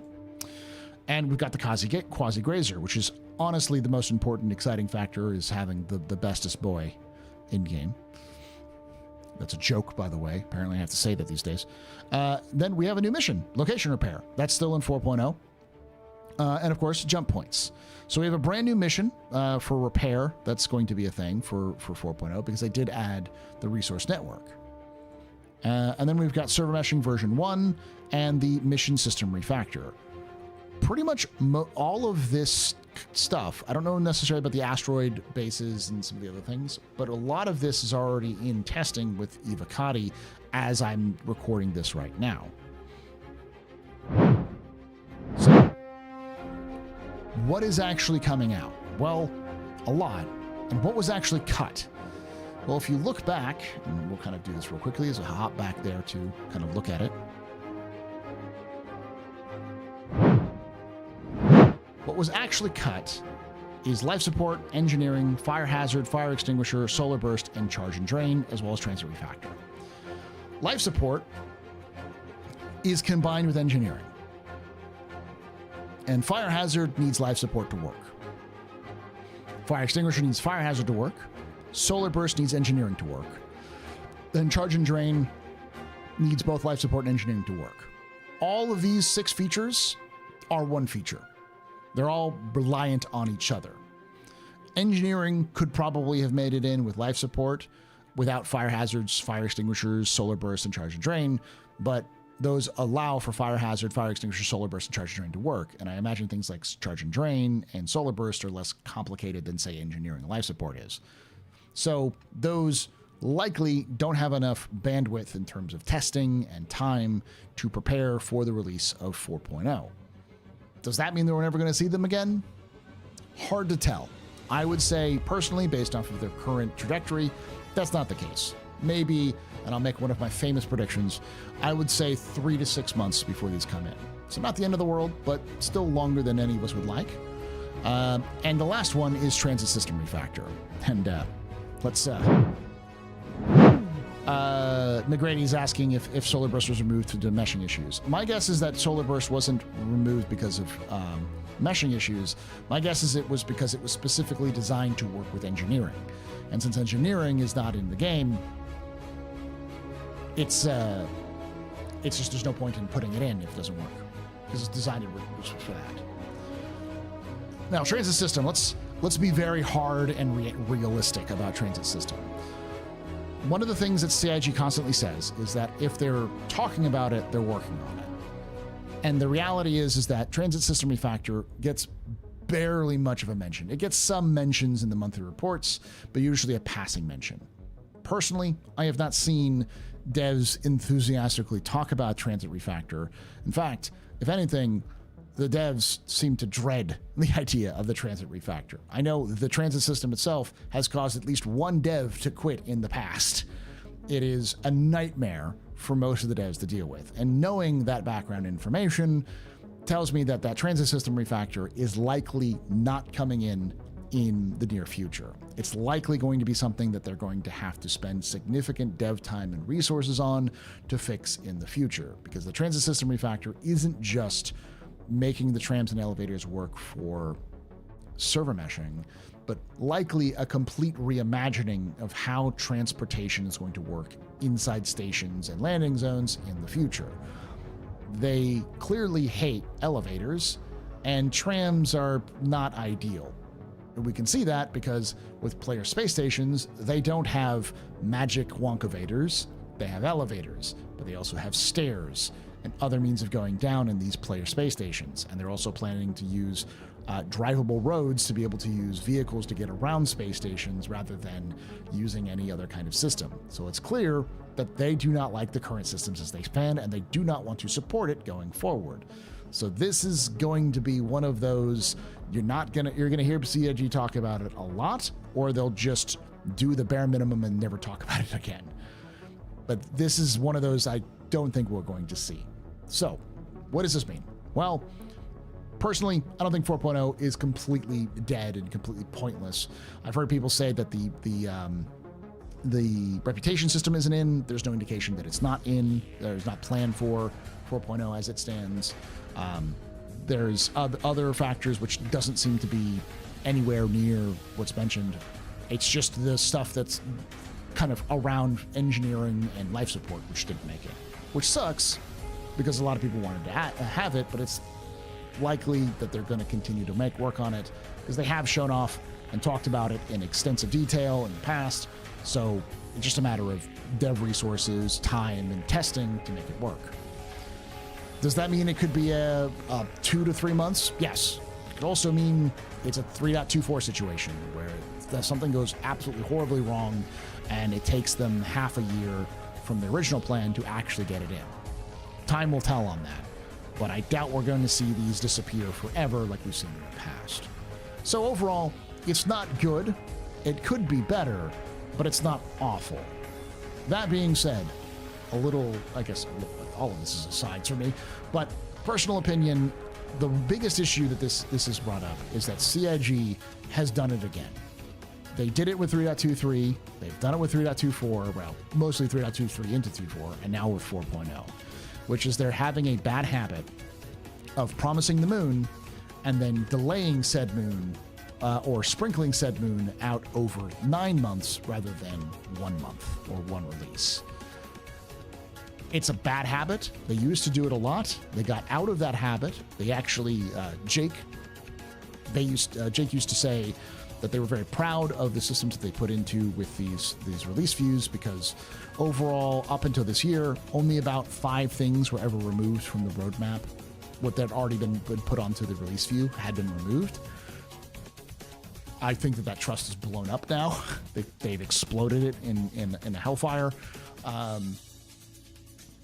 This year, just directly.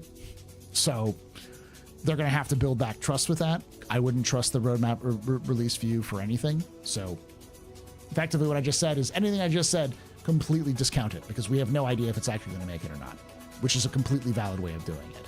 Now, using what CIG said is the only thing I can really go off of. And I think in order to build that trust back, they need to reevaluate how they add things to the release view, and in a way that probably means only give it to us when it's already in the game and in testing with PTU. This has been a mantra for a lot of people for years, but CIG needs to learn to under-promise and over-deliver. That doesn't mean they can't tell us things, they can't talk with us and show off the exciting new features. But if someone goes, when is said feature going to be in, just say, when it's done. I know that sucks, and you're going to get a lot of flack for it when it initially happens, but when you start proving you can under-promise and over-deliver, people will start getting excited again. But it requires you to do that work, which isn't easy, it's not simple, and it's going to suck early on. But it already sucks as it stands. This whole thing sucks with getting it pulled off of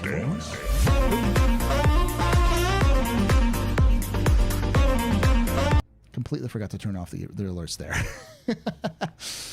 Welcome to a live show, ladies and gentlemen. Anywho, with that being said, I hope you enjoyed this. I want to hear your thoughts on the down below on everything I just said. Is it the end of the world as we know it? Are you completely no longer interested in Star Citizen, or is 4.0 completely gutted for you and it's just not pointless for you to come in? Are you still excited for 4.0? What do you think a lot of these features are going to land? Let me know in the comments below. And if you enjoyed this, remember to hit that like button. It does help support the channel. Spread the word around people because it tells the YouTube gods that this is interesting, and it'll get other people who are interested in Star Citizen to watch, which helps me out a lot, and it's free. And if you really enjoy this, hit the subscribe button and the bell icon to be notified when these release and when I go live. And like I say every time, hope to see you someday in the black.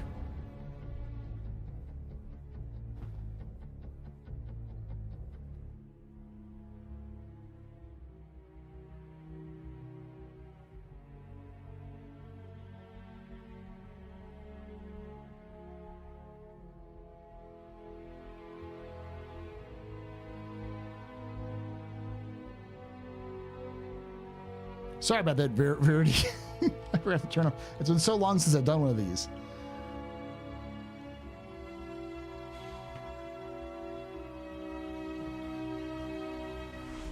I'm hoping that chip sales will decrease to the point where Chris is forced to raise funding elsewhere, where he's forced to give up some control. That's not going to happen, Alternaut. Hi, GG, business as usual. No big deal from engineering being delayed to 4.x. Okay. 4.0 is all about server bashing, despite us being excited about everything else. All good. Hope it went, Paul. Gotta get some resties. Have a good night there, Verity. Yeah, we're probably gonna wrap up here pretty soon too. Has it not already been done that from? Oh, what's going on? I'm worried that it's going to be the way Freelancer was before Microsoft bought the IP in Studio. What? I doubt that. This is when it's not the end of the world. I'm more referring to the money mismanagement, and yes, we are there, but at the same point, we're not fully as bad yet. We're in some like doomer territory here with this. Yo, like, I get being upset about something not being out, but it's a big step from going from, you know, something doesn't make it to Star Citizen is viciously abusing its money machine, and they're completely mismanaging all of their money and not knowing where everything's going, and everything's on fire. It's like, man, Jesus fuck. Y'all sure you backed the right game?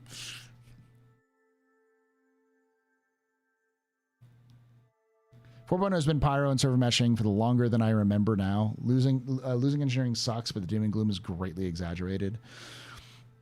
I still stand on the idea that if engineering was never announced for 4.0, nobody would care.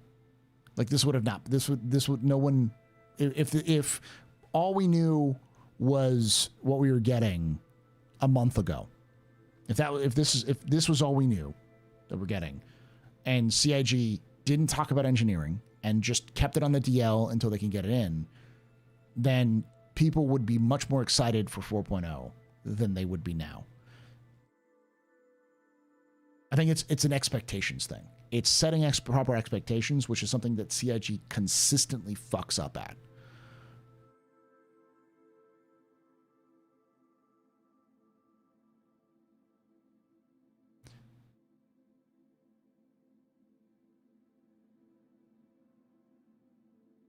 I think it's a pattern of overpromise, underdeliver, where people are doing so hard. Yeah, and that's what I mean. It's an expectation issue, not an actual delivery issue.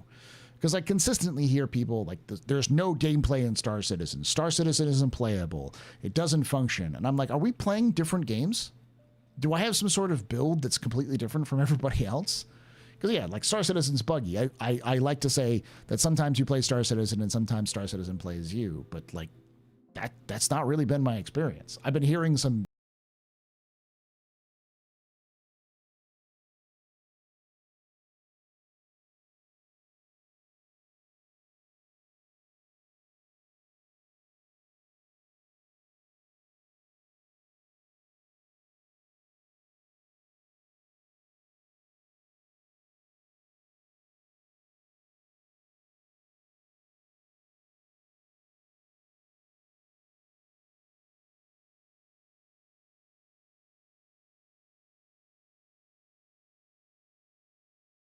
The 5-star, you're a very important pupper, very impressive, very pedestrian. You rock. Shots of cheers in chat, y'all. Shots of cheers.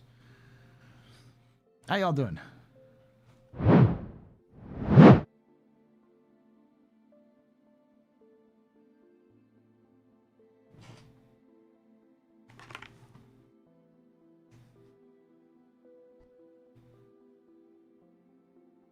Like, the reality is you don't, I mean, this is exactly what the problem is. We can hardly trust them 95% of the time. That's why claims of scam citizens are hard to refute. Don't refute scam citizen claims. Like, that's the answer. Don't. CIG is a corporate entity. CIG gives zero fucks about anyone.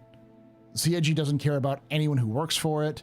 It doesn't care about its like customers. It doesn't care about the universe. It is a corporate entity.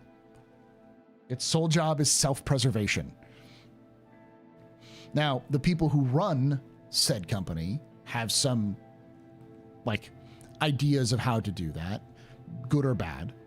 But at the end of the day, it's not your job to defend a corporate entity. It's no one's job to defend a corporate entity. Like, it can't... What's the Terminator thing? It doesn't sleep. It doesn't feel fear. It won't stop until you are dead. Like the only thing that's going to stop the allegations of Scam Citizen is if the game is fun and if the game is playable. Otherwise, if you don't want to have a conversation with somebody who's going to scream about scam, just don't have a conversation with them. It's not that hard.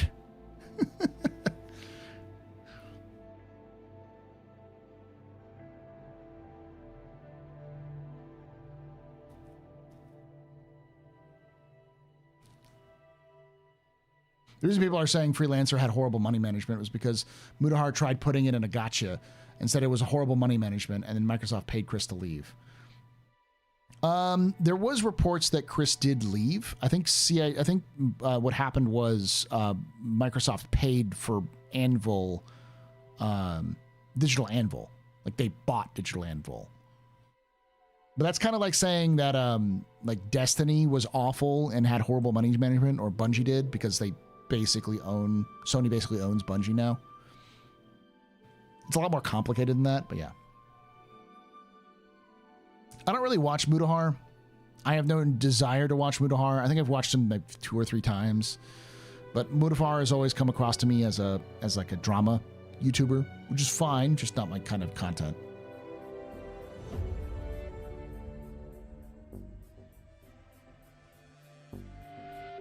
So I always view that in that lens. Like, Mutahar is probably one of the few people I actually have exposure to who has talked about Star Citizen, who a lot of people respect and have backups with.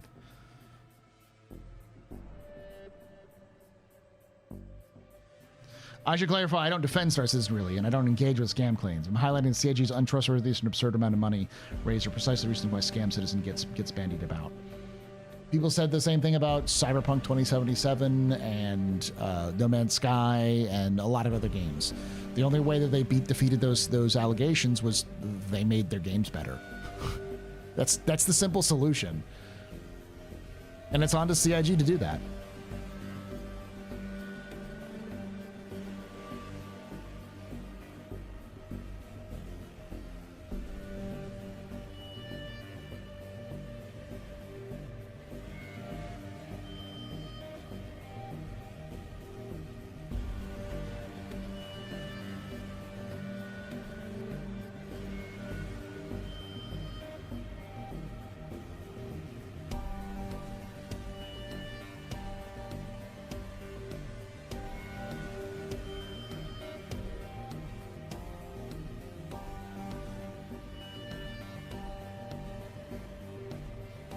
Big silly Willy Bob, that is maidenless behavior, my friend. On basically Slutty Christmas, you go on to a game you don't care about to troll. This is a serious lack of bitches. A serious case of lack of bitches, my dude. Please return when you have bitches.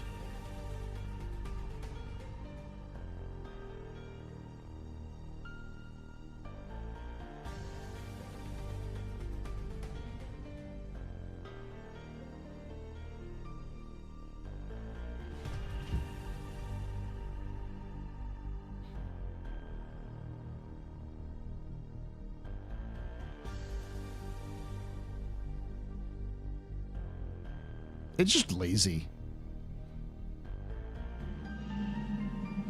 You can take away my spaceship. You can take away my space suit.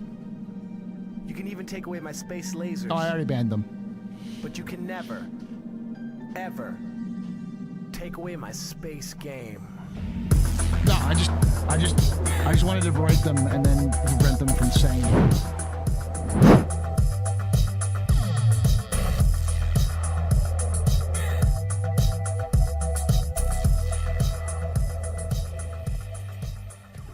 Hourglass Mage _ just resubscribed for 26 months.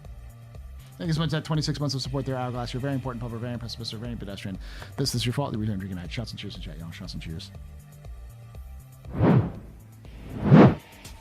I continue to say, there is, it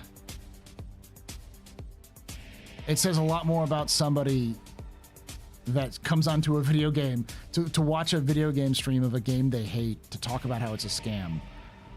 It says a lot more about that, about you, than it does about the people who are playing a game. Because, like, I do this for fun. This is just a hobby of mine. I make money off it, which is nice.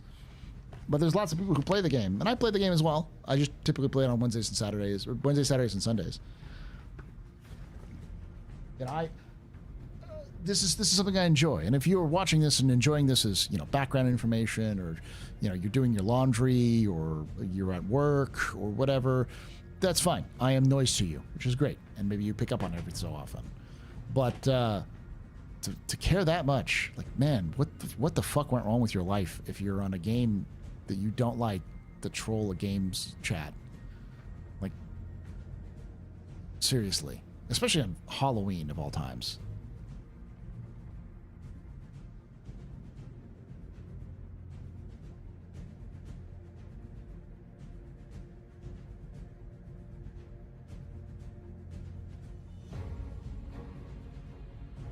Ronald D. Moore is in charge of God of War. That's going to be pretty good then. Ronald D. Moore is great. He did not only Battlestar Galactica, but Deep Space Nine. He's a really good director and showrunner.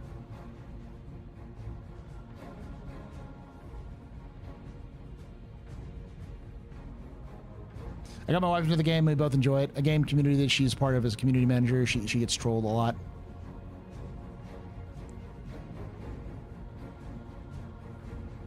Troll a lot by members that have never played it and just take a view of others.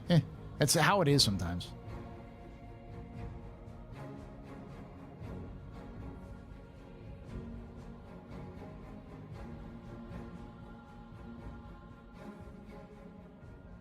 Ronald D. Moore, if Ronald D. Moore is attached to anything, I would pay attention to it.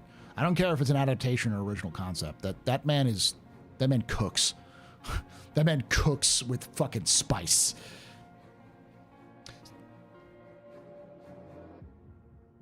I think you've just become my favorite streamer. I love that awesome burn. Made me laugh a lot. I've just been doing this for 10 years, and like, I'm a teacher is my day job, and I consistently find that my students have better burns and comebacks. They have better insults for me, against me and against each other than I have ever heard somebody on online give about Star Citizen. Like, it's kind of pathetic. This is the guy directing the God of War series? Yeah, the guy, this is one of the, like, showrunners of Deep Space Nine and the showrunner of Battlestar Galactica.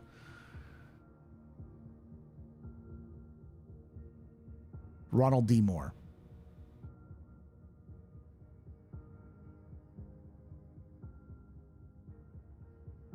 Yeah, the reason why knowledge is here is because knowledge can be funny sometimes, as well as insightful and discussed and that kind of thing.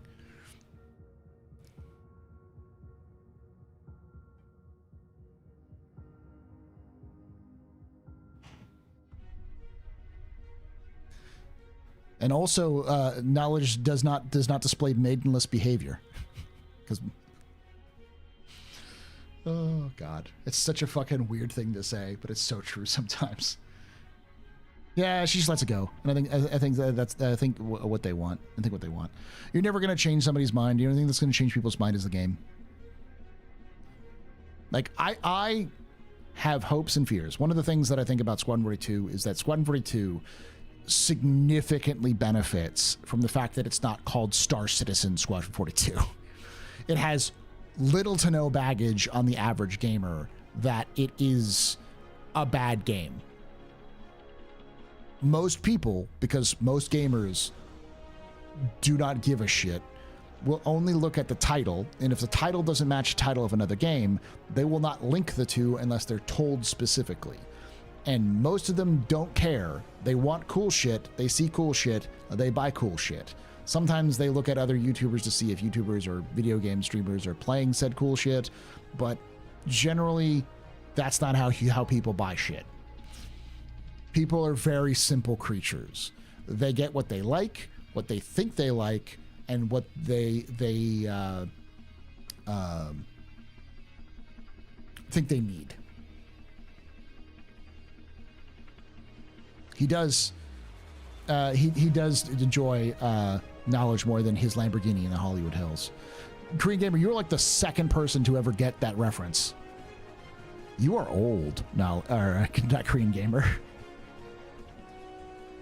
Yeah, that's a great way of putting it. I was actually going to say another thing, because I know there's a lot of folks who were super mad that I was going to be a little salty, but I'm 35. So yeah, you're a couple years younger than me. You remember that commercial as much as I do. In that same things, if you're explaining you're losing, that same term, perception is reality. It doesn't matter if technically this happens or technically that happens. People don't give a fuck what technically happens. They get what they feel like. And what they feel like is what matters. So if people feel bad, they're going to be mad. If they feel like Star Citizen's a scam, it's a scam. It doesn't matter if it's actually a scam. It doesn't matter if you can explain to them. They don't give a fuck. They just feel like it. And that's the way it is. I completely forgot it was Thursday. It's been a weird couple weeks. I think it's the same person who said, if you're explaining you're losing, said perception is reality. Forgot who it is. It was a political strategist in the 90s.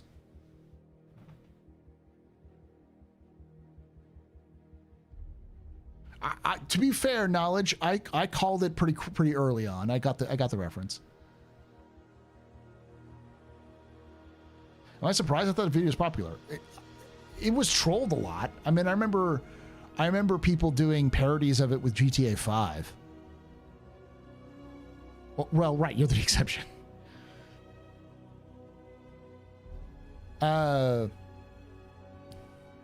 Brooks didn't know about Squadron 42 for a long time after he started Star Citizen, and I think that's still the case. I can almost guarantee you that the vast majority of Star Citizen players don't know what Squadron 42 is. As I always say, the vast majority. More than you think don't know what Squadron 42 is. Because most people who play Star Citizen don't watch streams or videos. That most they might watch Mike's videos or Board's videos, but based off of perception, my perception of how people think, the one person everyone watches is Super Mac. Super Mac is like the number one source for people on the news of Star Citizen. And like, I don't know the max numbers recently, but they're not millions. Lee Atwater, thank you. Yeah.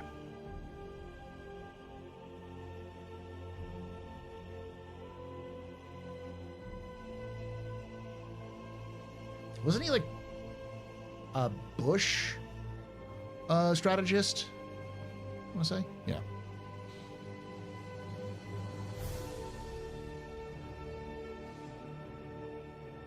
Never heard of this Mac? Super Mac Bros? Ryan, yeah. AKA Super Mac Bros. Reagan said if you're explaining you're losing, believe it or not. Was it Reagan? Oh, yeah. I mean, he's not wrong.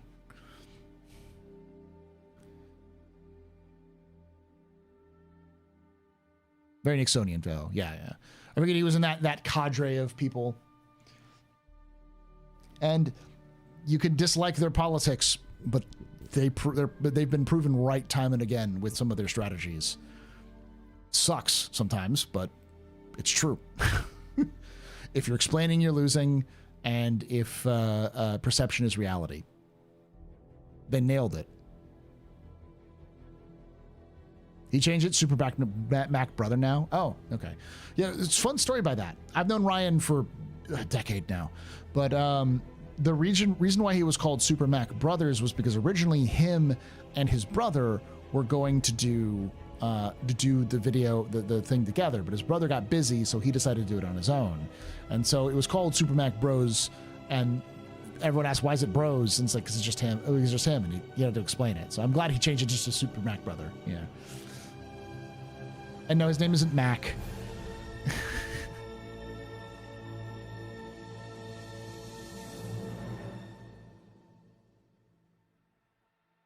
Heartbreaking. The worst person you know just made a great quote.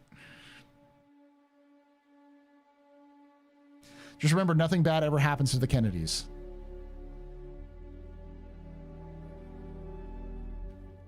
Doubt? How long has Super Mac been on Star Citizen stuff? A decade. Mac was a content creator when I started doing content creation. I may predate Mac by like a year or two, but he was pretty much there from the beginning of when I was here. He's been on the captain's table multiple times.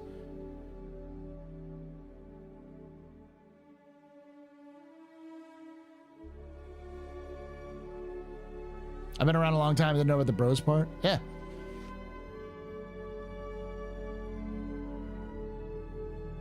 Yeah, that's how far back was when Gamble was still a big member of the community. Level Cap and Ollie and Jack Frags are the three horsemen.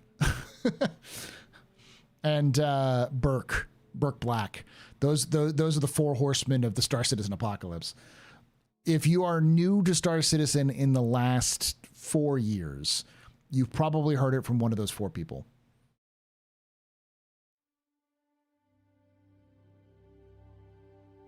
Tactical advance. Phew, Cynthian, you are very old.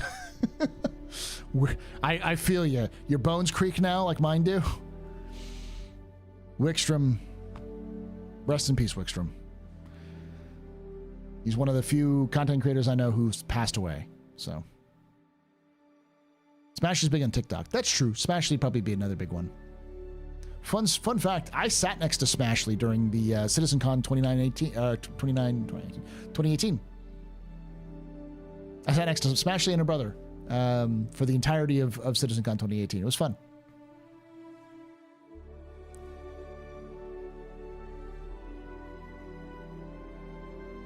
I knew Jack Frags from Battlefield. Was a surprise first time I saw him play Star Citizen. Ah, Twerk. Trixie. No, Trixie. If Mac ever goes Doomer, I imagine someone at CIG we just lost Cronkite. Yeah, Wickstrom had cancer. It was like a rare cancer that got hit him pretty quickly. He died very suddenly. It wasn't like a long drawn out affair.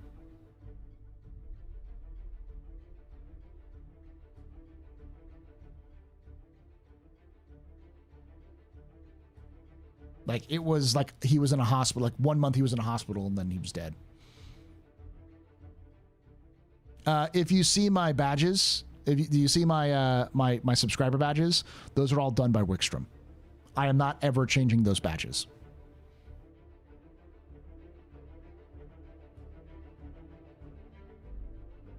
And to be fair, I'm also pissed that CIG fucked up the Bang Stang.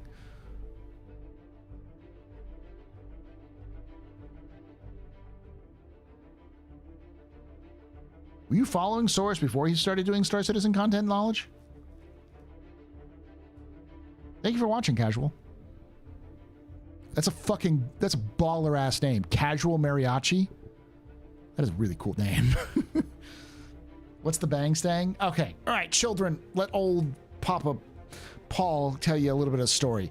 So back when the Mustang was first introduced, the Mustang Beta was the best ship in the game. Not because it was fast or strong, but because it was the coolest thing that CIG had ever released and probably will ever release.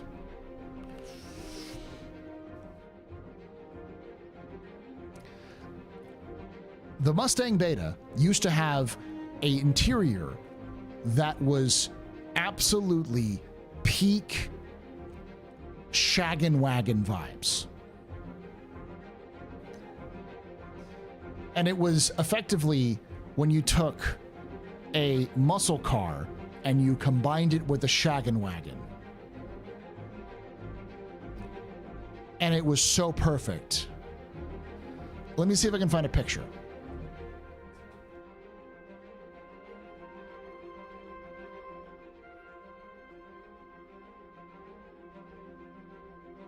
It had its own Netflix and chill couch.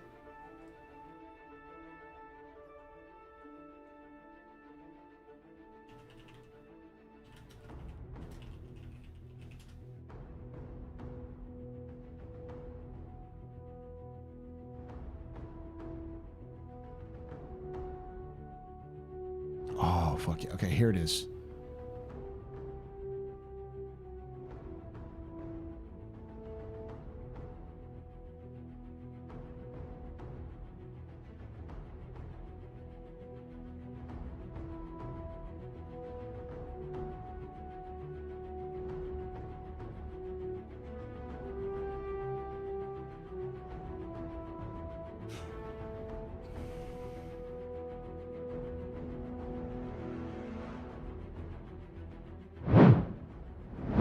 Look at this. Let's see if I can get a better image for it. I found it on Reddit. There we go. Look at that. This couch back here, you could lay in it, and this you can barely see it here, but there's this little like collapsible desk. It would slide in, you'd get in, and it'd slide out. And this right here is a view screen. So you would chill, you would lay sideways on this sort of couch and be able to watch a cool video. Not actually, but that was the idea. And then the bed was here. So this is the view from the couch. You can kind of see the things. Here's the bed. Here's the kitchen. This thing fucks. This thing absolutely fucks.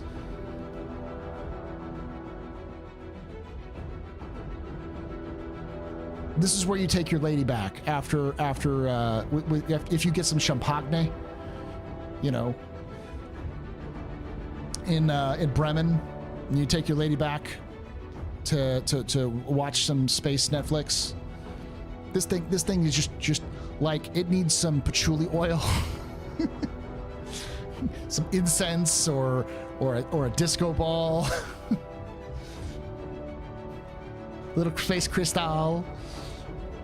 This thing was sleazy as fuck, and it was perfect. This has fucking character.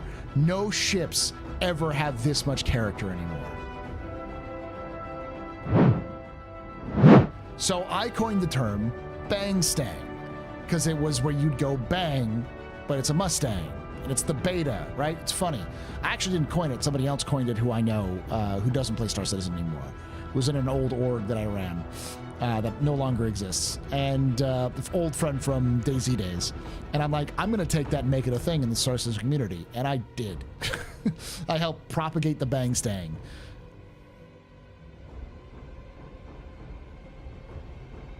Worst place for that. I'm sorry.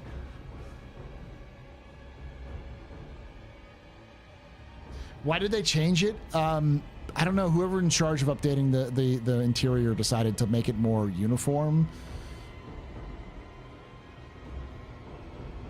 Yeah, back when I was Berserker 01. I'm getting getting to Star Citizen, but I only have a laptop. Is it a really good laptop?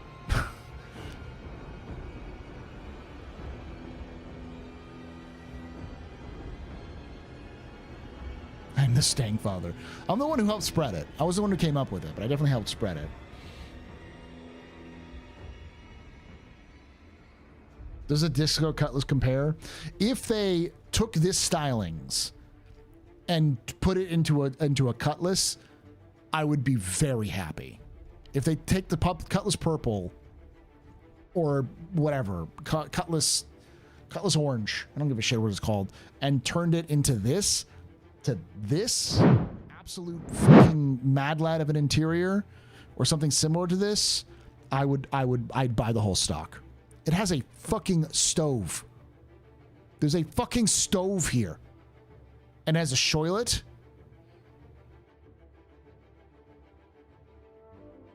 It's such a boring ship. Yeah, but it's so versatile in its boringness.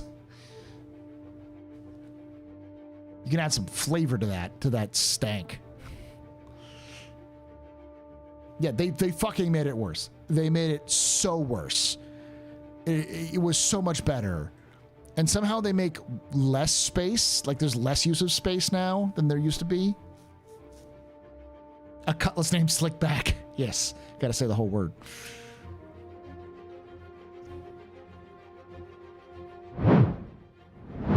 Yeah, but it's not the same, Caskell.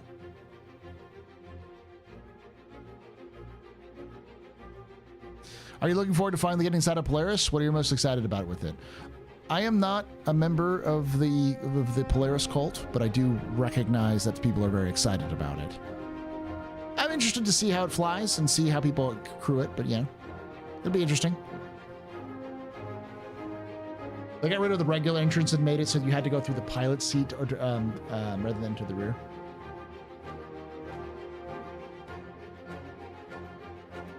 It's the least visually appealing ship they've made.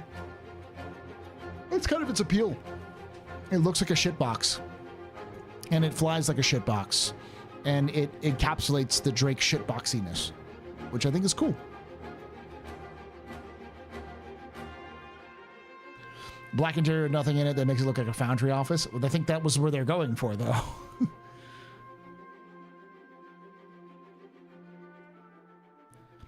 Well, I mean, the Polaris doesn't excite me, not because the idea of the Polaris doesn't excite me, but it's not my ship. Like, my ship is the Perseus.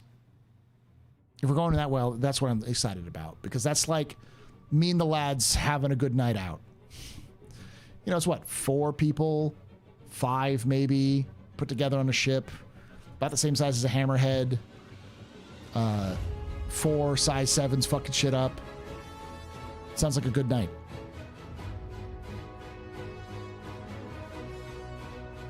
Everything's a cult, Luna. Everything's a cult in Star Citizen. Are you new here?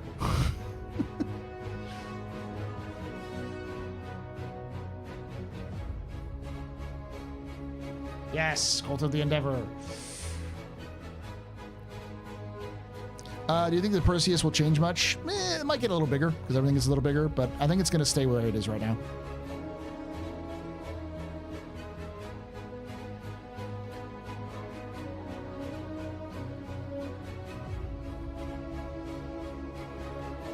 It used to be the size of the Hammerhead. Ships are going to be bigger when they launch, like all of them. I don't know how much bigger it's going to be, though. So they've just gotten a lot better at keeping things under control, especially if they're more recent. The Pioneer is an exception because it's super old. Basically, the older... I love the Perseus and not buying into battleships. And not into buying battleships. Okay. I get it. Yeah, I love the visual feel to it. It just looks mean, which I like. And the gameplay kind of concept is great. Hi, I hope the Reclaimer gets an interior rework. Real talk there, Sick. I hope the Reclaimer gets an entire fucking overhaul. That ship is awfully designed. Not because the designer is bad, but because the designer was creating a ship with the idea of what a gameplay would be, rather than what the gameplay actually is. I think if they took another crack at the Reclaimer, they could reduce the size by half. and still get the same ship out, make the layout a lot more, make more sense and make it less frustrating. Yeah, it's the same with the Starfarer. Both the Starfarer and the Reclaimer are Squadron 42 assets with a price tag slapped on them. Well, I mean, the Perseus was used to put in fear into people, so I don't, they didn't like the Mezzers. Well, it was before the Mezzers, but yeah, same idea. The Perseus is listed as 100 meters, the Hammerhead is 150 meters. Perseus will grow no bigger than that by my guess. Yeah, I would say about the same size as the Hammerhead.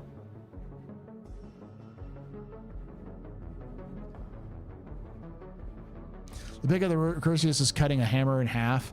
Do you think they'll make that possible? Yeah. That thing is an armor brick with engines. I also expect the Perseus to like handle worse than the Hammerhead. That thing is going to turn awfully. It's going to have no speed. It is not going to be good for what a ship of its design should be in the time period that it's in. But it's going to be armored like a fucking tank. That thing is going to be able to take fuck tons of fire. Because CIG's vision of the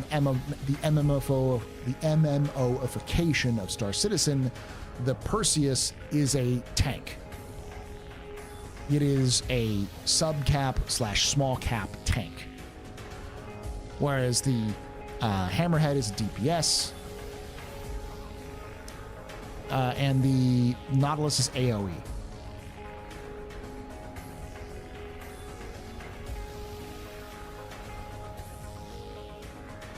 It's an 8-weapon hawk. I want an 8-weapon hawk, yeah.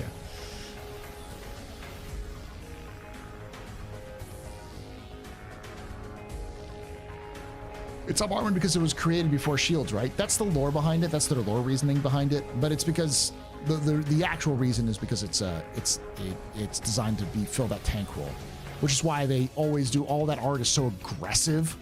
It's because it's supposed to look aggressive for psychological reasonings, but it's because CIG wants players to be afraid of it. So when you first see a Perseus, when you're flying your like Hornet around or your Aurora around, you'll probably piss yourself. Not really, but you'll probably be like, what the fuck is that?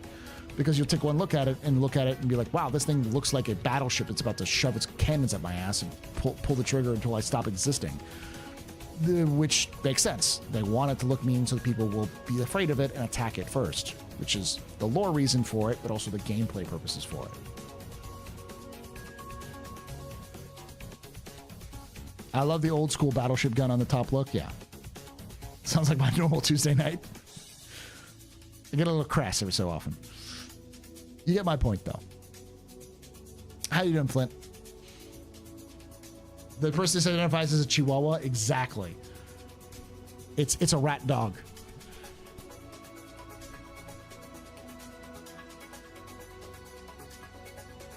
Have you got the old training module soundtrack for Star Citizen? Oh, I love that one. I don't know where it is, though.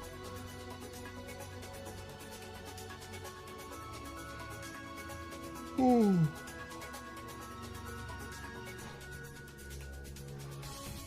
I should have said I'm not into buying large combat-oriented ships, but I love the battleship look of the Perseus. I got what you were saying. Do you think we'll be able to change out the main guns in the Perseus? No. They've already said they're bespoke. The only changes you'll be able to do is the already AI bladed turret that it'll have, and the which is the kind of a PDS or PDC point defense system, and then the components. And I don't think the big components, most of the components you won't be able to swap out. Yeah, CIG is leaning heavily into ammo types with things like the Perseus. And the tier, obviously, yeah. They're going to up the gun size. You think so? Like size 8s? I can see it, but size 8s are pretty big. Like size 8s are what the main gun of the main guns of the Javelin have. They might be size 10s, but like the Javelin side guns are size 7s. So like all the guns you see in the Squadron 42, when he's like shooting the repeaters, those are the top size 3s, and the big guns that he's firing, they're just like boom, boom, boom. Those are size 7s. So the Polaris didn't get up. You were right. The Polaris didn't get upgunned. I think it's the highest size is a size 6 now. It's the only ship with a size 6. So the Polaris still has smaller guns than the Perseus. Hey, Ladna. I am now well over the time I was supposed to be. Cusco. Thank you, Cusco. Here we go. I'm gonna pause this music. It's 10 minutes long, so I'm not going to.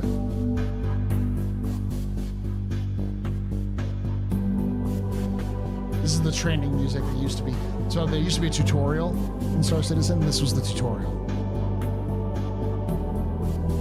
No, it was 6.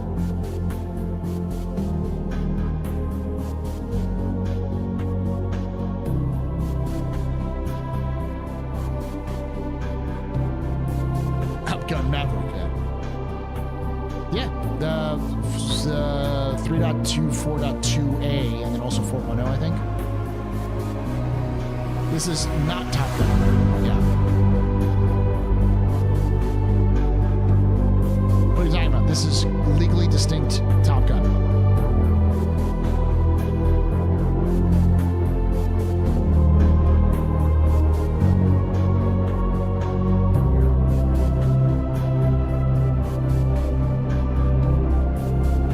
How is that?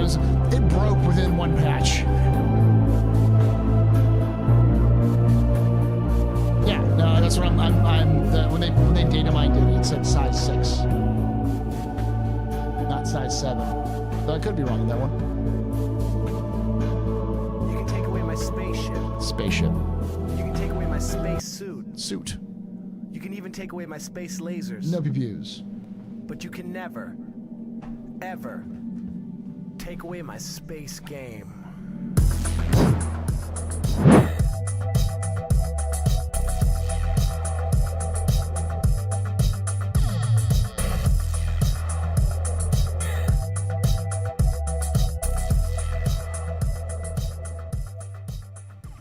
Beardy Pixels just resubscribed for 7 months. Hello, good sir. Thank you so much for that 7 months of support there, Beardy. You're a very important pupper, very impressive, Mr. Very pedestrian. This is your fault. There's drinking night. Shots and cheers in chat, y'all. Shots and cheers.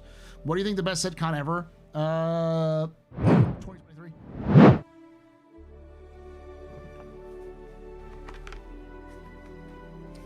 Followed by 2018. But that's only because I was at 2018. I think it's the only ship that has a size 6. Because there is a size 6 in game, but there's no size 6 hard points in game. So Polaris would be the only ship that has a size 6 hard point.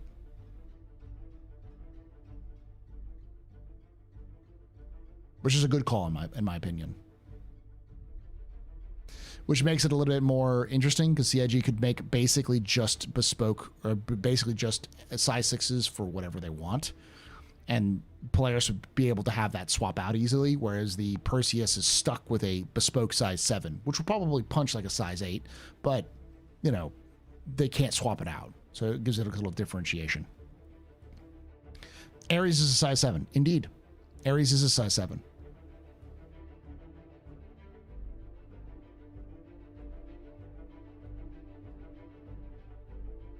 Are they bespoke in the Polaris? Interesting.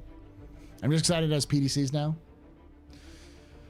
Do you think we will get a Stanton rework for 1.0 like ArcCorp getting biomes? Yes. 100%. I think CIG will go through and make sure to update all of Stanton when Genesis comes online. I'm sorry.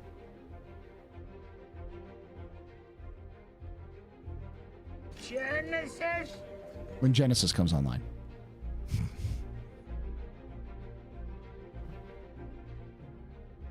Genesis? Genesis? Genesis? Not just I don't think they would sit lot. I think it's going to be the test bed for Genesis. Genesis? Genesis?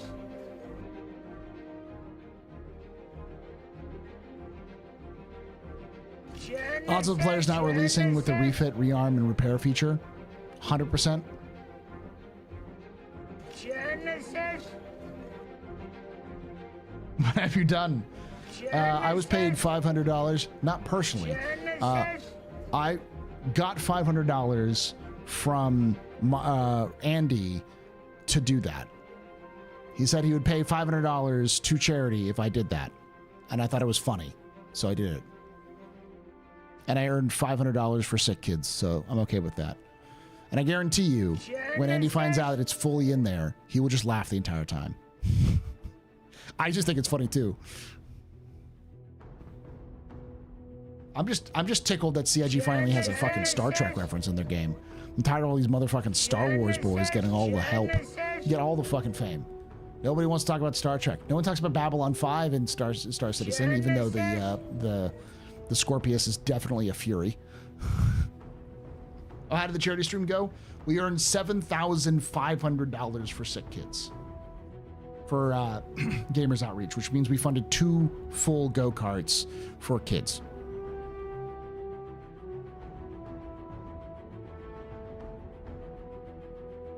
Now for Stargate references. Yeah, because of the Vanduul.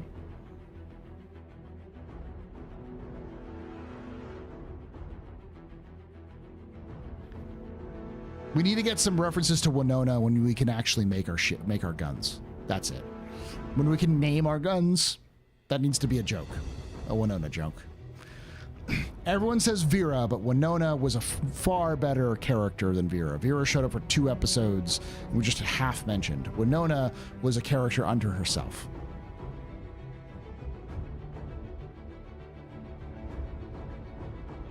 Give me some more sci-fi shows, movies, IPs to discover. Expanse, Babylon 5, obviously Firefly, Star Trek, Star Wars. If you're really interested in stuff, there was, what was that Bounty Hunter series that existed for a while in Sci-Fi Channel? It was like really kind of on the heels of Firefly. It wasn't called Hunters, right? Battlestar Galactica. Yeah, Stargate. Oh, Red Dwarf. If you haven't seen Red Dwarf, watch Red Dwarf. It's a fantastic comedy.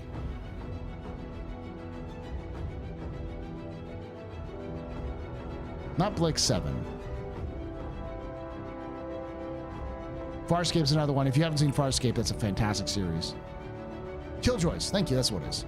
Killjoys is a nice... It's like a season or 2. It's like 2 seasons. It's pretty good.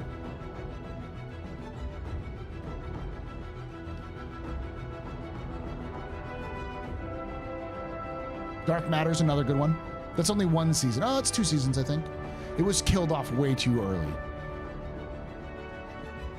You know what Sci-Fi thought was good that wasn't watched a bunch? Dark Matter. Yeah.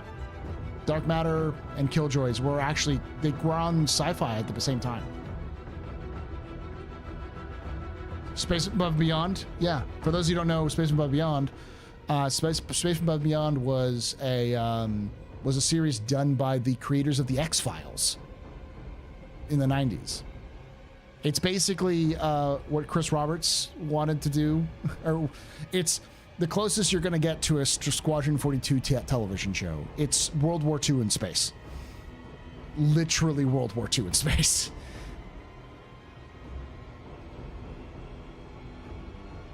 Is a new Dark Matter this year? I didn't know that. I think it came out around the same time as Wing Commander, but not recently. Yeah, we already mentioned Firefly. What was World War II in space? Space Above and Beyond. Because there's 5 seasons. Woo. That would last longer than I thought. Altered Carbon was good, but yeah, it wasn't really into space stuff. It's more sci-fi.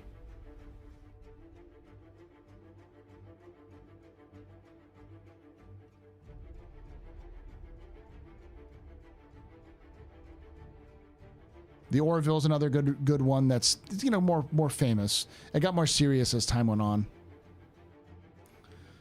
Trying to think of other good space shows.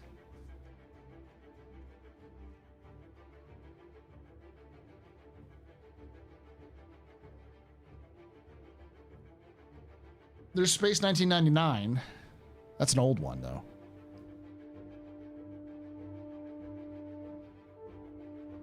Lower Decks, yeah. Picard or Kirk team?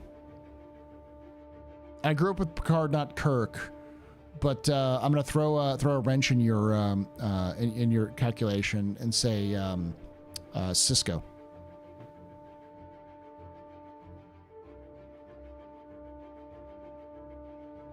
Ooh, Lex. Don't watch Lex with anybody around you. You watch that in the dark alone and nobody sees you. Okay? It is softcore porn as a television show, but it actually has a plot.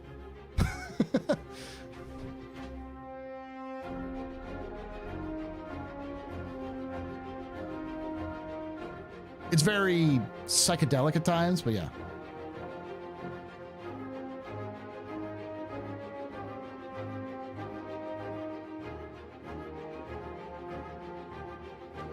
Lost in Space, the movie was pretty good. Lost in Space, the television show was okay. If the Netflix series for Lost in Space was okay.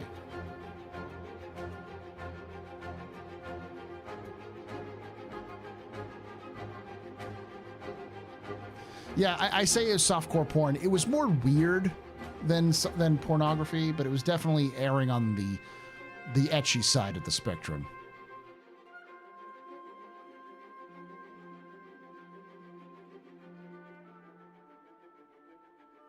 What ship in Star Citizen is most like the ship, the Dark Matter? Probably the Carrack.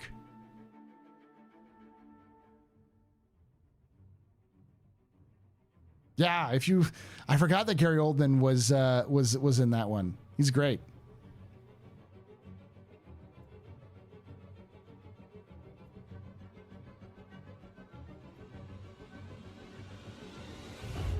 Ooh, Gina Torres and Cleopatra 2525. If you're getting to that point, these are very obscure shows. Lex and Andromeda. Crusade is another one. That's a Babylon 5 spinoff. There's a short series called Legend of the Rangers, which is another Babylon 5 spinoff. I never played the Earth and Beyond games, no.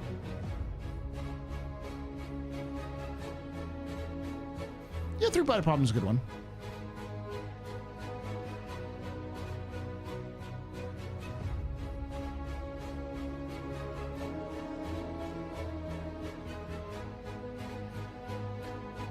Andromeda is the creators of the Hercules doing a Star Trek ripoff. I don't think it's actually by the same people, but Kevin Sorbo is the captain of the Andromeda. So Earth 2 was good but cut short. Yeah, another good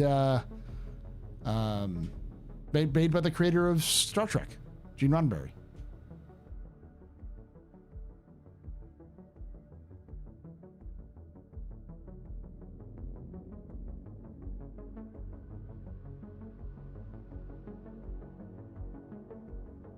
Was Andromeda done by Roddenberry as well? It's like a low budget version of Star Trek, though.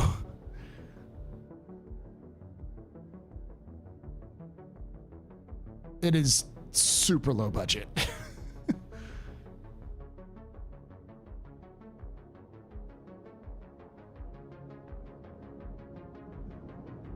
Earth Final Conflict. Ooh. We're going down that well. Okay, here we go. 7 days and Third Wave.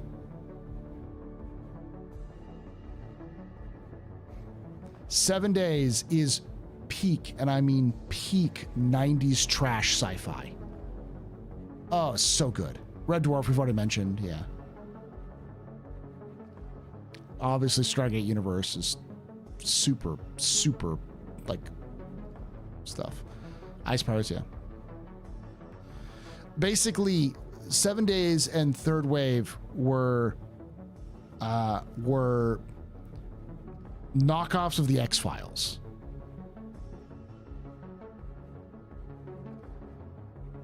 Caprica is good, yeah.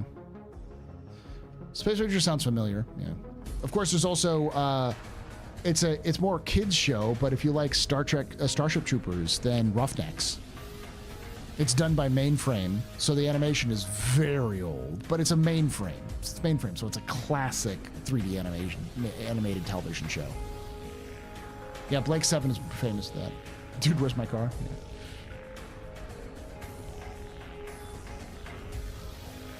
The Peripheral. I don't know what that is.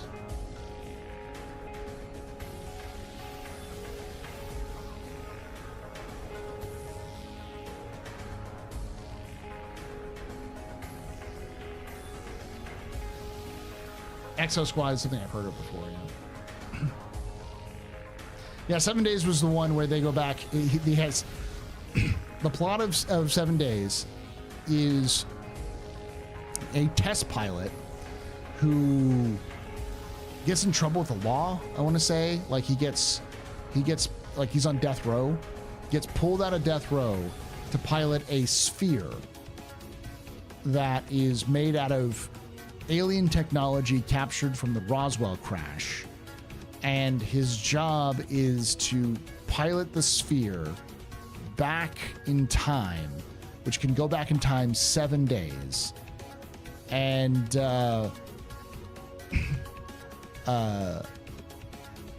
then alert people of a major accident happening to avert the accident.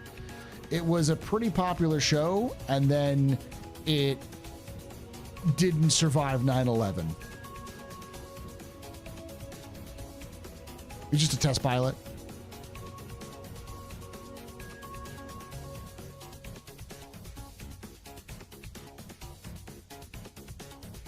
The like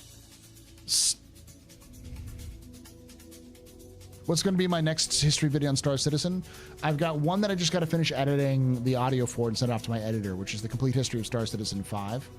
And then the other one is one I'm going to work on tomorrow and hopefully maybe not get it done, but get it close to done because I also have Saturday off, so it'll probably be done by next weekend.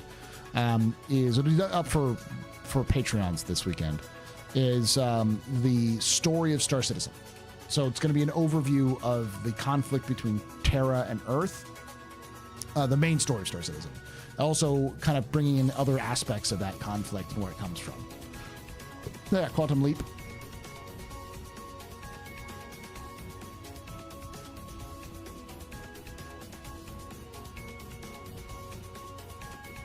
Yeah, Space Battleship Yamato. If you get a chance to watch the irascible Captain... Oh, fuck. We're doing anime. Hold on. Is it the irascible or is it Captain Harlock? No.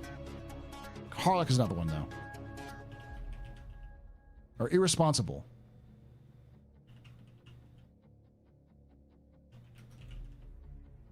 The Irresponsible Captain Tyler, yeah. It's entirely free on YouTube. Watch the whole thing. It is amazing.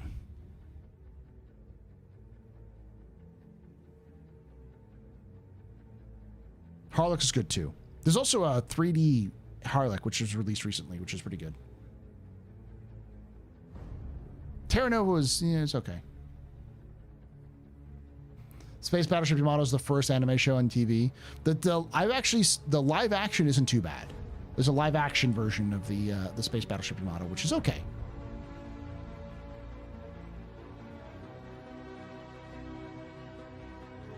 The 3D anime for Harlock is actually really good. Macross, obviously. Makuros. The remakes are excellent, yeah. I've only seen one. Yeah.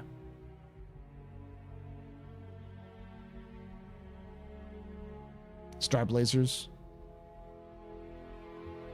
Captain Harlock is fucking vibes, man. Captain Harlock, the 3D, it's done by the same people who did Appleseed. It's just so... I said the bang stain fucks. It fucks. It is so good. Like, the story isn't really, really good, but the visuals and the aesthetics are just dripping with character. It is just so well done.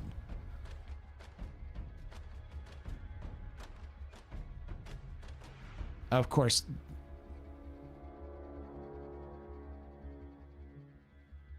Star Blazers is Yamato. Is that what it's called? Oh, I didn't know that it was called Yamato in the US, or in the Space Blazers in the US. Penny was another fantastic one. It's based off of a comic book series.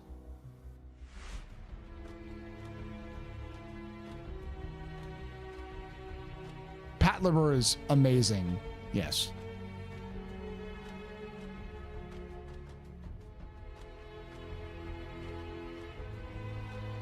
They were 11 on YouTube. It's really good. Stand by for Titanfall. Yeah, Castaways, but the Cosbands were really good.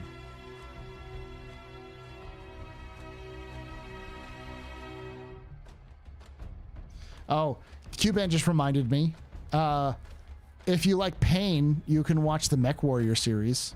I think it's technically BattleTech, the animated series. It is not good. And if you're into Pain, you can also watch the Wing Commander series, Wing Commander Academy. I believe they're done by the same studio. I wouldn't be surprised they're done by they look like they're done by the same studio. So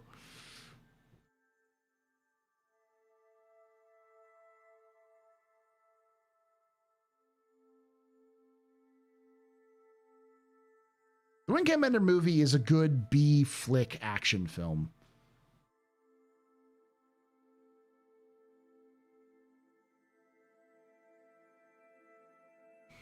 That's cheating, though, Eternal. If you haven't seen a Gundam series, chat, watch a Gundam series. The only one that isn't directly space related that has a ton of spaceships is the one that came out in 2000. It's the one with the giant, the Gundam with the mustache. It's got a very heavy like turn of the century steampunk vibes. That's technically far future. I can't remember the name of that one. It's really well regarded. Turn A, yeah. Turn A is the only one that I would say is not a sci-fi because it is so steampunk oriented. But yeah, pretty much any Gundam other than Turn A, you're gonna get yourself some sci-fi space bullshit. Iron-Blooded Orphans has some sci-fi space bullshit. Probably the most sci-fi space bullshit is since Luna Maria's here, is Gundam Seed. Gundam Seed and 00 have some of the most sci-fi based space bullshit. Wing has a ton of sci-fi space bullshit. Obviously the original does too, but there's so many. UC has so many different versions that, like, it's not all. You can't really like recommend anything from UC other than that.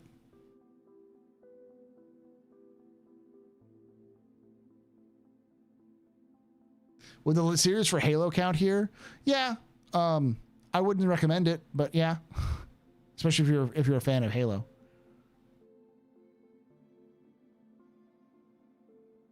And if you watch the right one, you get colony drop bullshit.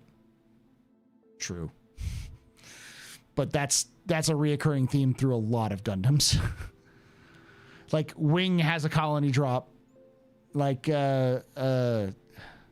I want to say 00 has a colony drop. Seed might even have a colony drop. I think all of them have a colony drop in them.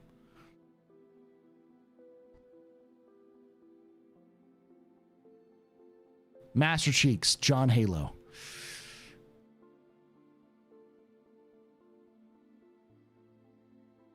I used to love Wing, but the more I watch Wing, every time I go back to Wing, I hate it more and more. Because Relina Peacecraft is such an insufferable cunt. I know what they were trying to do, but that whole it kind of gets aimless in the middle and then falls off. The Gundam designs were pretty good, and Tall Geese is still the best Gundam design ever made. Fight me.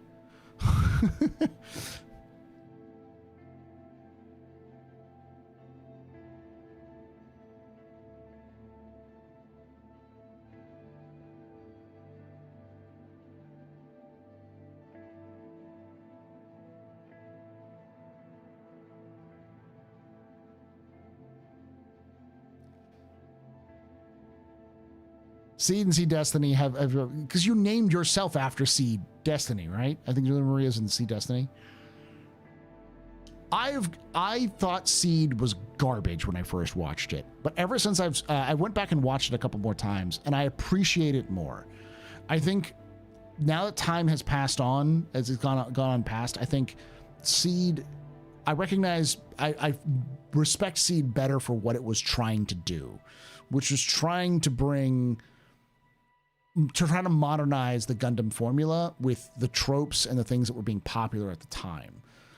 And where Seed really excels is when it gets close to what am I trying to think of? It's a fantastic what is it called? Code Geass. It feels like a trial for Code Geass. When it gets close to Code Geass's sort of like political shenanigan bullshit and all of the things that they did that Sunrise did with that show is like the best parts of Seed remind me of Code Geass.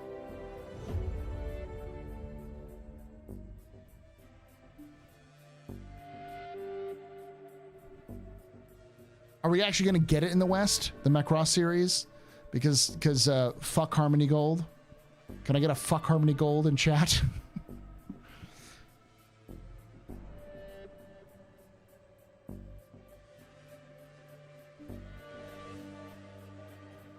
And all the Macross minus OG series and movies are coming to Disney Plus in the US. I told my partner to watch Code Geass. He asked me what genre of anime is, and I said yes. That's a good way of putting it. If you enjoy mech or mecha and you live in the Western Hemisphere, you should you should hate with violent passion Harmony Gold. They are one of the worst things to ever happen to mecha. They still exist, and if I ever make it big, I'm going to buy it. I'm going to buy all their patents from them, and I'm going to make them free for everyone. That is my one stupid thing I do with shit tons of money. Either buy it and burn them, or buy it and turn them into like a group that's solely dedicated to promoting and buying old mecha series and bringing them to the US and preserving them for everyone to see for free.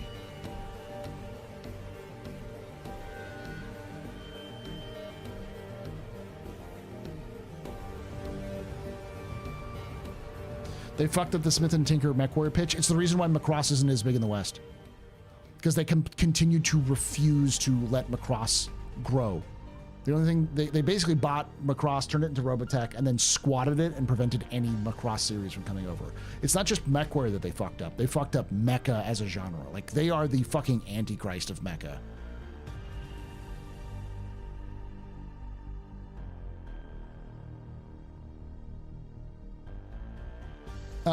You got to go with the Mad Cat, you know, the Timberwolf, for me. That's just me. Then in lawsuits, it finds out they didn't own all the rights. No, they didn't. But they were willing to sue everyone into oblivion because they wanted to get money. Because they're patent trolls. They didn't actually give a fuck. Eternal Varengia, Eternal. The fact that you said blue gender makes me like you a lot. Blue Gender is my favorite mecha series because the creator of Blue Gender, and I always forget his name. He also did Armored Trooper Photons.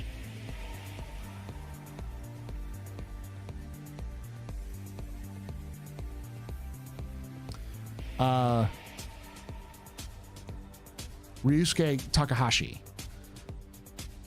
Ryusuke Takahashi did Armored Trooper Photons, did a couple of other shows, but he was part of the original Gundam series. He's one of those people who worked for Sunrise.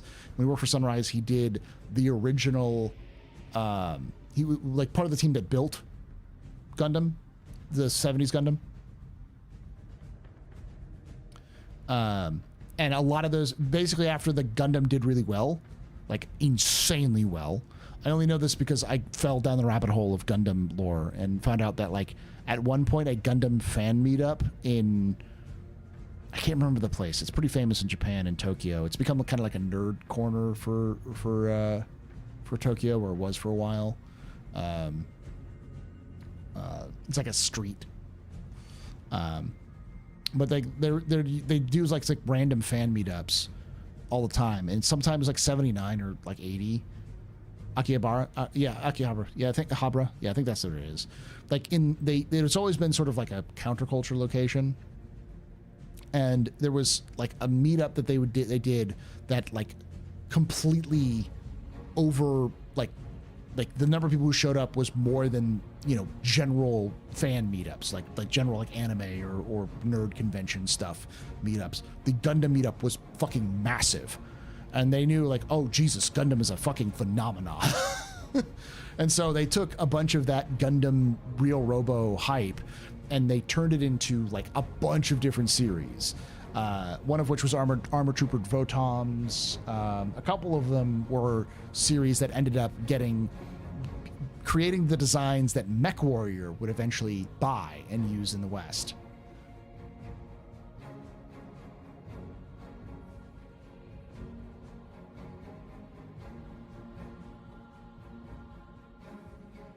I still remember the drama when Harmony Gold blocked the Western adaptation of Macross Frontier. See, that's what I mean, Luna. Like, Macross is a huge deal overseas. I think it's pretty much anywhere but, like, I think Canada and the United States. Like, more people know what Macross is. Like, the reason why the West knows Gundam is because of Harmony Gold. Yeah, I gotta go to bed here shortly because it's past midnight. Yeah, that was the one with the aliens. I love it because the thing that Ryusuke Takahashi does is that Ryusuke Takahashi is depressing. He is suffering from like a serious case of the world fucking sucks, but he is fascinated by how the world works. So like, people suck. The world sucks, but he's really interested in how people think and how that thinking interacts with political structures, while also having giant robots punch the shit out of each other and or giant bugs. He loves giant robots, but he also likes political bullshit. He has well, I can't remember which series it is, but there's one series that he did where he does an entire episode that's just negotiations of a farming deal, of land use for farming. That's it. A show about Mecha, or an entire episode, is a diplomatic debate about land usage for farming. And it's like, this man gets me. This man understands how I think. The world sucks. Let's talk about how awful things are. But also, here's a giant robot that's going to punch another giant robot to death.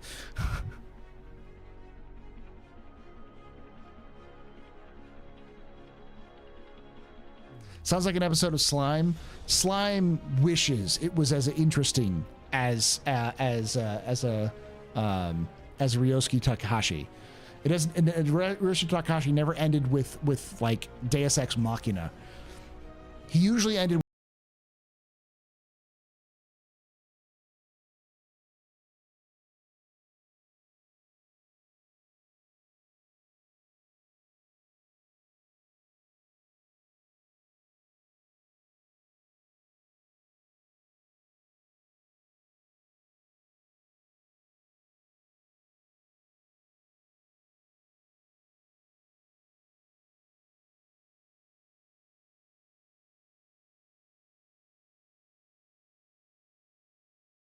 Says, how you doing? You just came at the right time. We're talking about Mecha. How you doing? Yeah, the band in Macross Delta became a real band with the same name, and they did concerts over thousands of people. Yeah.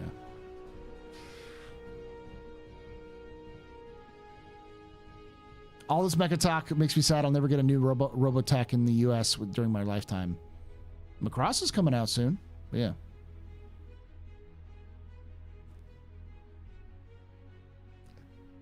Just the whole episode being a meeting. Yeah, I like Slime, don't get me wrong, but they often squander a lot of that political world building with, like, Deus Ex Machina. They announced the new Macross at Final Vocal Concert. Isn't it being done by like Sunrise? I think I remember that. Like the new Macross was coming out and it was being done by Sunrise Studios, which seems like a what the fuck just happened? Did I just hear what myself? Maybe there was just a rumor I saw. Sunrise? Jesus fuck, man. God. Okay, so for those of you who don't speak Mecha nerd, the people who do Gundam are now doing a new Macross. The people who basically invented and continue to pioneer the mecha genre in like animation, Sunrise, because they also did Code Geass, are taking a crack at one of the most iconic mecha series of all time. Drugs. They may have done some Cowboy Bebop.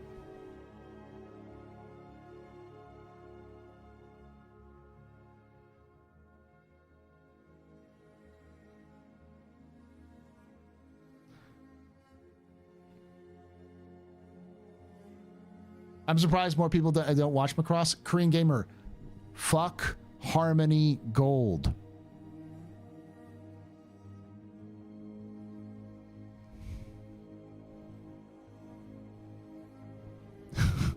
That's why Harmony Gold blocked Macross's entry into the West, because they purchased Macross, the original Macross, and turned it into Robotech, and refused to let any new Macross series enter the Western markets.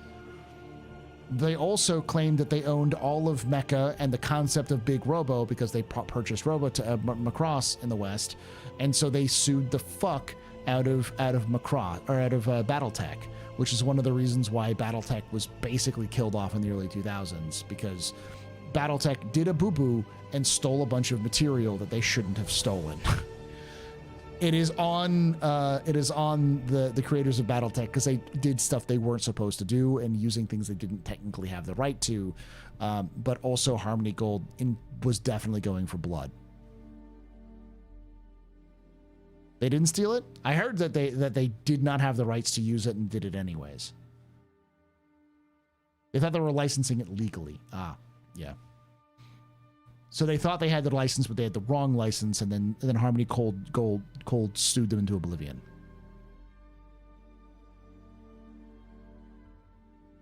I remember that now. I remember hearing about that. It was like because FAFSA bought a lot of stuff from Japan. One of my favorite mechs, the Wolverine, is also a Ryusuke Takahashi standard. I forgot the name of what he did. Let me look it up again. Oh, Fang and the Sun Dogram. So Dograms. Yeah, that the Fang and the Sun.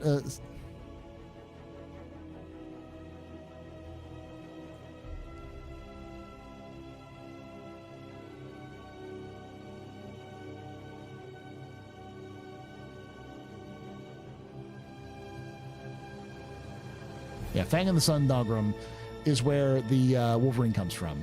The Dogram is actually the Wolverine.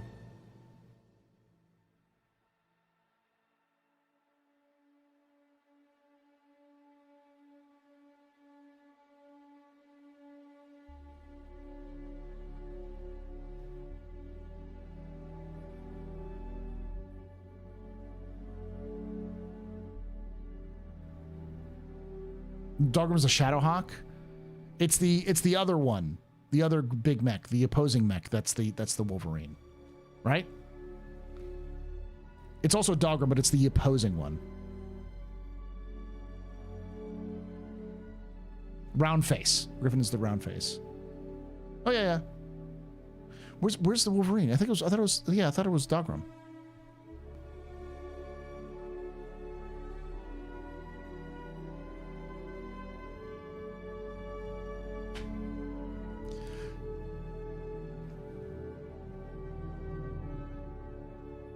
Carl Mack died years ago. Okay.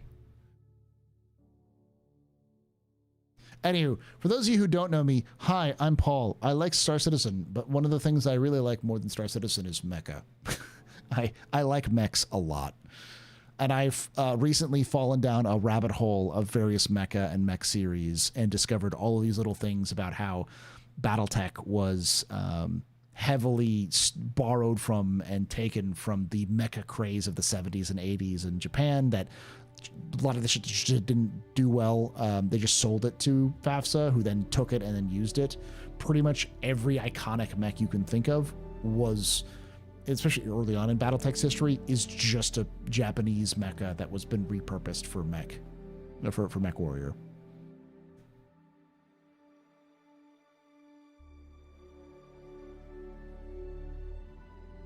Robotech is a Western adaptation of Macross, and Harmony Gold block any other Macross adaptations to keep Western focus on Robotech.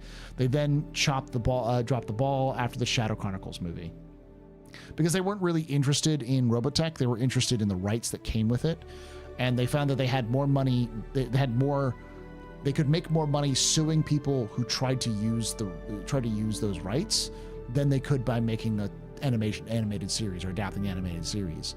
So they spent much of their later existence basically being a patent troll and suing anybody who tried to bring Mecha into the West.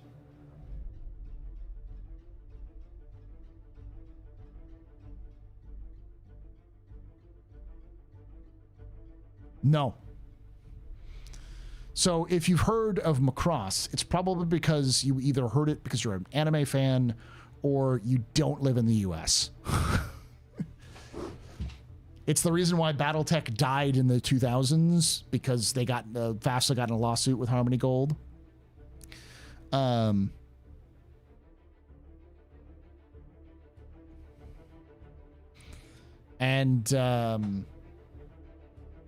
It's the reason why you really didn't get a lot of like the only reason, I think probably the only reason why Gundam it wasn't added to that was because Gundam came over uniquely on its own. Yeah.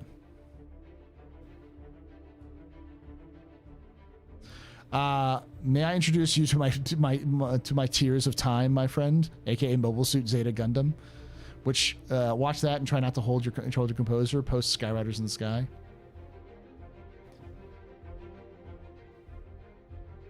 Yeah, someone's asking if I like, you know, you'd like BattleTech. I love BattleTech.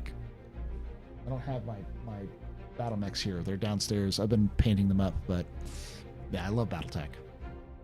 All right, I have been way later than I should have. Y'all got me talking about Mecha, and you know what's going to happen. And yes, to bring it back to Star Citizen, we do have kaiju. I need a fucking mech now, CIG.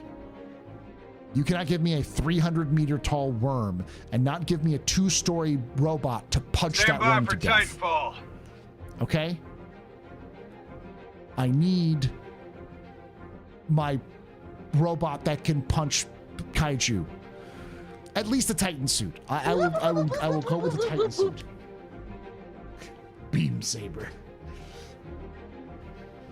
Like, CIG has already crossed the realm into these sorts of gigantic creatures. You cannot tell me that they can't give me a battle mech. What's a good place to learn about painting models? I'm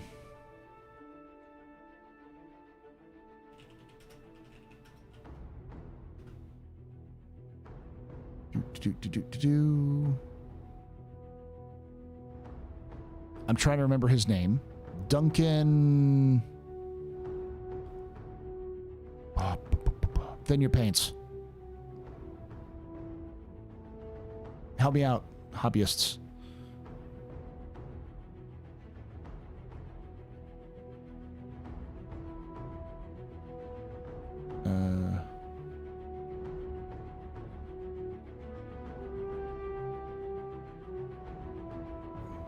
Duncan Rhodes, thank you. So if you're looking to get into painting, Duncan Rhodes is a fantastic content creator. He used to work for Games Workshop. He's one of their instructors and professional painters. He got pretty famous for talking about too thin coats, was his big quote, and thin your paints. Showing people how to do it. It became a meme, and he ended up leaving Games Workshop, forming his own company, making his own paints, and he still does videos on YouTube to tutorials on how to paint Warhammer, BattleTech, Age of Sigmar, Warcry, a bunch of different things. So he teaches you a lot about how paints work and how to use paints and that kind of stuff. He used to paint the models in the box art, yeah.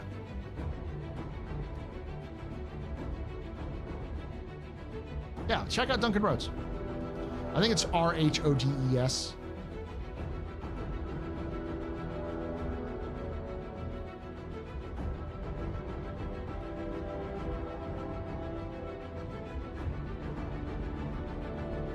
My sources for painting the models are all Japanese. Probably can't help. Probably not. Oh, by the way, before I go, did I tell y'all that I almost got my hands on a EZ8? My local friendly game store had an EZ8 model, and I was like, I didn't have the cash to buy it at the time, but I was like, I want you. I want to take you and assemble you and paint you. And then I was like, oh, I'll be back the next day, because I'd have money the next day. I went back the next day and it was gone. I'm like, fuck, I should have just bought it. It's like, no.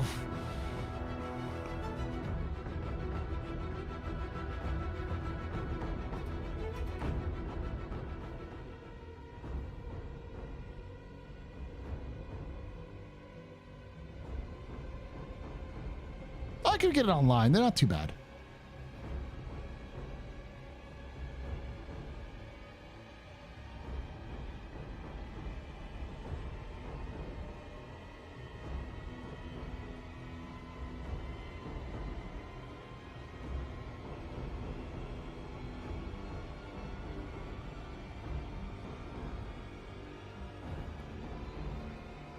Before you go, you're not going anywhere. We're going all night, yeah. I'm gonna head to bed now because I'm too tired.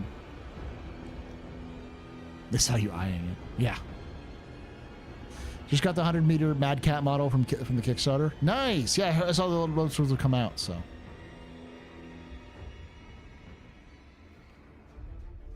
I might get it to. I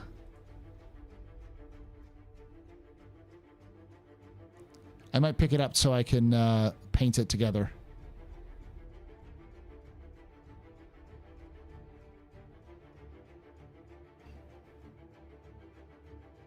I need a model kit. Is this just a model kit or is this a... Oh, yeah, it's a model kit. Okay. It's pretty cheap. $23.